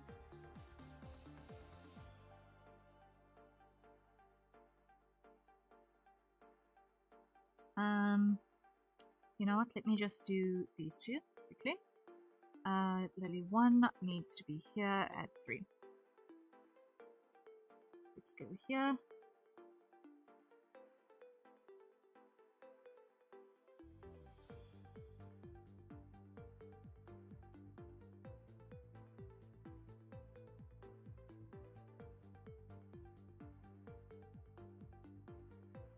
And you know, I just remembered what half of my issue is. I need to go. Where is the setting I'm looking for? Extended interpolation. I want ellipse interpolation, and I want, yeah, 5. 5 is good. 5 is good. And I want to do the same thing on all of them.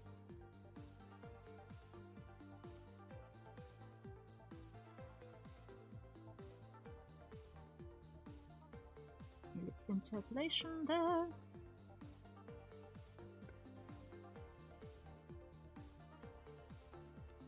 Yep.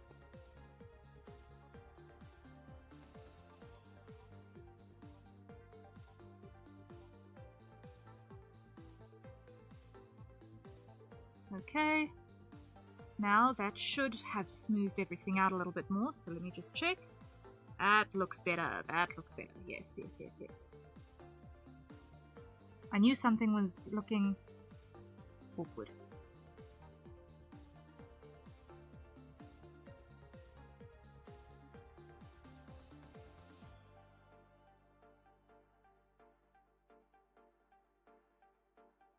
That looks so much better.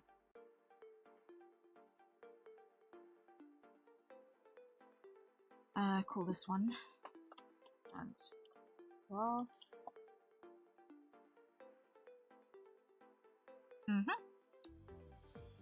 Okay.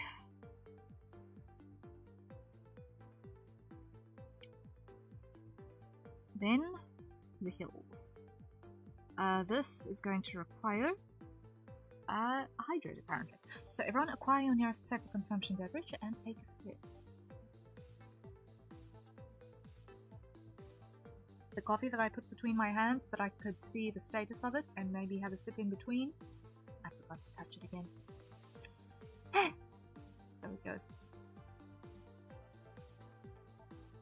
It is now room temperature. This is normal for my coffee, sadly.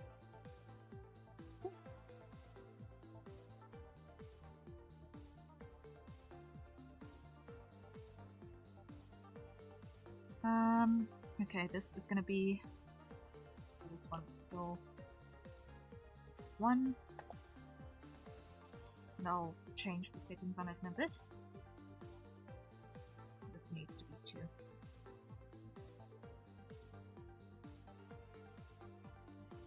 Add hill 1, create.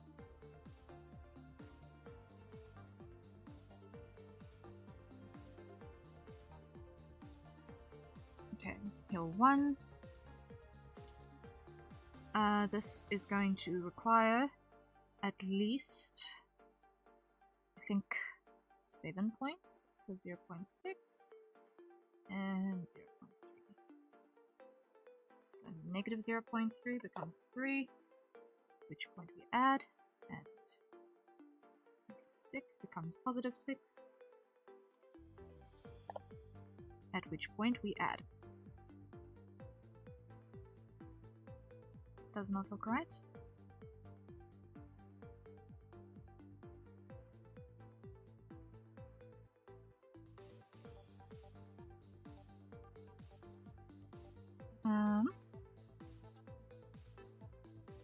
Extended interpolation, ellipse.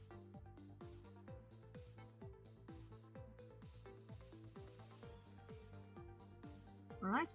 I didn't know you also did frame by frame animation though. What's your comfortable FPS range for that? Most of mine are actually doing in 30. Most of my animations I'm actually doing in 30. I dabbled a couple of days ago actually, concepting something out for 12, but it's not vibing for me in 12. Yeah, I'm not getting the smoothness that I'm looking for.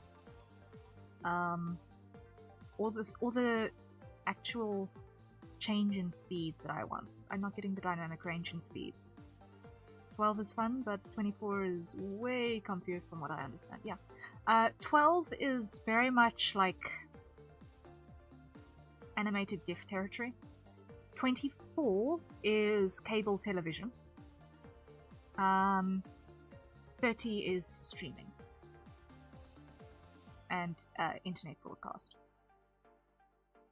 And it's all got to do with monitor frame rates, actually, how those have all developed over time.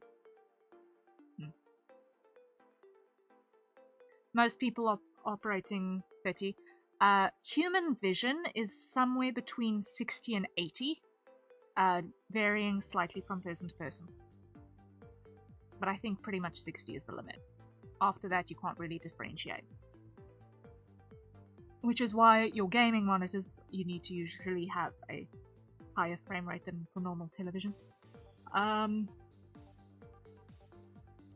Because for your reaction times and stuff, you need that much more realistic timing. But if you had to watch a movie in 60 FPS, it would look uncanny to our eyes because it's just not looking like a movie then.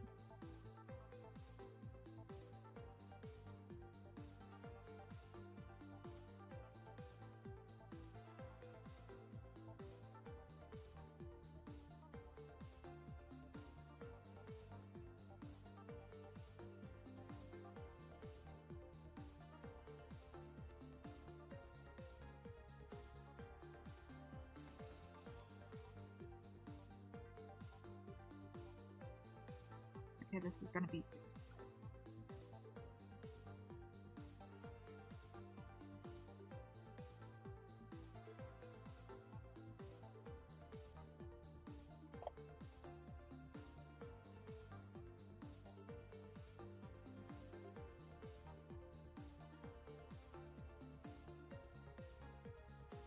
Okay, let's go adjust.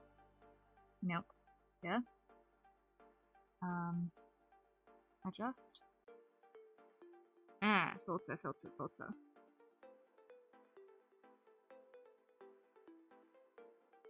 Fine.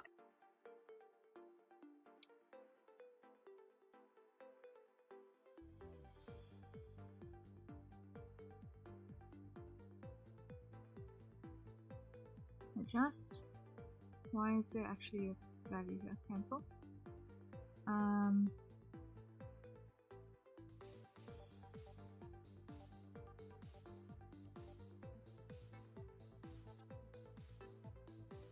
Let's put this on -1, -2 so that I can see it.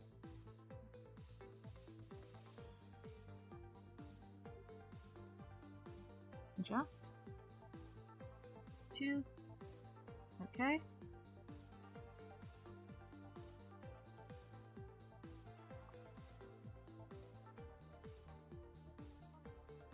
No, this needs to be -3. Okay.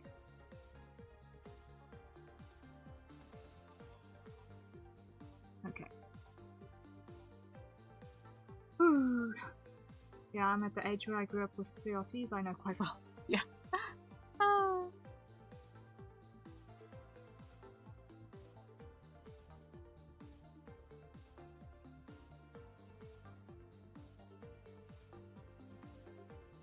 Okay, so now we've got those two pretty much ready to go. So what we're gonna do is I want to have, I don't need that many in vertical, but I do need significantly more horizontally. Let's go 10 by 4.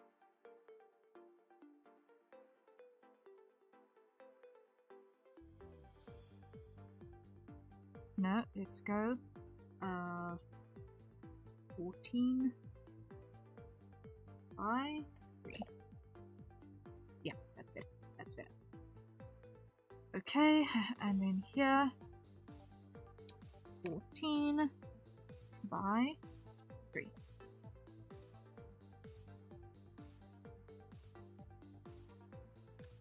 Is too few. 18 by 3.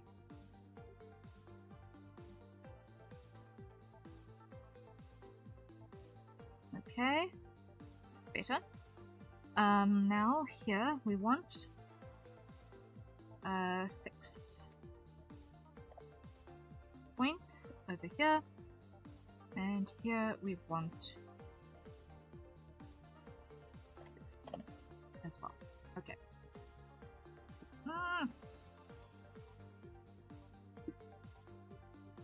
So we're going to assume that the ground level wind is coming from this side, because the pulse direction here on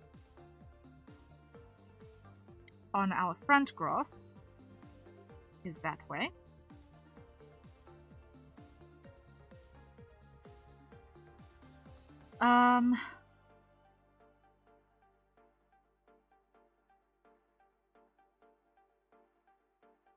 Which means that our pulse direction through our hills will also emanate from this side. So from here,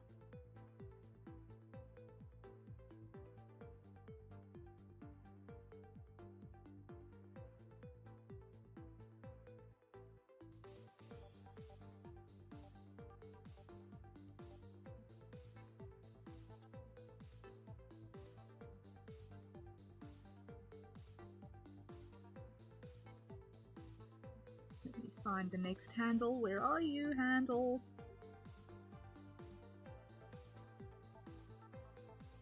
Yeah?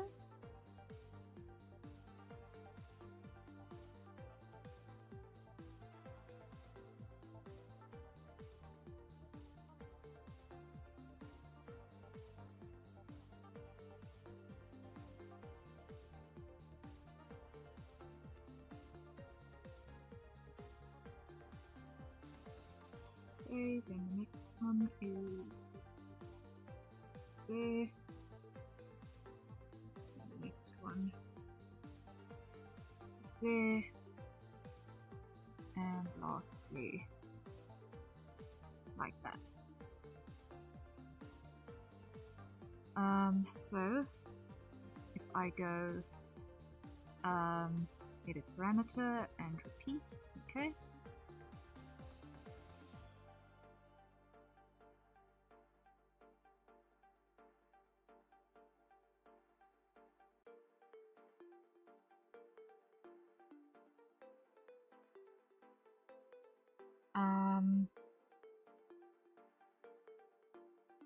Edit. No, I want to go modeling parameter. No, I want to go reflect. So now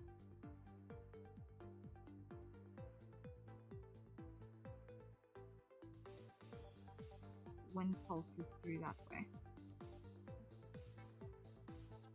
Let me just show our crop mask again so that I'm not getting lost. Hide that so that we can just preview properly.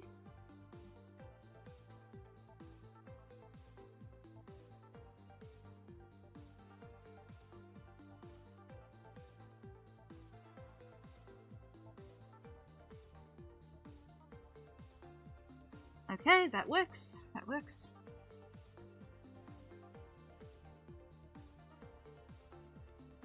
Hill number 1. Show that again.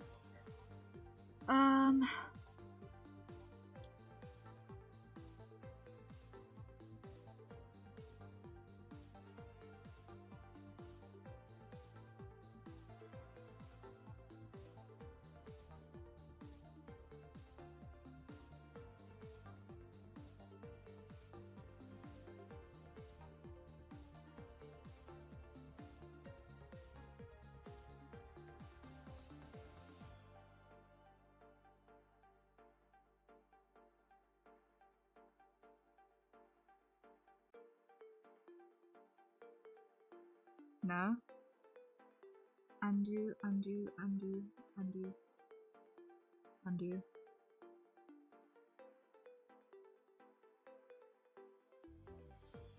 Edit, redo.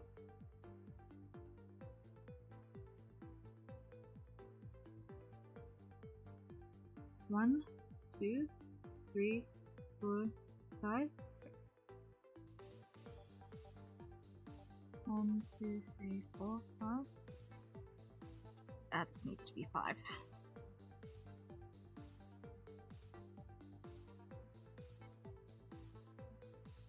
And adjust. This needs to be 6, 5.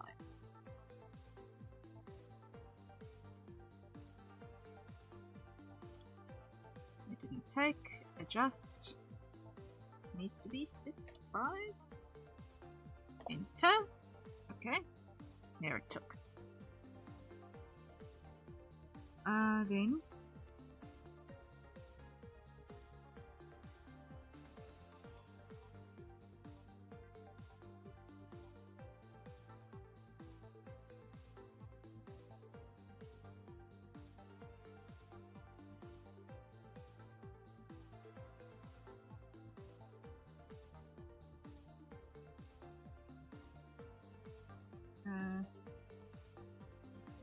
there's the handles. I can hardly see the green handles on the green background.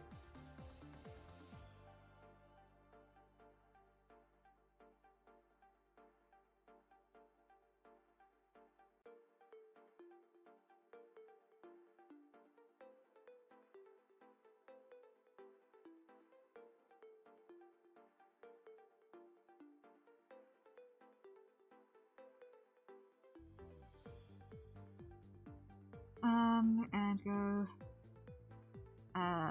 edit parameter. This should be a repeating as well.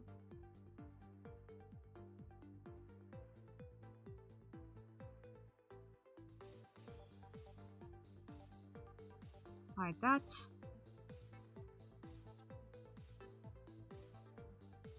Okay. Good enough. There we go. File save as is probably a good idea right now. This needs to go into the correct place, which is going to be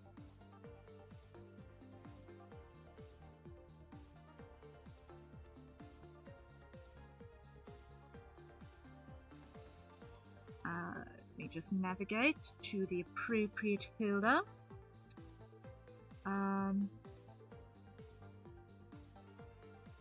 This is the folder I'm looking for. Open. Nope.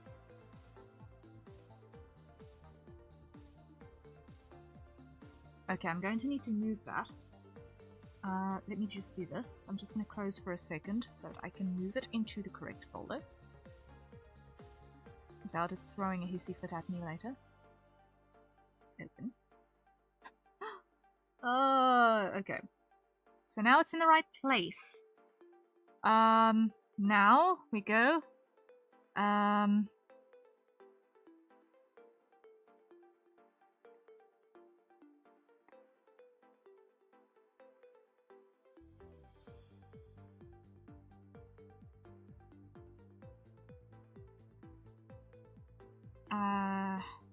I keep on forgetting how to do this part.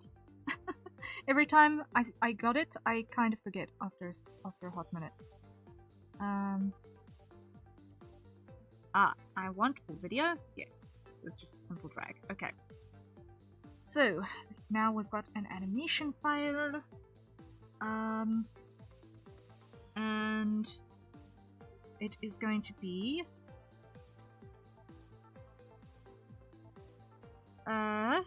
duration is going to be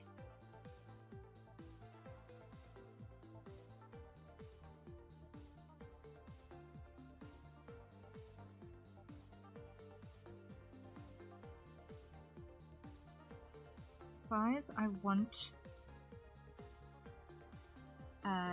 1920 by 1080.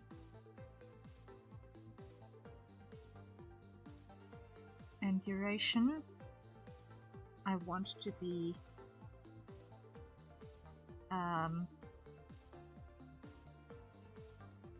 1 minute.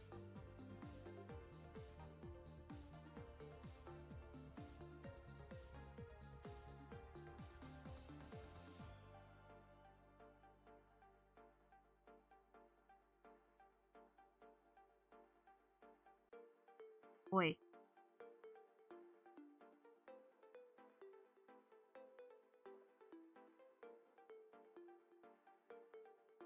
One minute.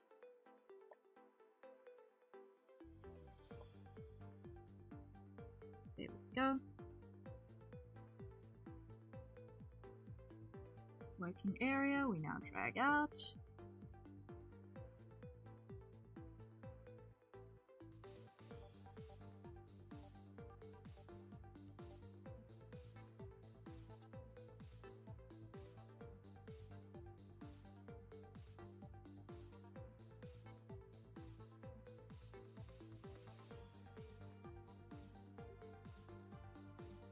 We need at least a minute so that we can have a leisurely loop.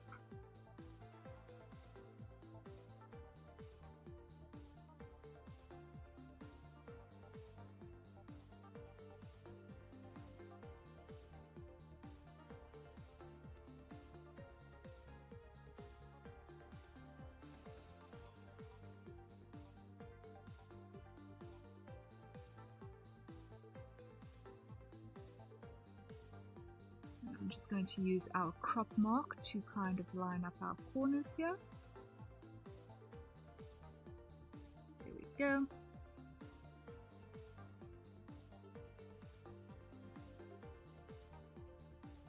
Open this up, live 2D parameters.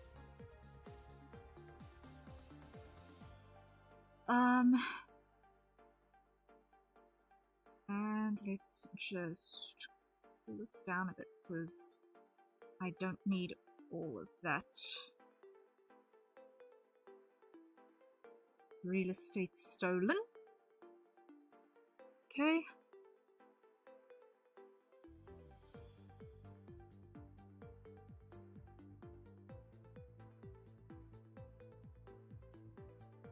Make sure that our live 2D file is present throughout, or our model is present throughout the entire duration.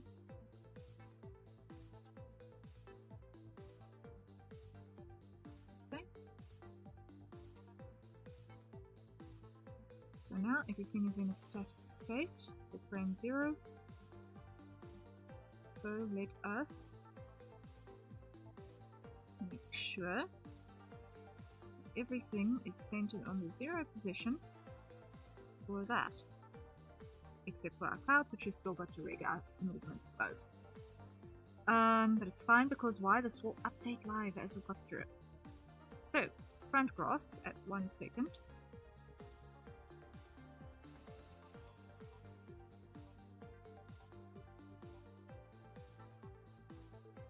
I'm going to add beginnings of that. And at 2 second mark, I'm going to have that there.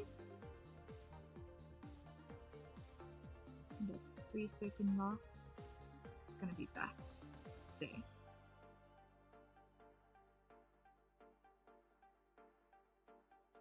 Which means we hit the play button.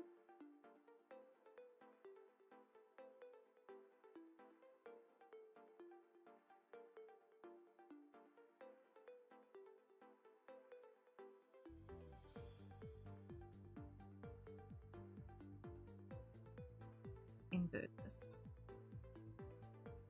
So that needs to be there.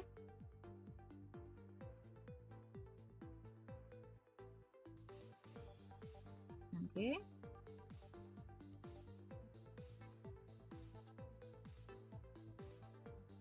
And there.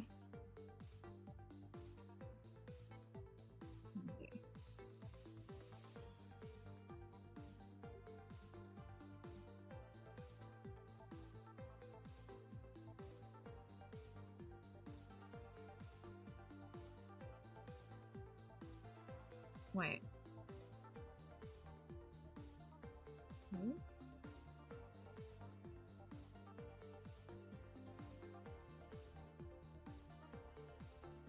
Why are you going to 2 loops here?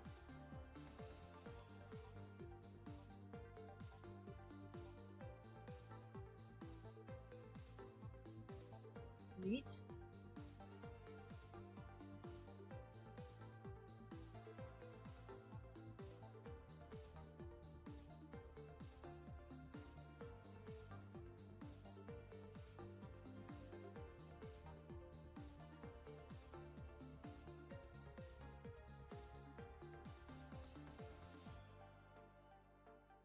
Delete. So that's static.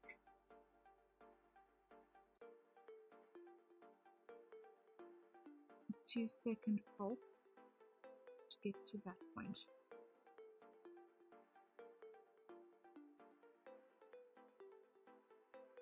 Okay, what the issue is it's got to do with how this one is set up. Edit parameter. Let's go -10 to 10. Okay.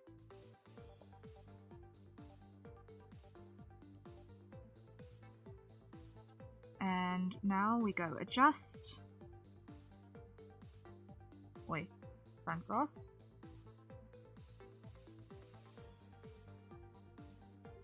Adjust.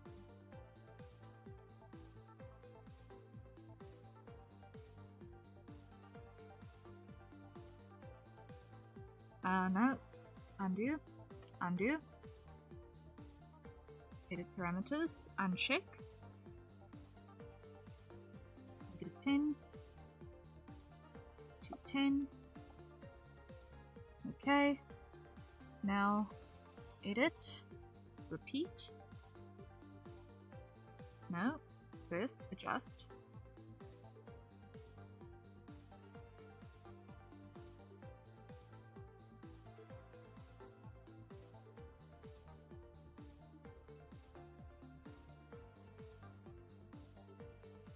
Remove the outermost. Remove the outermost. Adjust. Okay, this is going to be -5.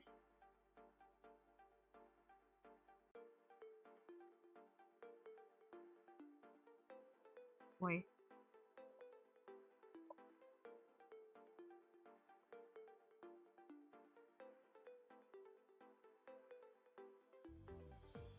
Okay.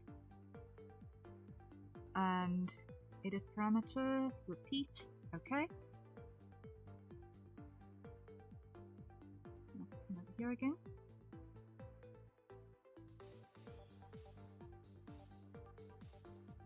Delete all of these.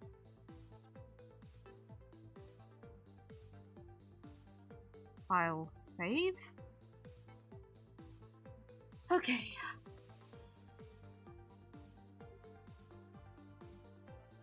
That's -10. -10.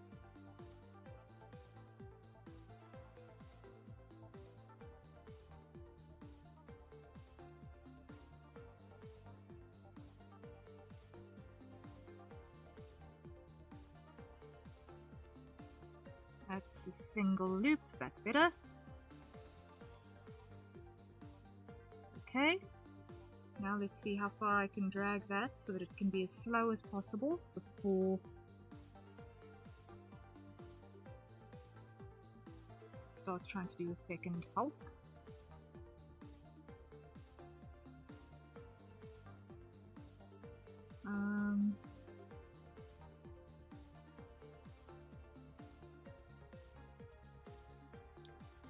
Okay.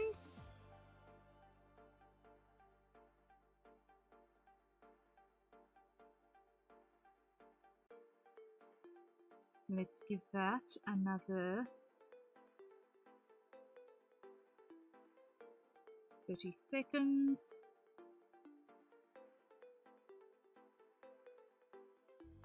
Before we initiate the next pulse of 4 seconds.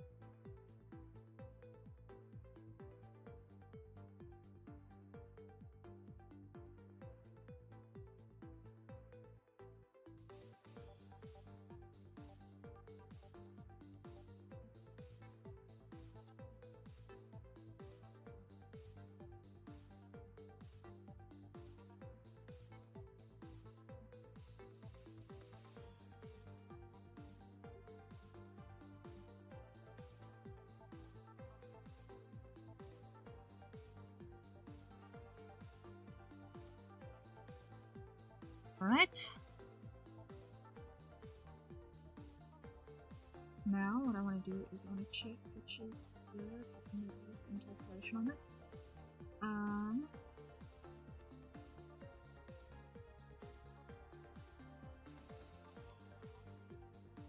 And yep. Yep. I want to check where is it? This is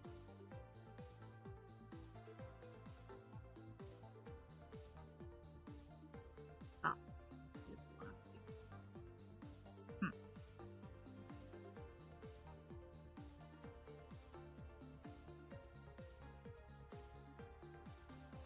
Okay. So that's on our graph editor. Yes, it needed that. Okay, happinesses. And here.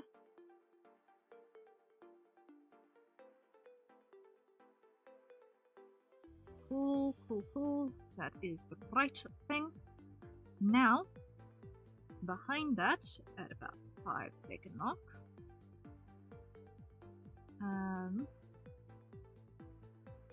and that's a hydrate. So everyone acquire your nearest safe for consumption beverages and take a sip.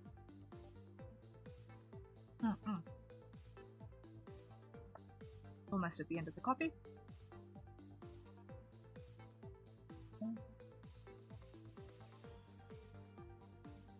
If I can get the pulsing of the wind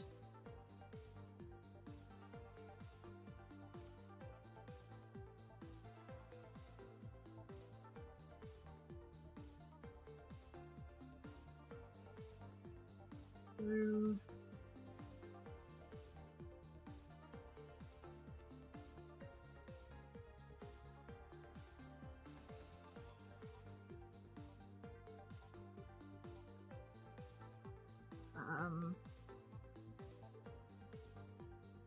the grass in this session store, I'll be happy.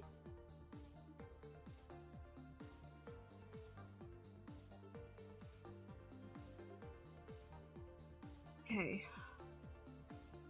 It's okay, but it needs to all slide that way a little bit.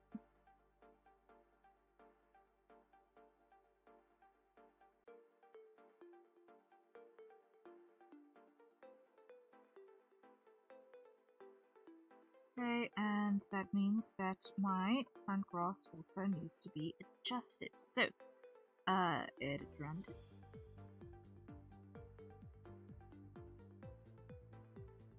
There.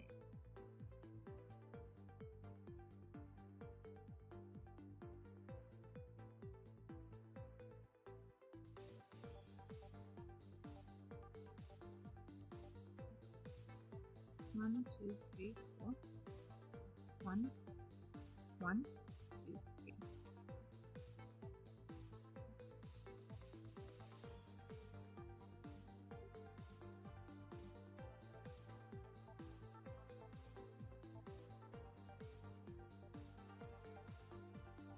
That's the problem. It is too aggressive. So,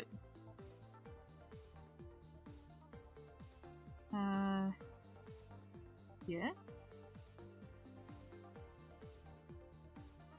These movements are too aggressive. So,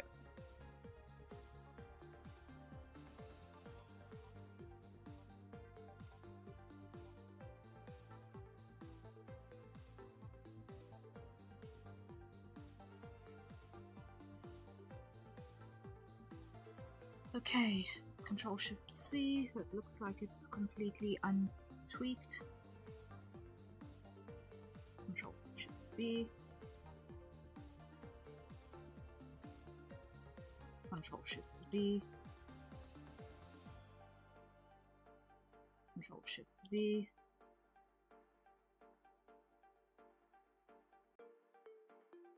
Control Shift V.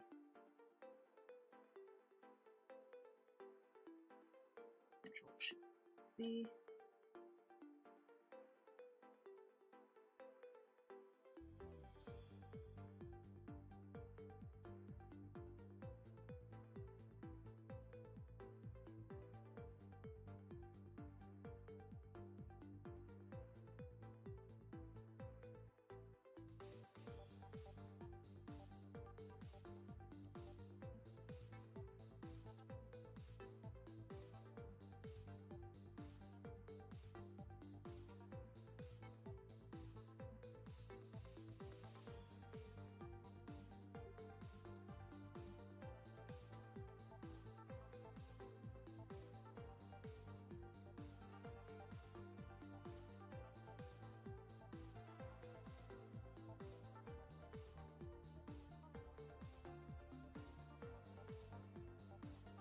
table grease.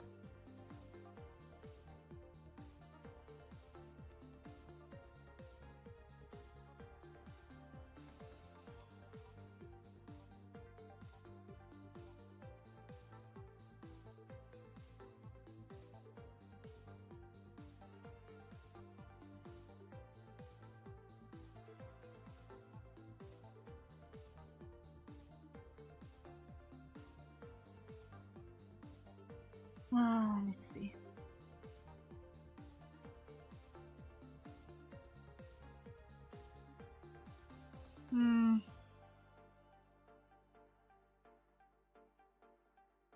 Edit parameter. Take with the repeat.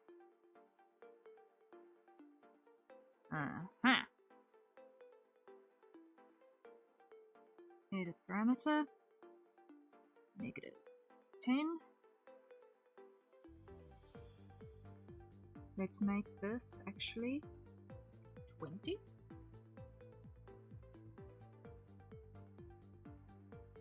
No? -10. -10. And 10. Okay.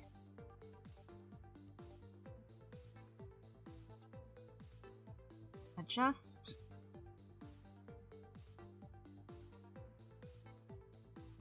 Enter. 6.5. Enter. 3. Enter. 3. Enter.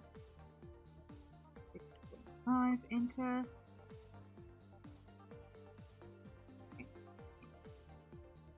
Save. Edit parameter. Repeat on. Okay.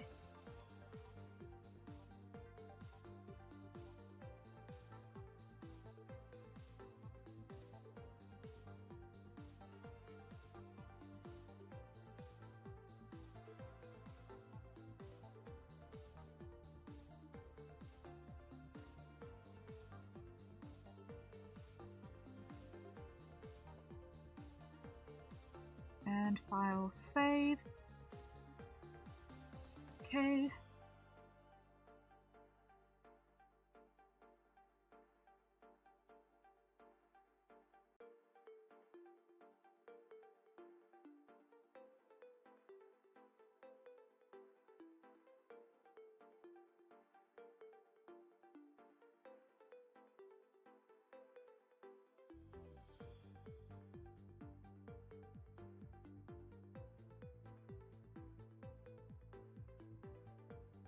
Okay, and I stretch it to 8.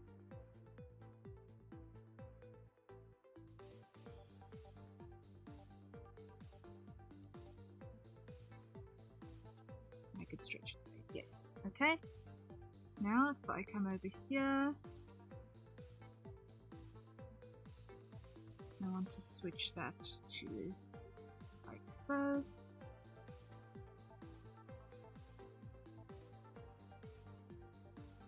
Okay. Everything from Live 2D always looks so springy and bouncy. It does have that quality, doesn't it?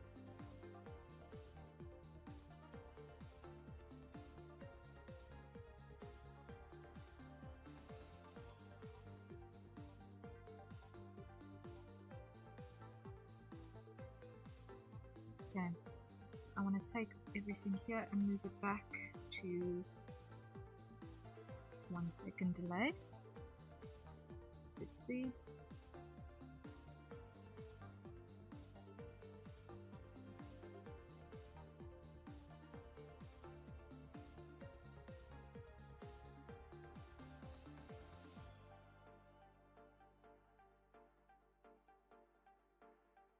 Okay.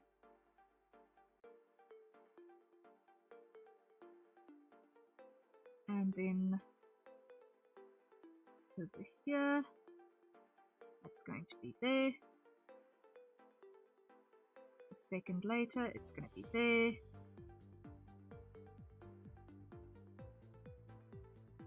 A second later, it's going to be there. Okay, and then I'm going to still need to do those adjustments.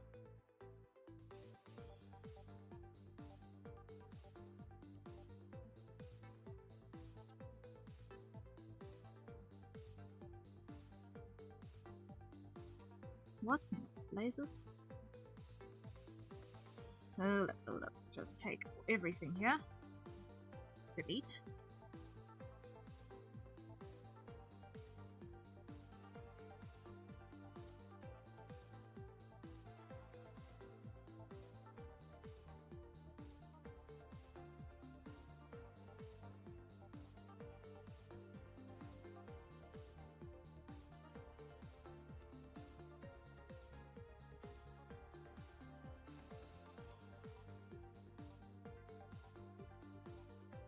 Right.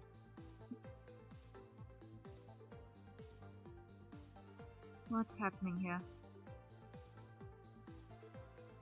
Why are you going backwards?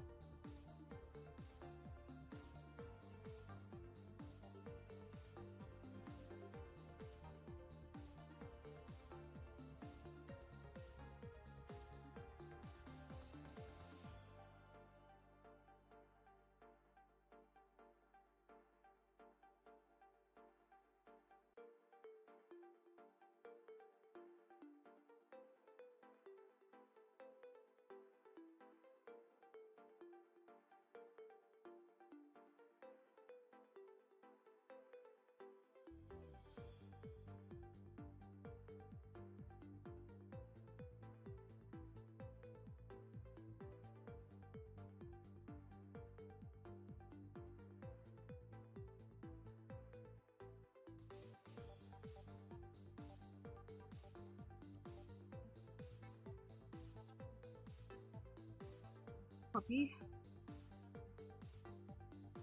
Paste.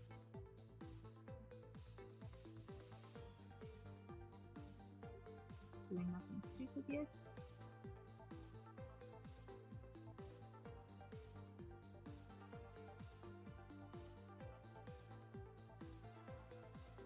Okay.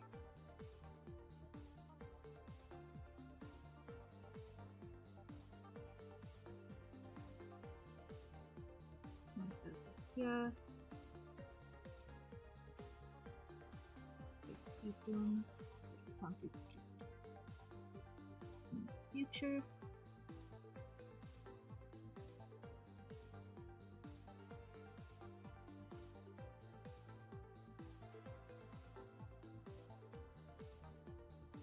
Okay, now grab this slot, move it back to the second point.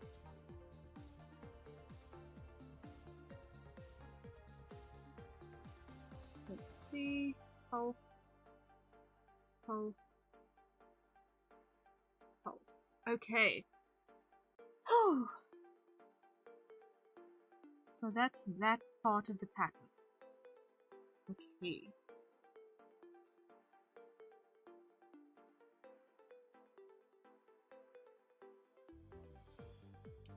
So now we copy that.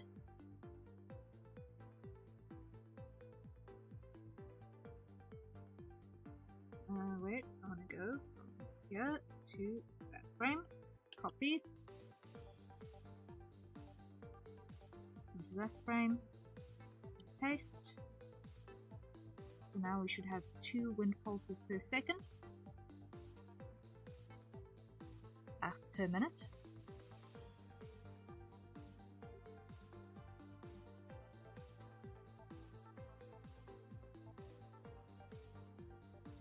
Through the grass. Okay. File. Save.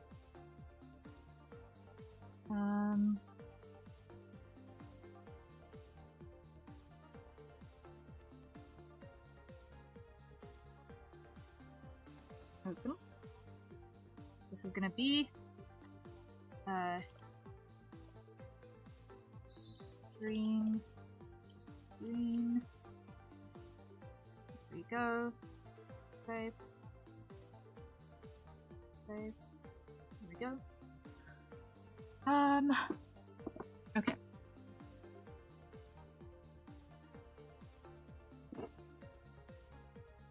There we are. Okay, now the next thing I want to do is rig our couch. So we're going to go to cloud number 1. And we're going to put 2 pointers down, but I'm going to undo that for a second because I want to just check. I want this to be 0.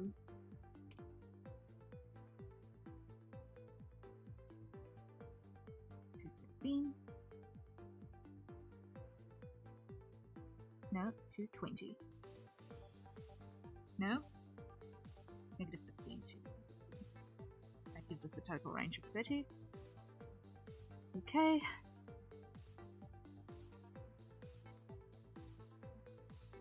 And edit parameter, our default needs to be negative 15. Okay. Edit parameter, negative 15. 15, 15, repeat, okay, cloud 3, edit parameter, negative 15, negative 15, 15, repeat, okay, cloud 1 to cloud 1,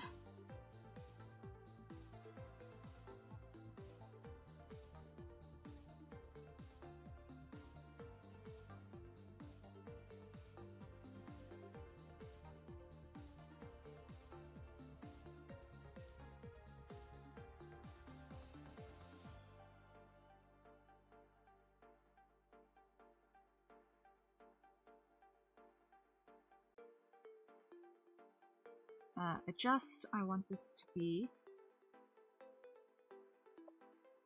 15 and this to be 14. Okay. So here on these, our opacity is going to be 0%. 100%.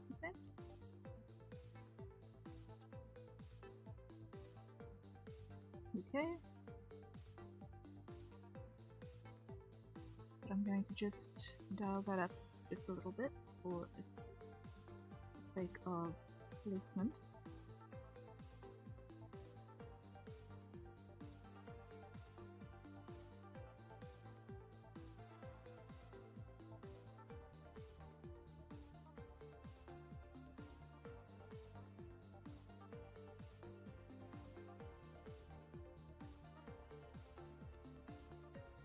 Control Shift C, grab that one, Control Shift V, grab that one, Control Shift V, 0%, 100%.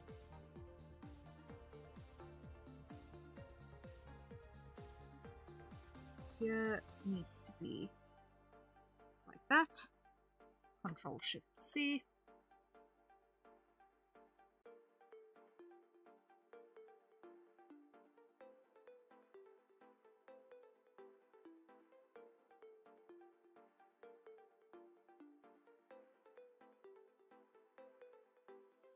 Okay, let's check how that behaves. Okay, it does scroll through. Nice. Okay. Same thing for cloud number 2.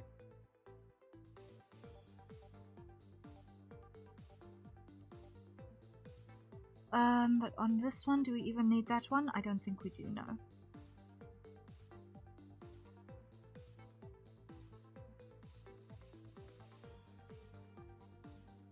Cloud 2. Gonna add another thing here.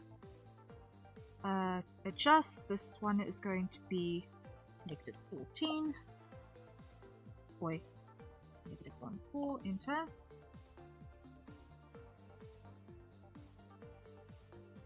I don't believe it's picky about which enter key I'm using.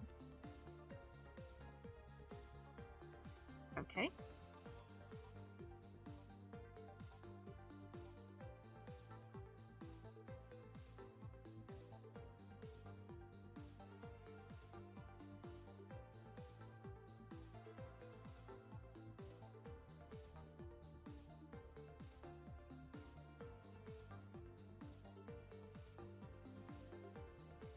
Control Shift C.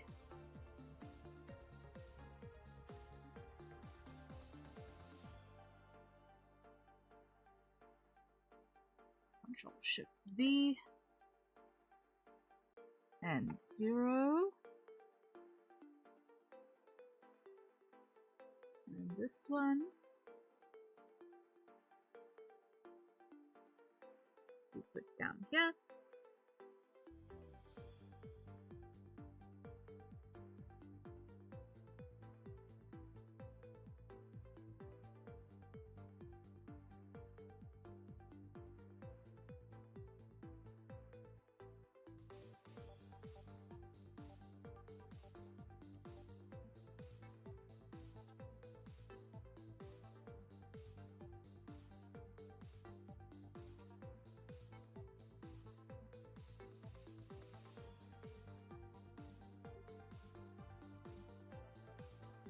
Why are you being stupid now?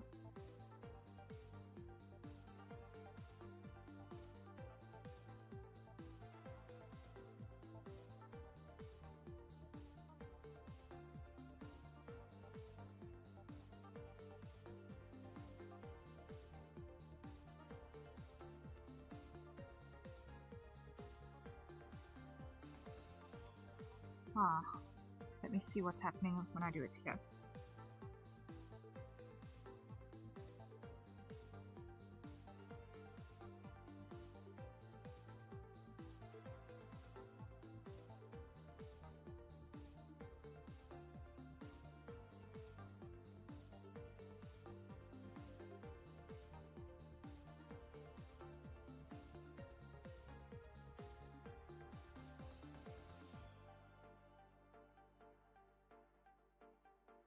Okay.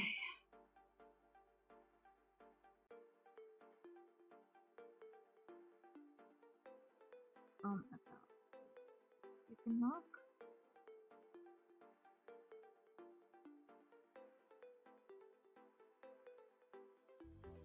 About there. Let's see what happens.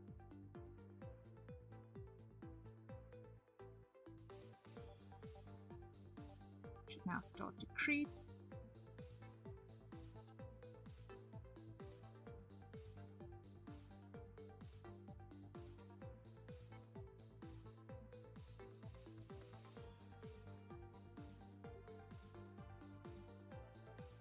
Windy up there, but we've got an issue that it's jumping. So I'm gonna put this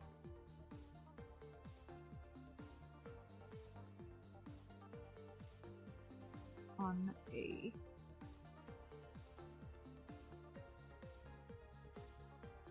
second leap.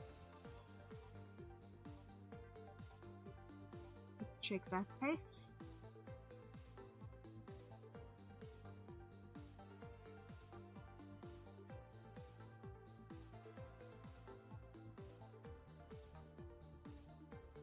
That looks a lot better pace-wise.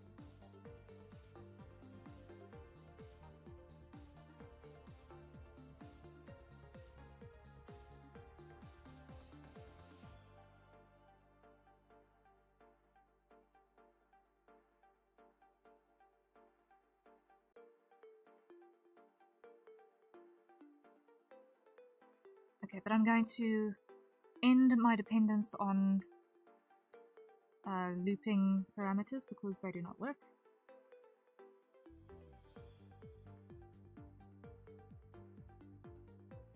Or clouds.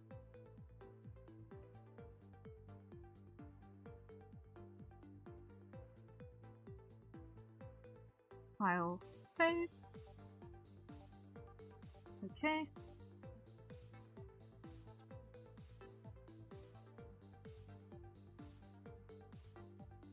So that's 15.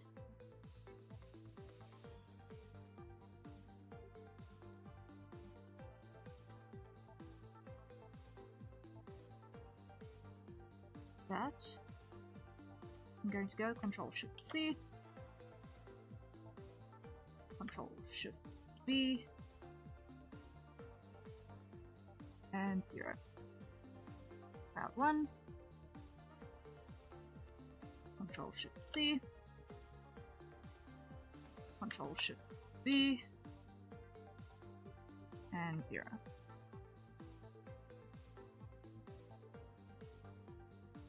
Okay.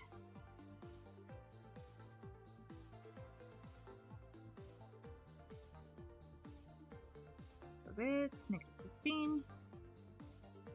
There it needs to be -15.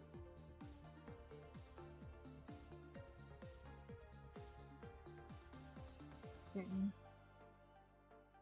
there it needs to be +15. And immediately the next frame, -15 again. And all the way to the end of the animation.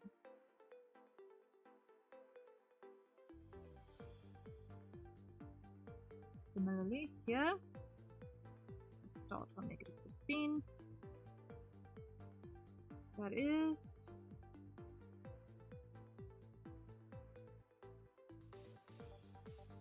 let's drop that on number 9. 9 to 49.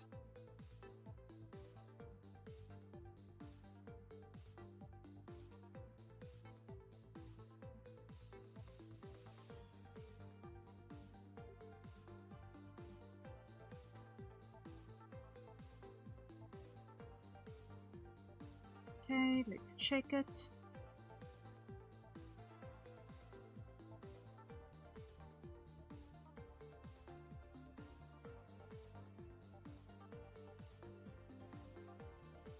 Okay, so I've got a ghost.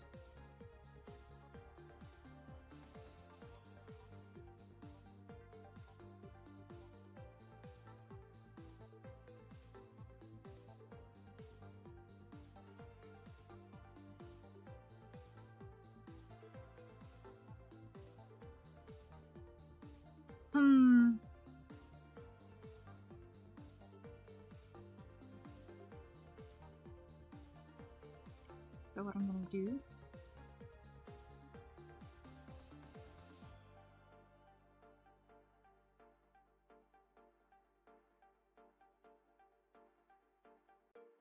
I'm going to take this entire one and clear it. And I'm going to start it on 4.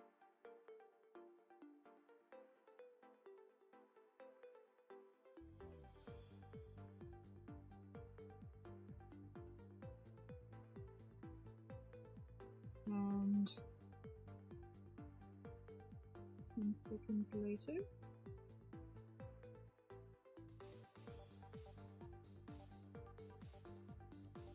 no. What I'm going to do is add a loop of 15.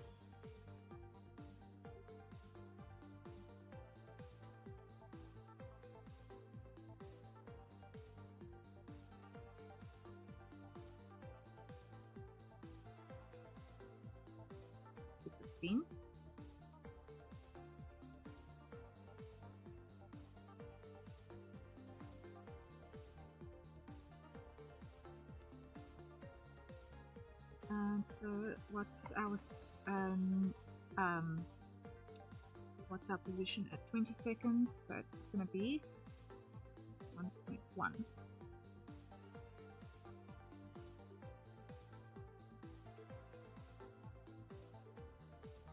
Okay, they all need a center. Undo, because they mustn't have shared parameters. There we go.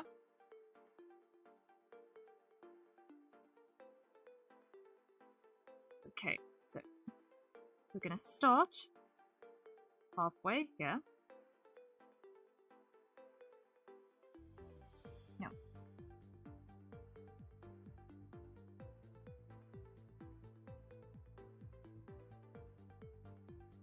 21 is going to be our halfway. And that's a hydrate.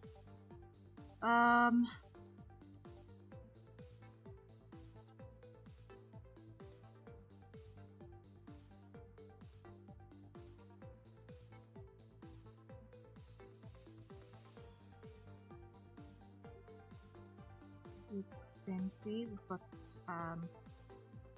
41, and then we're going to give it 10 seconds, and then it's going to be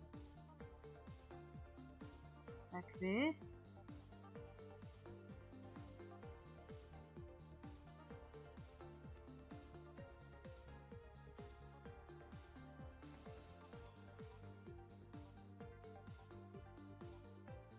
And then at 61 it should be at 50 again. Now if we grab the entire lot,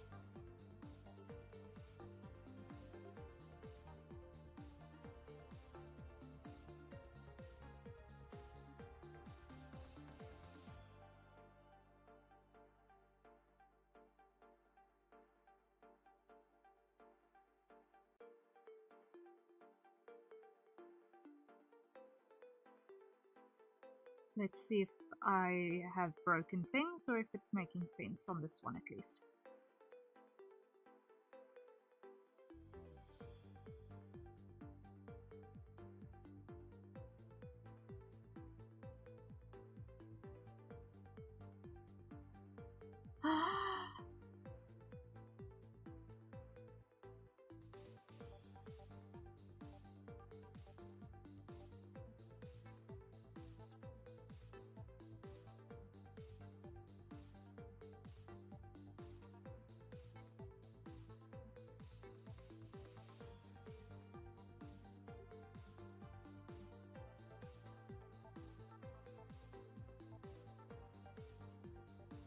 Okay, I did it. I messed up. Okay. Clear it.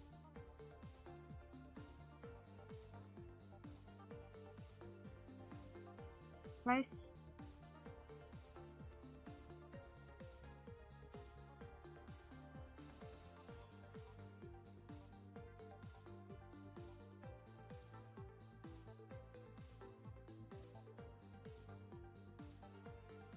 Nine seconds. Place it there. Very next frame. We're back there.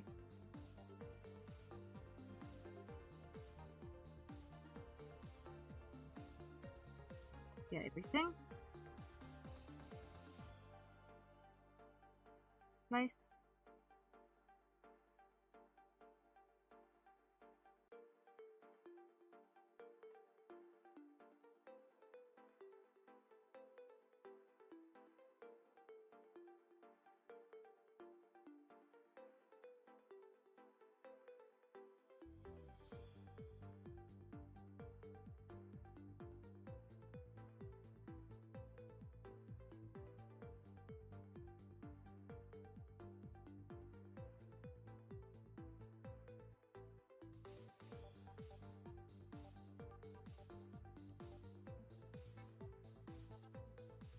Okay.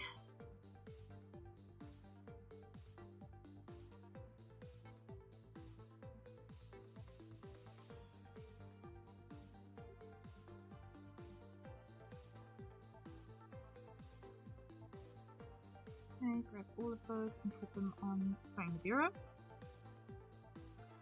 Because that's kind of important, is having that on the 0th frame.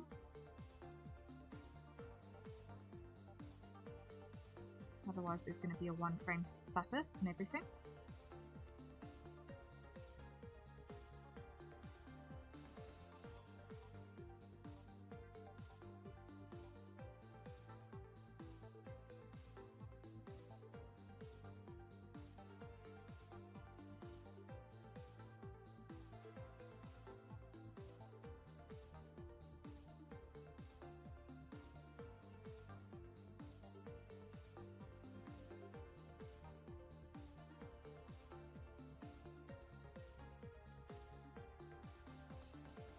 Okay, that movement speed is better.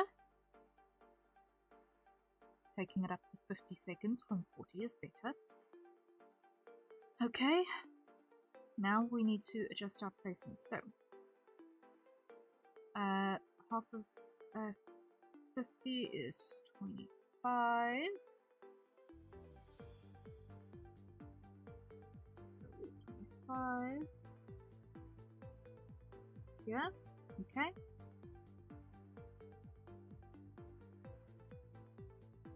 That is not. Oh, it's okay. 9. Where's my calculator? I'm not going to try to do this math. 1 AM UTC. Manually. 59 divided by 2 is 20.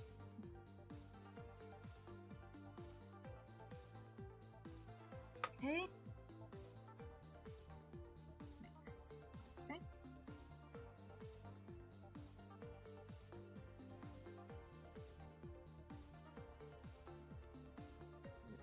Nine.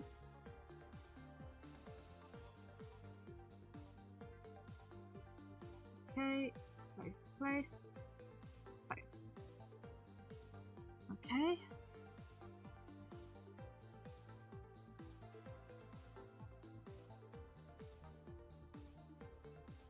Now what I'm going to do is I'm going to go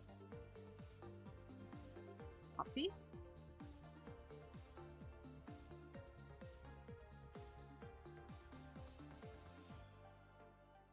paste. Nope. What just happened there?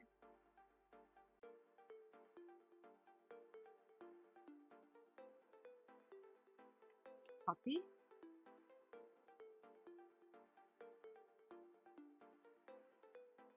Paste.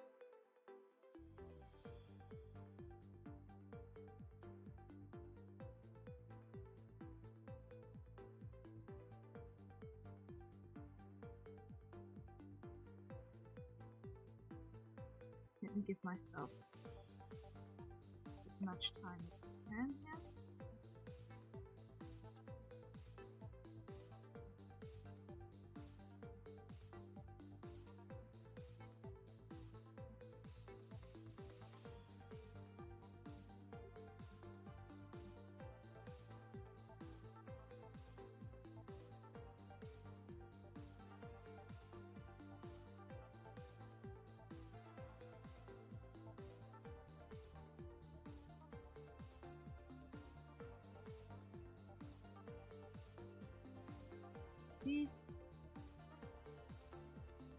Paste. Looks like that took. Okay. Sam, hello, welcome in. Welcome in. How are you doing?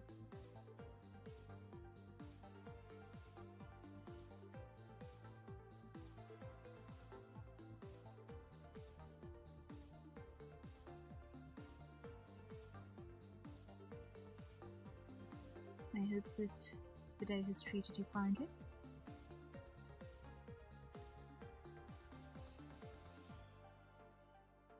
Doing alright, you? I'm doing good. We are making good progress on a brand new commission.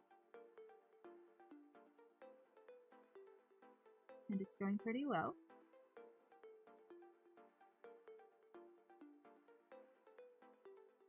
I think. I hope.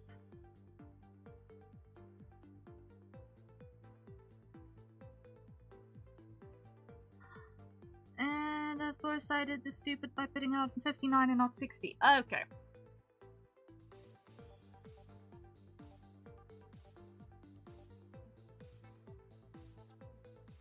So what is this value here? This value is now half.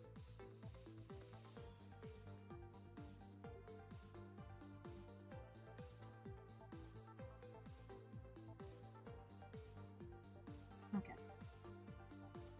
Good to see you have commissions to work on. Yeah, it's a big relief. It is a big relief. to have things to do. Keep the lights on, the home fire's burning.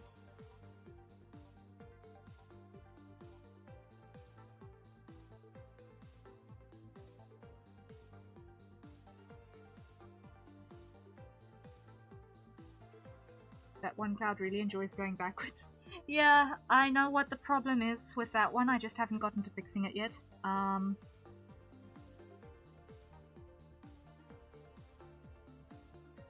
shall address that soon. Well, soon being in the next session when I work on this, because oh boy, I am going to definitely need to end soon. We are 5.5 hours into today's session. Oh yeah, it's been a long stream, yeah. It's basically been a full work day, which is, you know what? This is my day job, so it should be a full work day. We've gotten a lot done.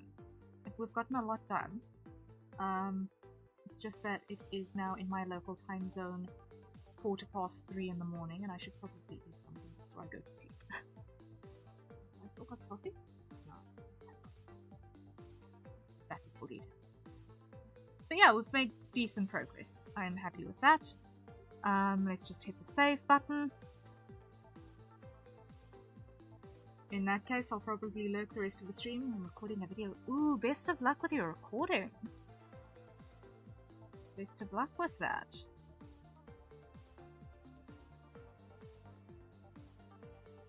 I just want to quickly see how that looks in composite view.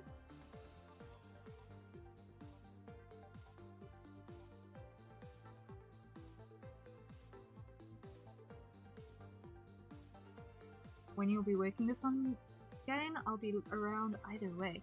According to my schedule,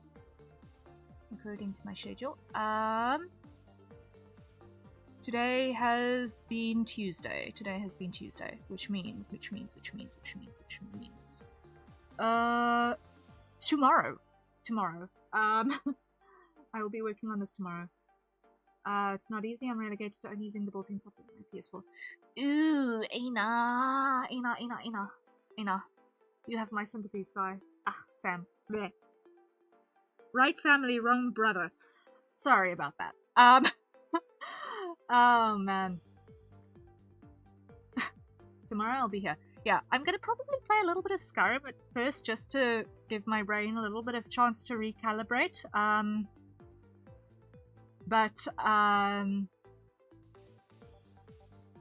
Yeah, we'll be starting stream at 1900 hours UTC, and then about an hour into it, I will switch over into arting, I think. Depending on if I get stuck in a long quest line or not. I don't know. I have never gotten past level 20-ish on Skyrim before, in all of its years of existence. So... You've worked hard today, man? I think we've made good progress. I think we made a reasonable amount of progress. So, Bundy, I think we will definitely make your deadline. For sure, because I do not see this taking more than one more animation session before we get this actually done.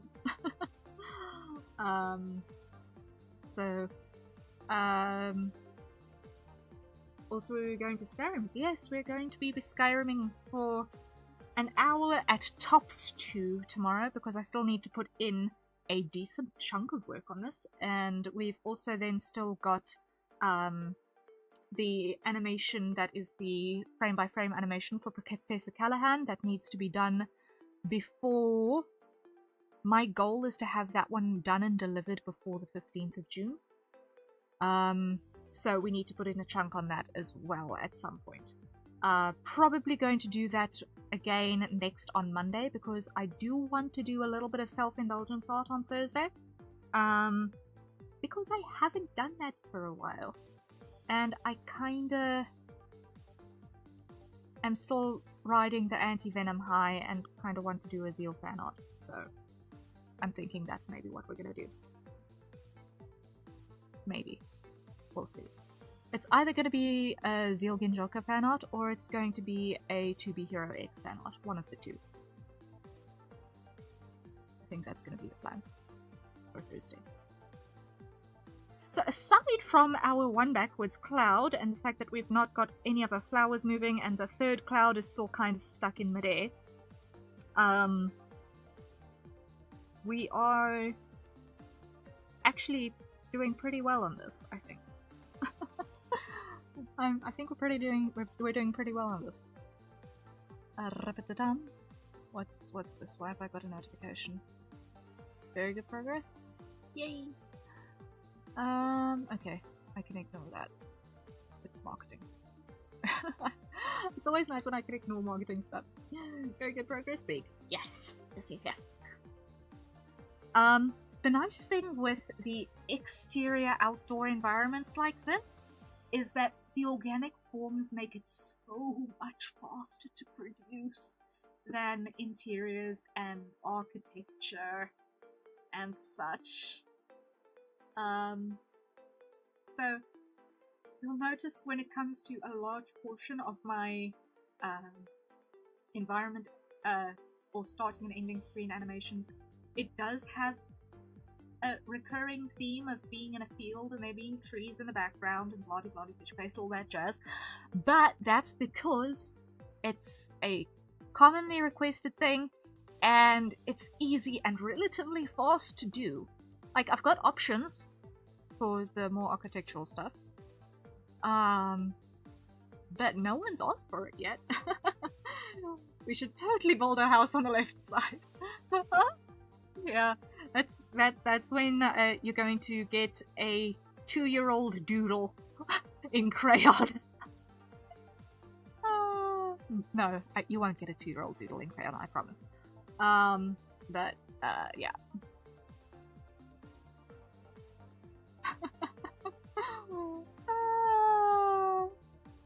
No, I am happy with the day's progress at the end of the day. Give me my crayon doodle. I won't do it all. Can you tell it's 3 in the morning? The gremlin is coming out. Joy. So yeah, it has been productive day. Tuesday productivity stream has been exactly as it says on the box. So happiness is. If you guys have been productive in parallel, then that is also fantastic. I am grateful to have maybe been somewhat assistant in that regard.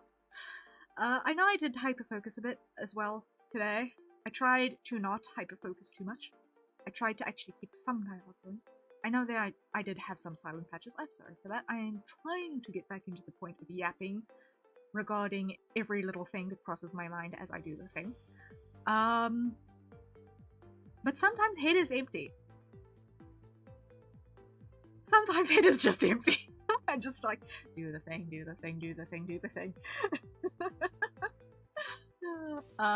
But yeah, I think as we go and get back into the rhythm, after the fact that I had been offline for almost a month, well, two weeks, it feels like 3 weeks, after being sick, we are starting to get back into the swing of things. And that is, it's a process to get back into the swing of things, but I think we are slowly but certainly getting there. And the hyperfocus madness is something that I have been fighting for a while. But we're getting there.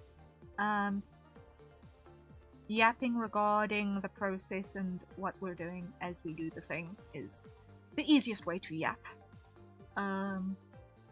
Yap about yapping to yap. That's the vibe. We try to yap, and hopefully some of it is marginally entertaining. If I cannot choke on air, wow. Hello there, that was out of nowhere, but okay. But that is me running out of brain juice for this day. I don't know how many times we have seen that cloud girl past, but considering that each one of these loops is a whole minute, air is dangerous these days. That it is. Who put gravel in there? What? That sounded rough. Yeah. Who put gravel in the air? Seriously, who put gravel in there? I'm done recording just in time. No. Oh dear. Well, I'm glad if your recording went well. I'm glad if your recording went well. I hope that the editing process and everything thereafter, to the best of your ability, is going to be a smoother process. Like I'd rate you had technical difficulties, so I really hope that you can get those resolved soon. I'm getting used to it. Okay. It sucks getting used to technical difficulties, but at the same time, it's good to be familiar with the workarounds for the technical difficulties. It's the weirdest, most frustrating catch-22. Okay, maybe not the most frustrating catch-22, but we all know. Been running into wrinkles here and there, but I'm learning. Yeah, it happens with all of us with our processes, so you know what? I understand. I can only wish you well as you continue to iron out the wrinkles, as it were.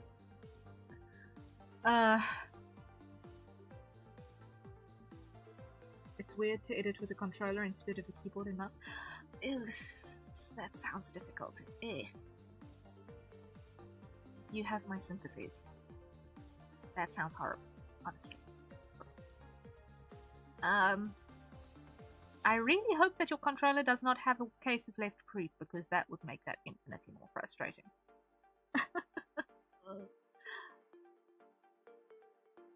Or sensitivity issues. Anyway, sleep well. Thank you. So we have made good progress. I'm happy. Ching ching. No drift. Fantastic.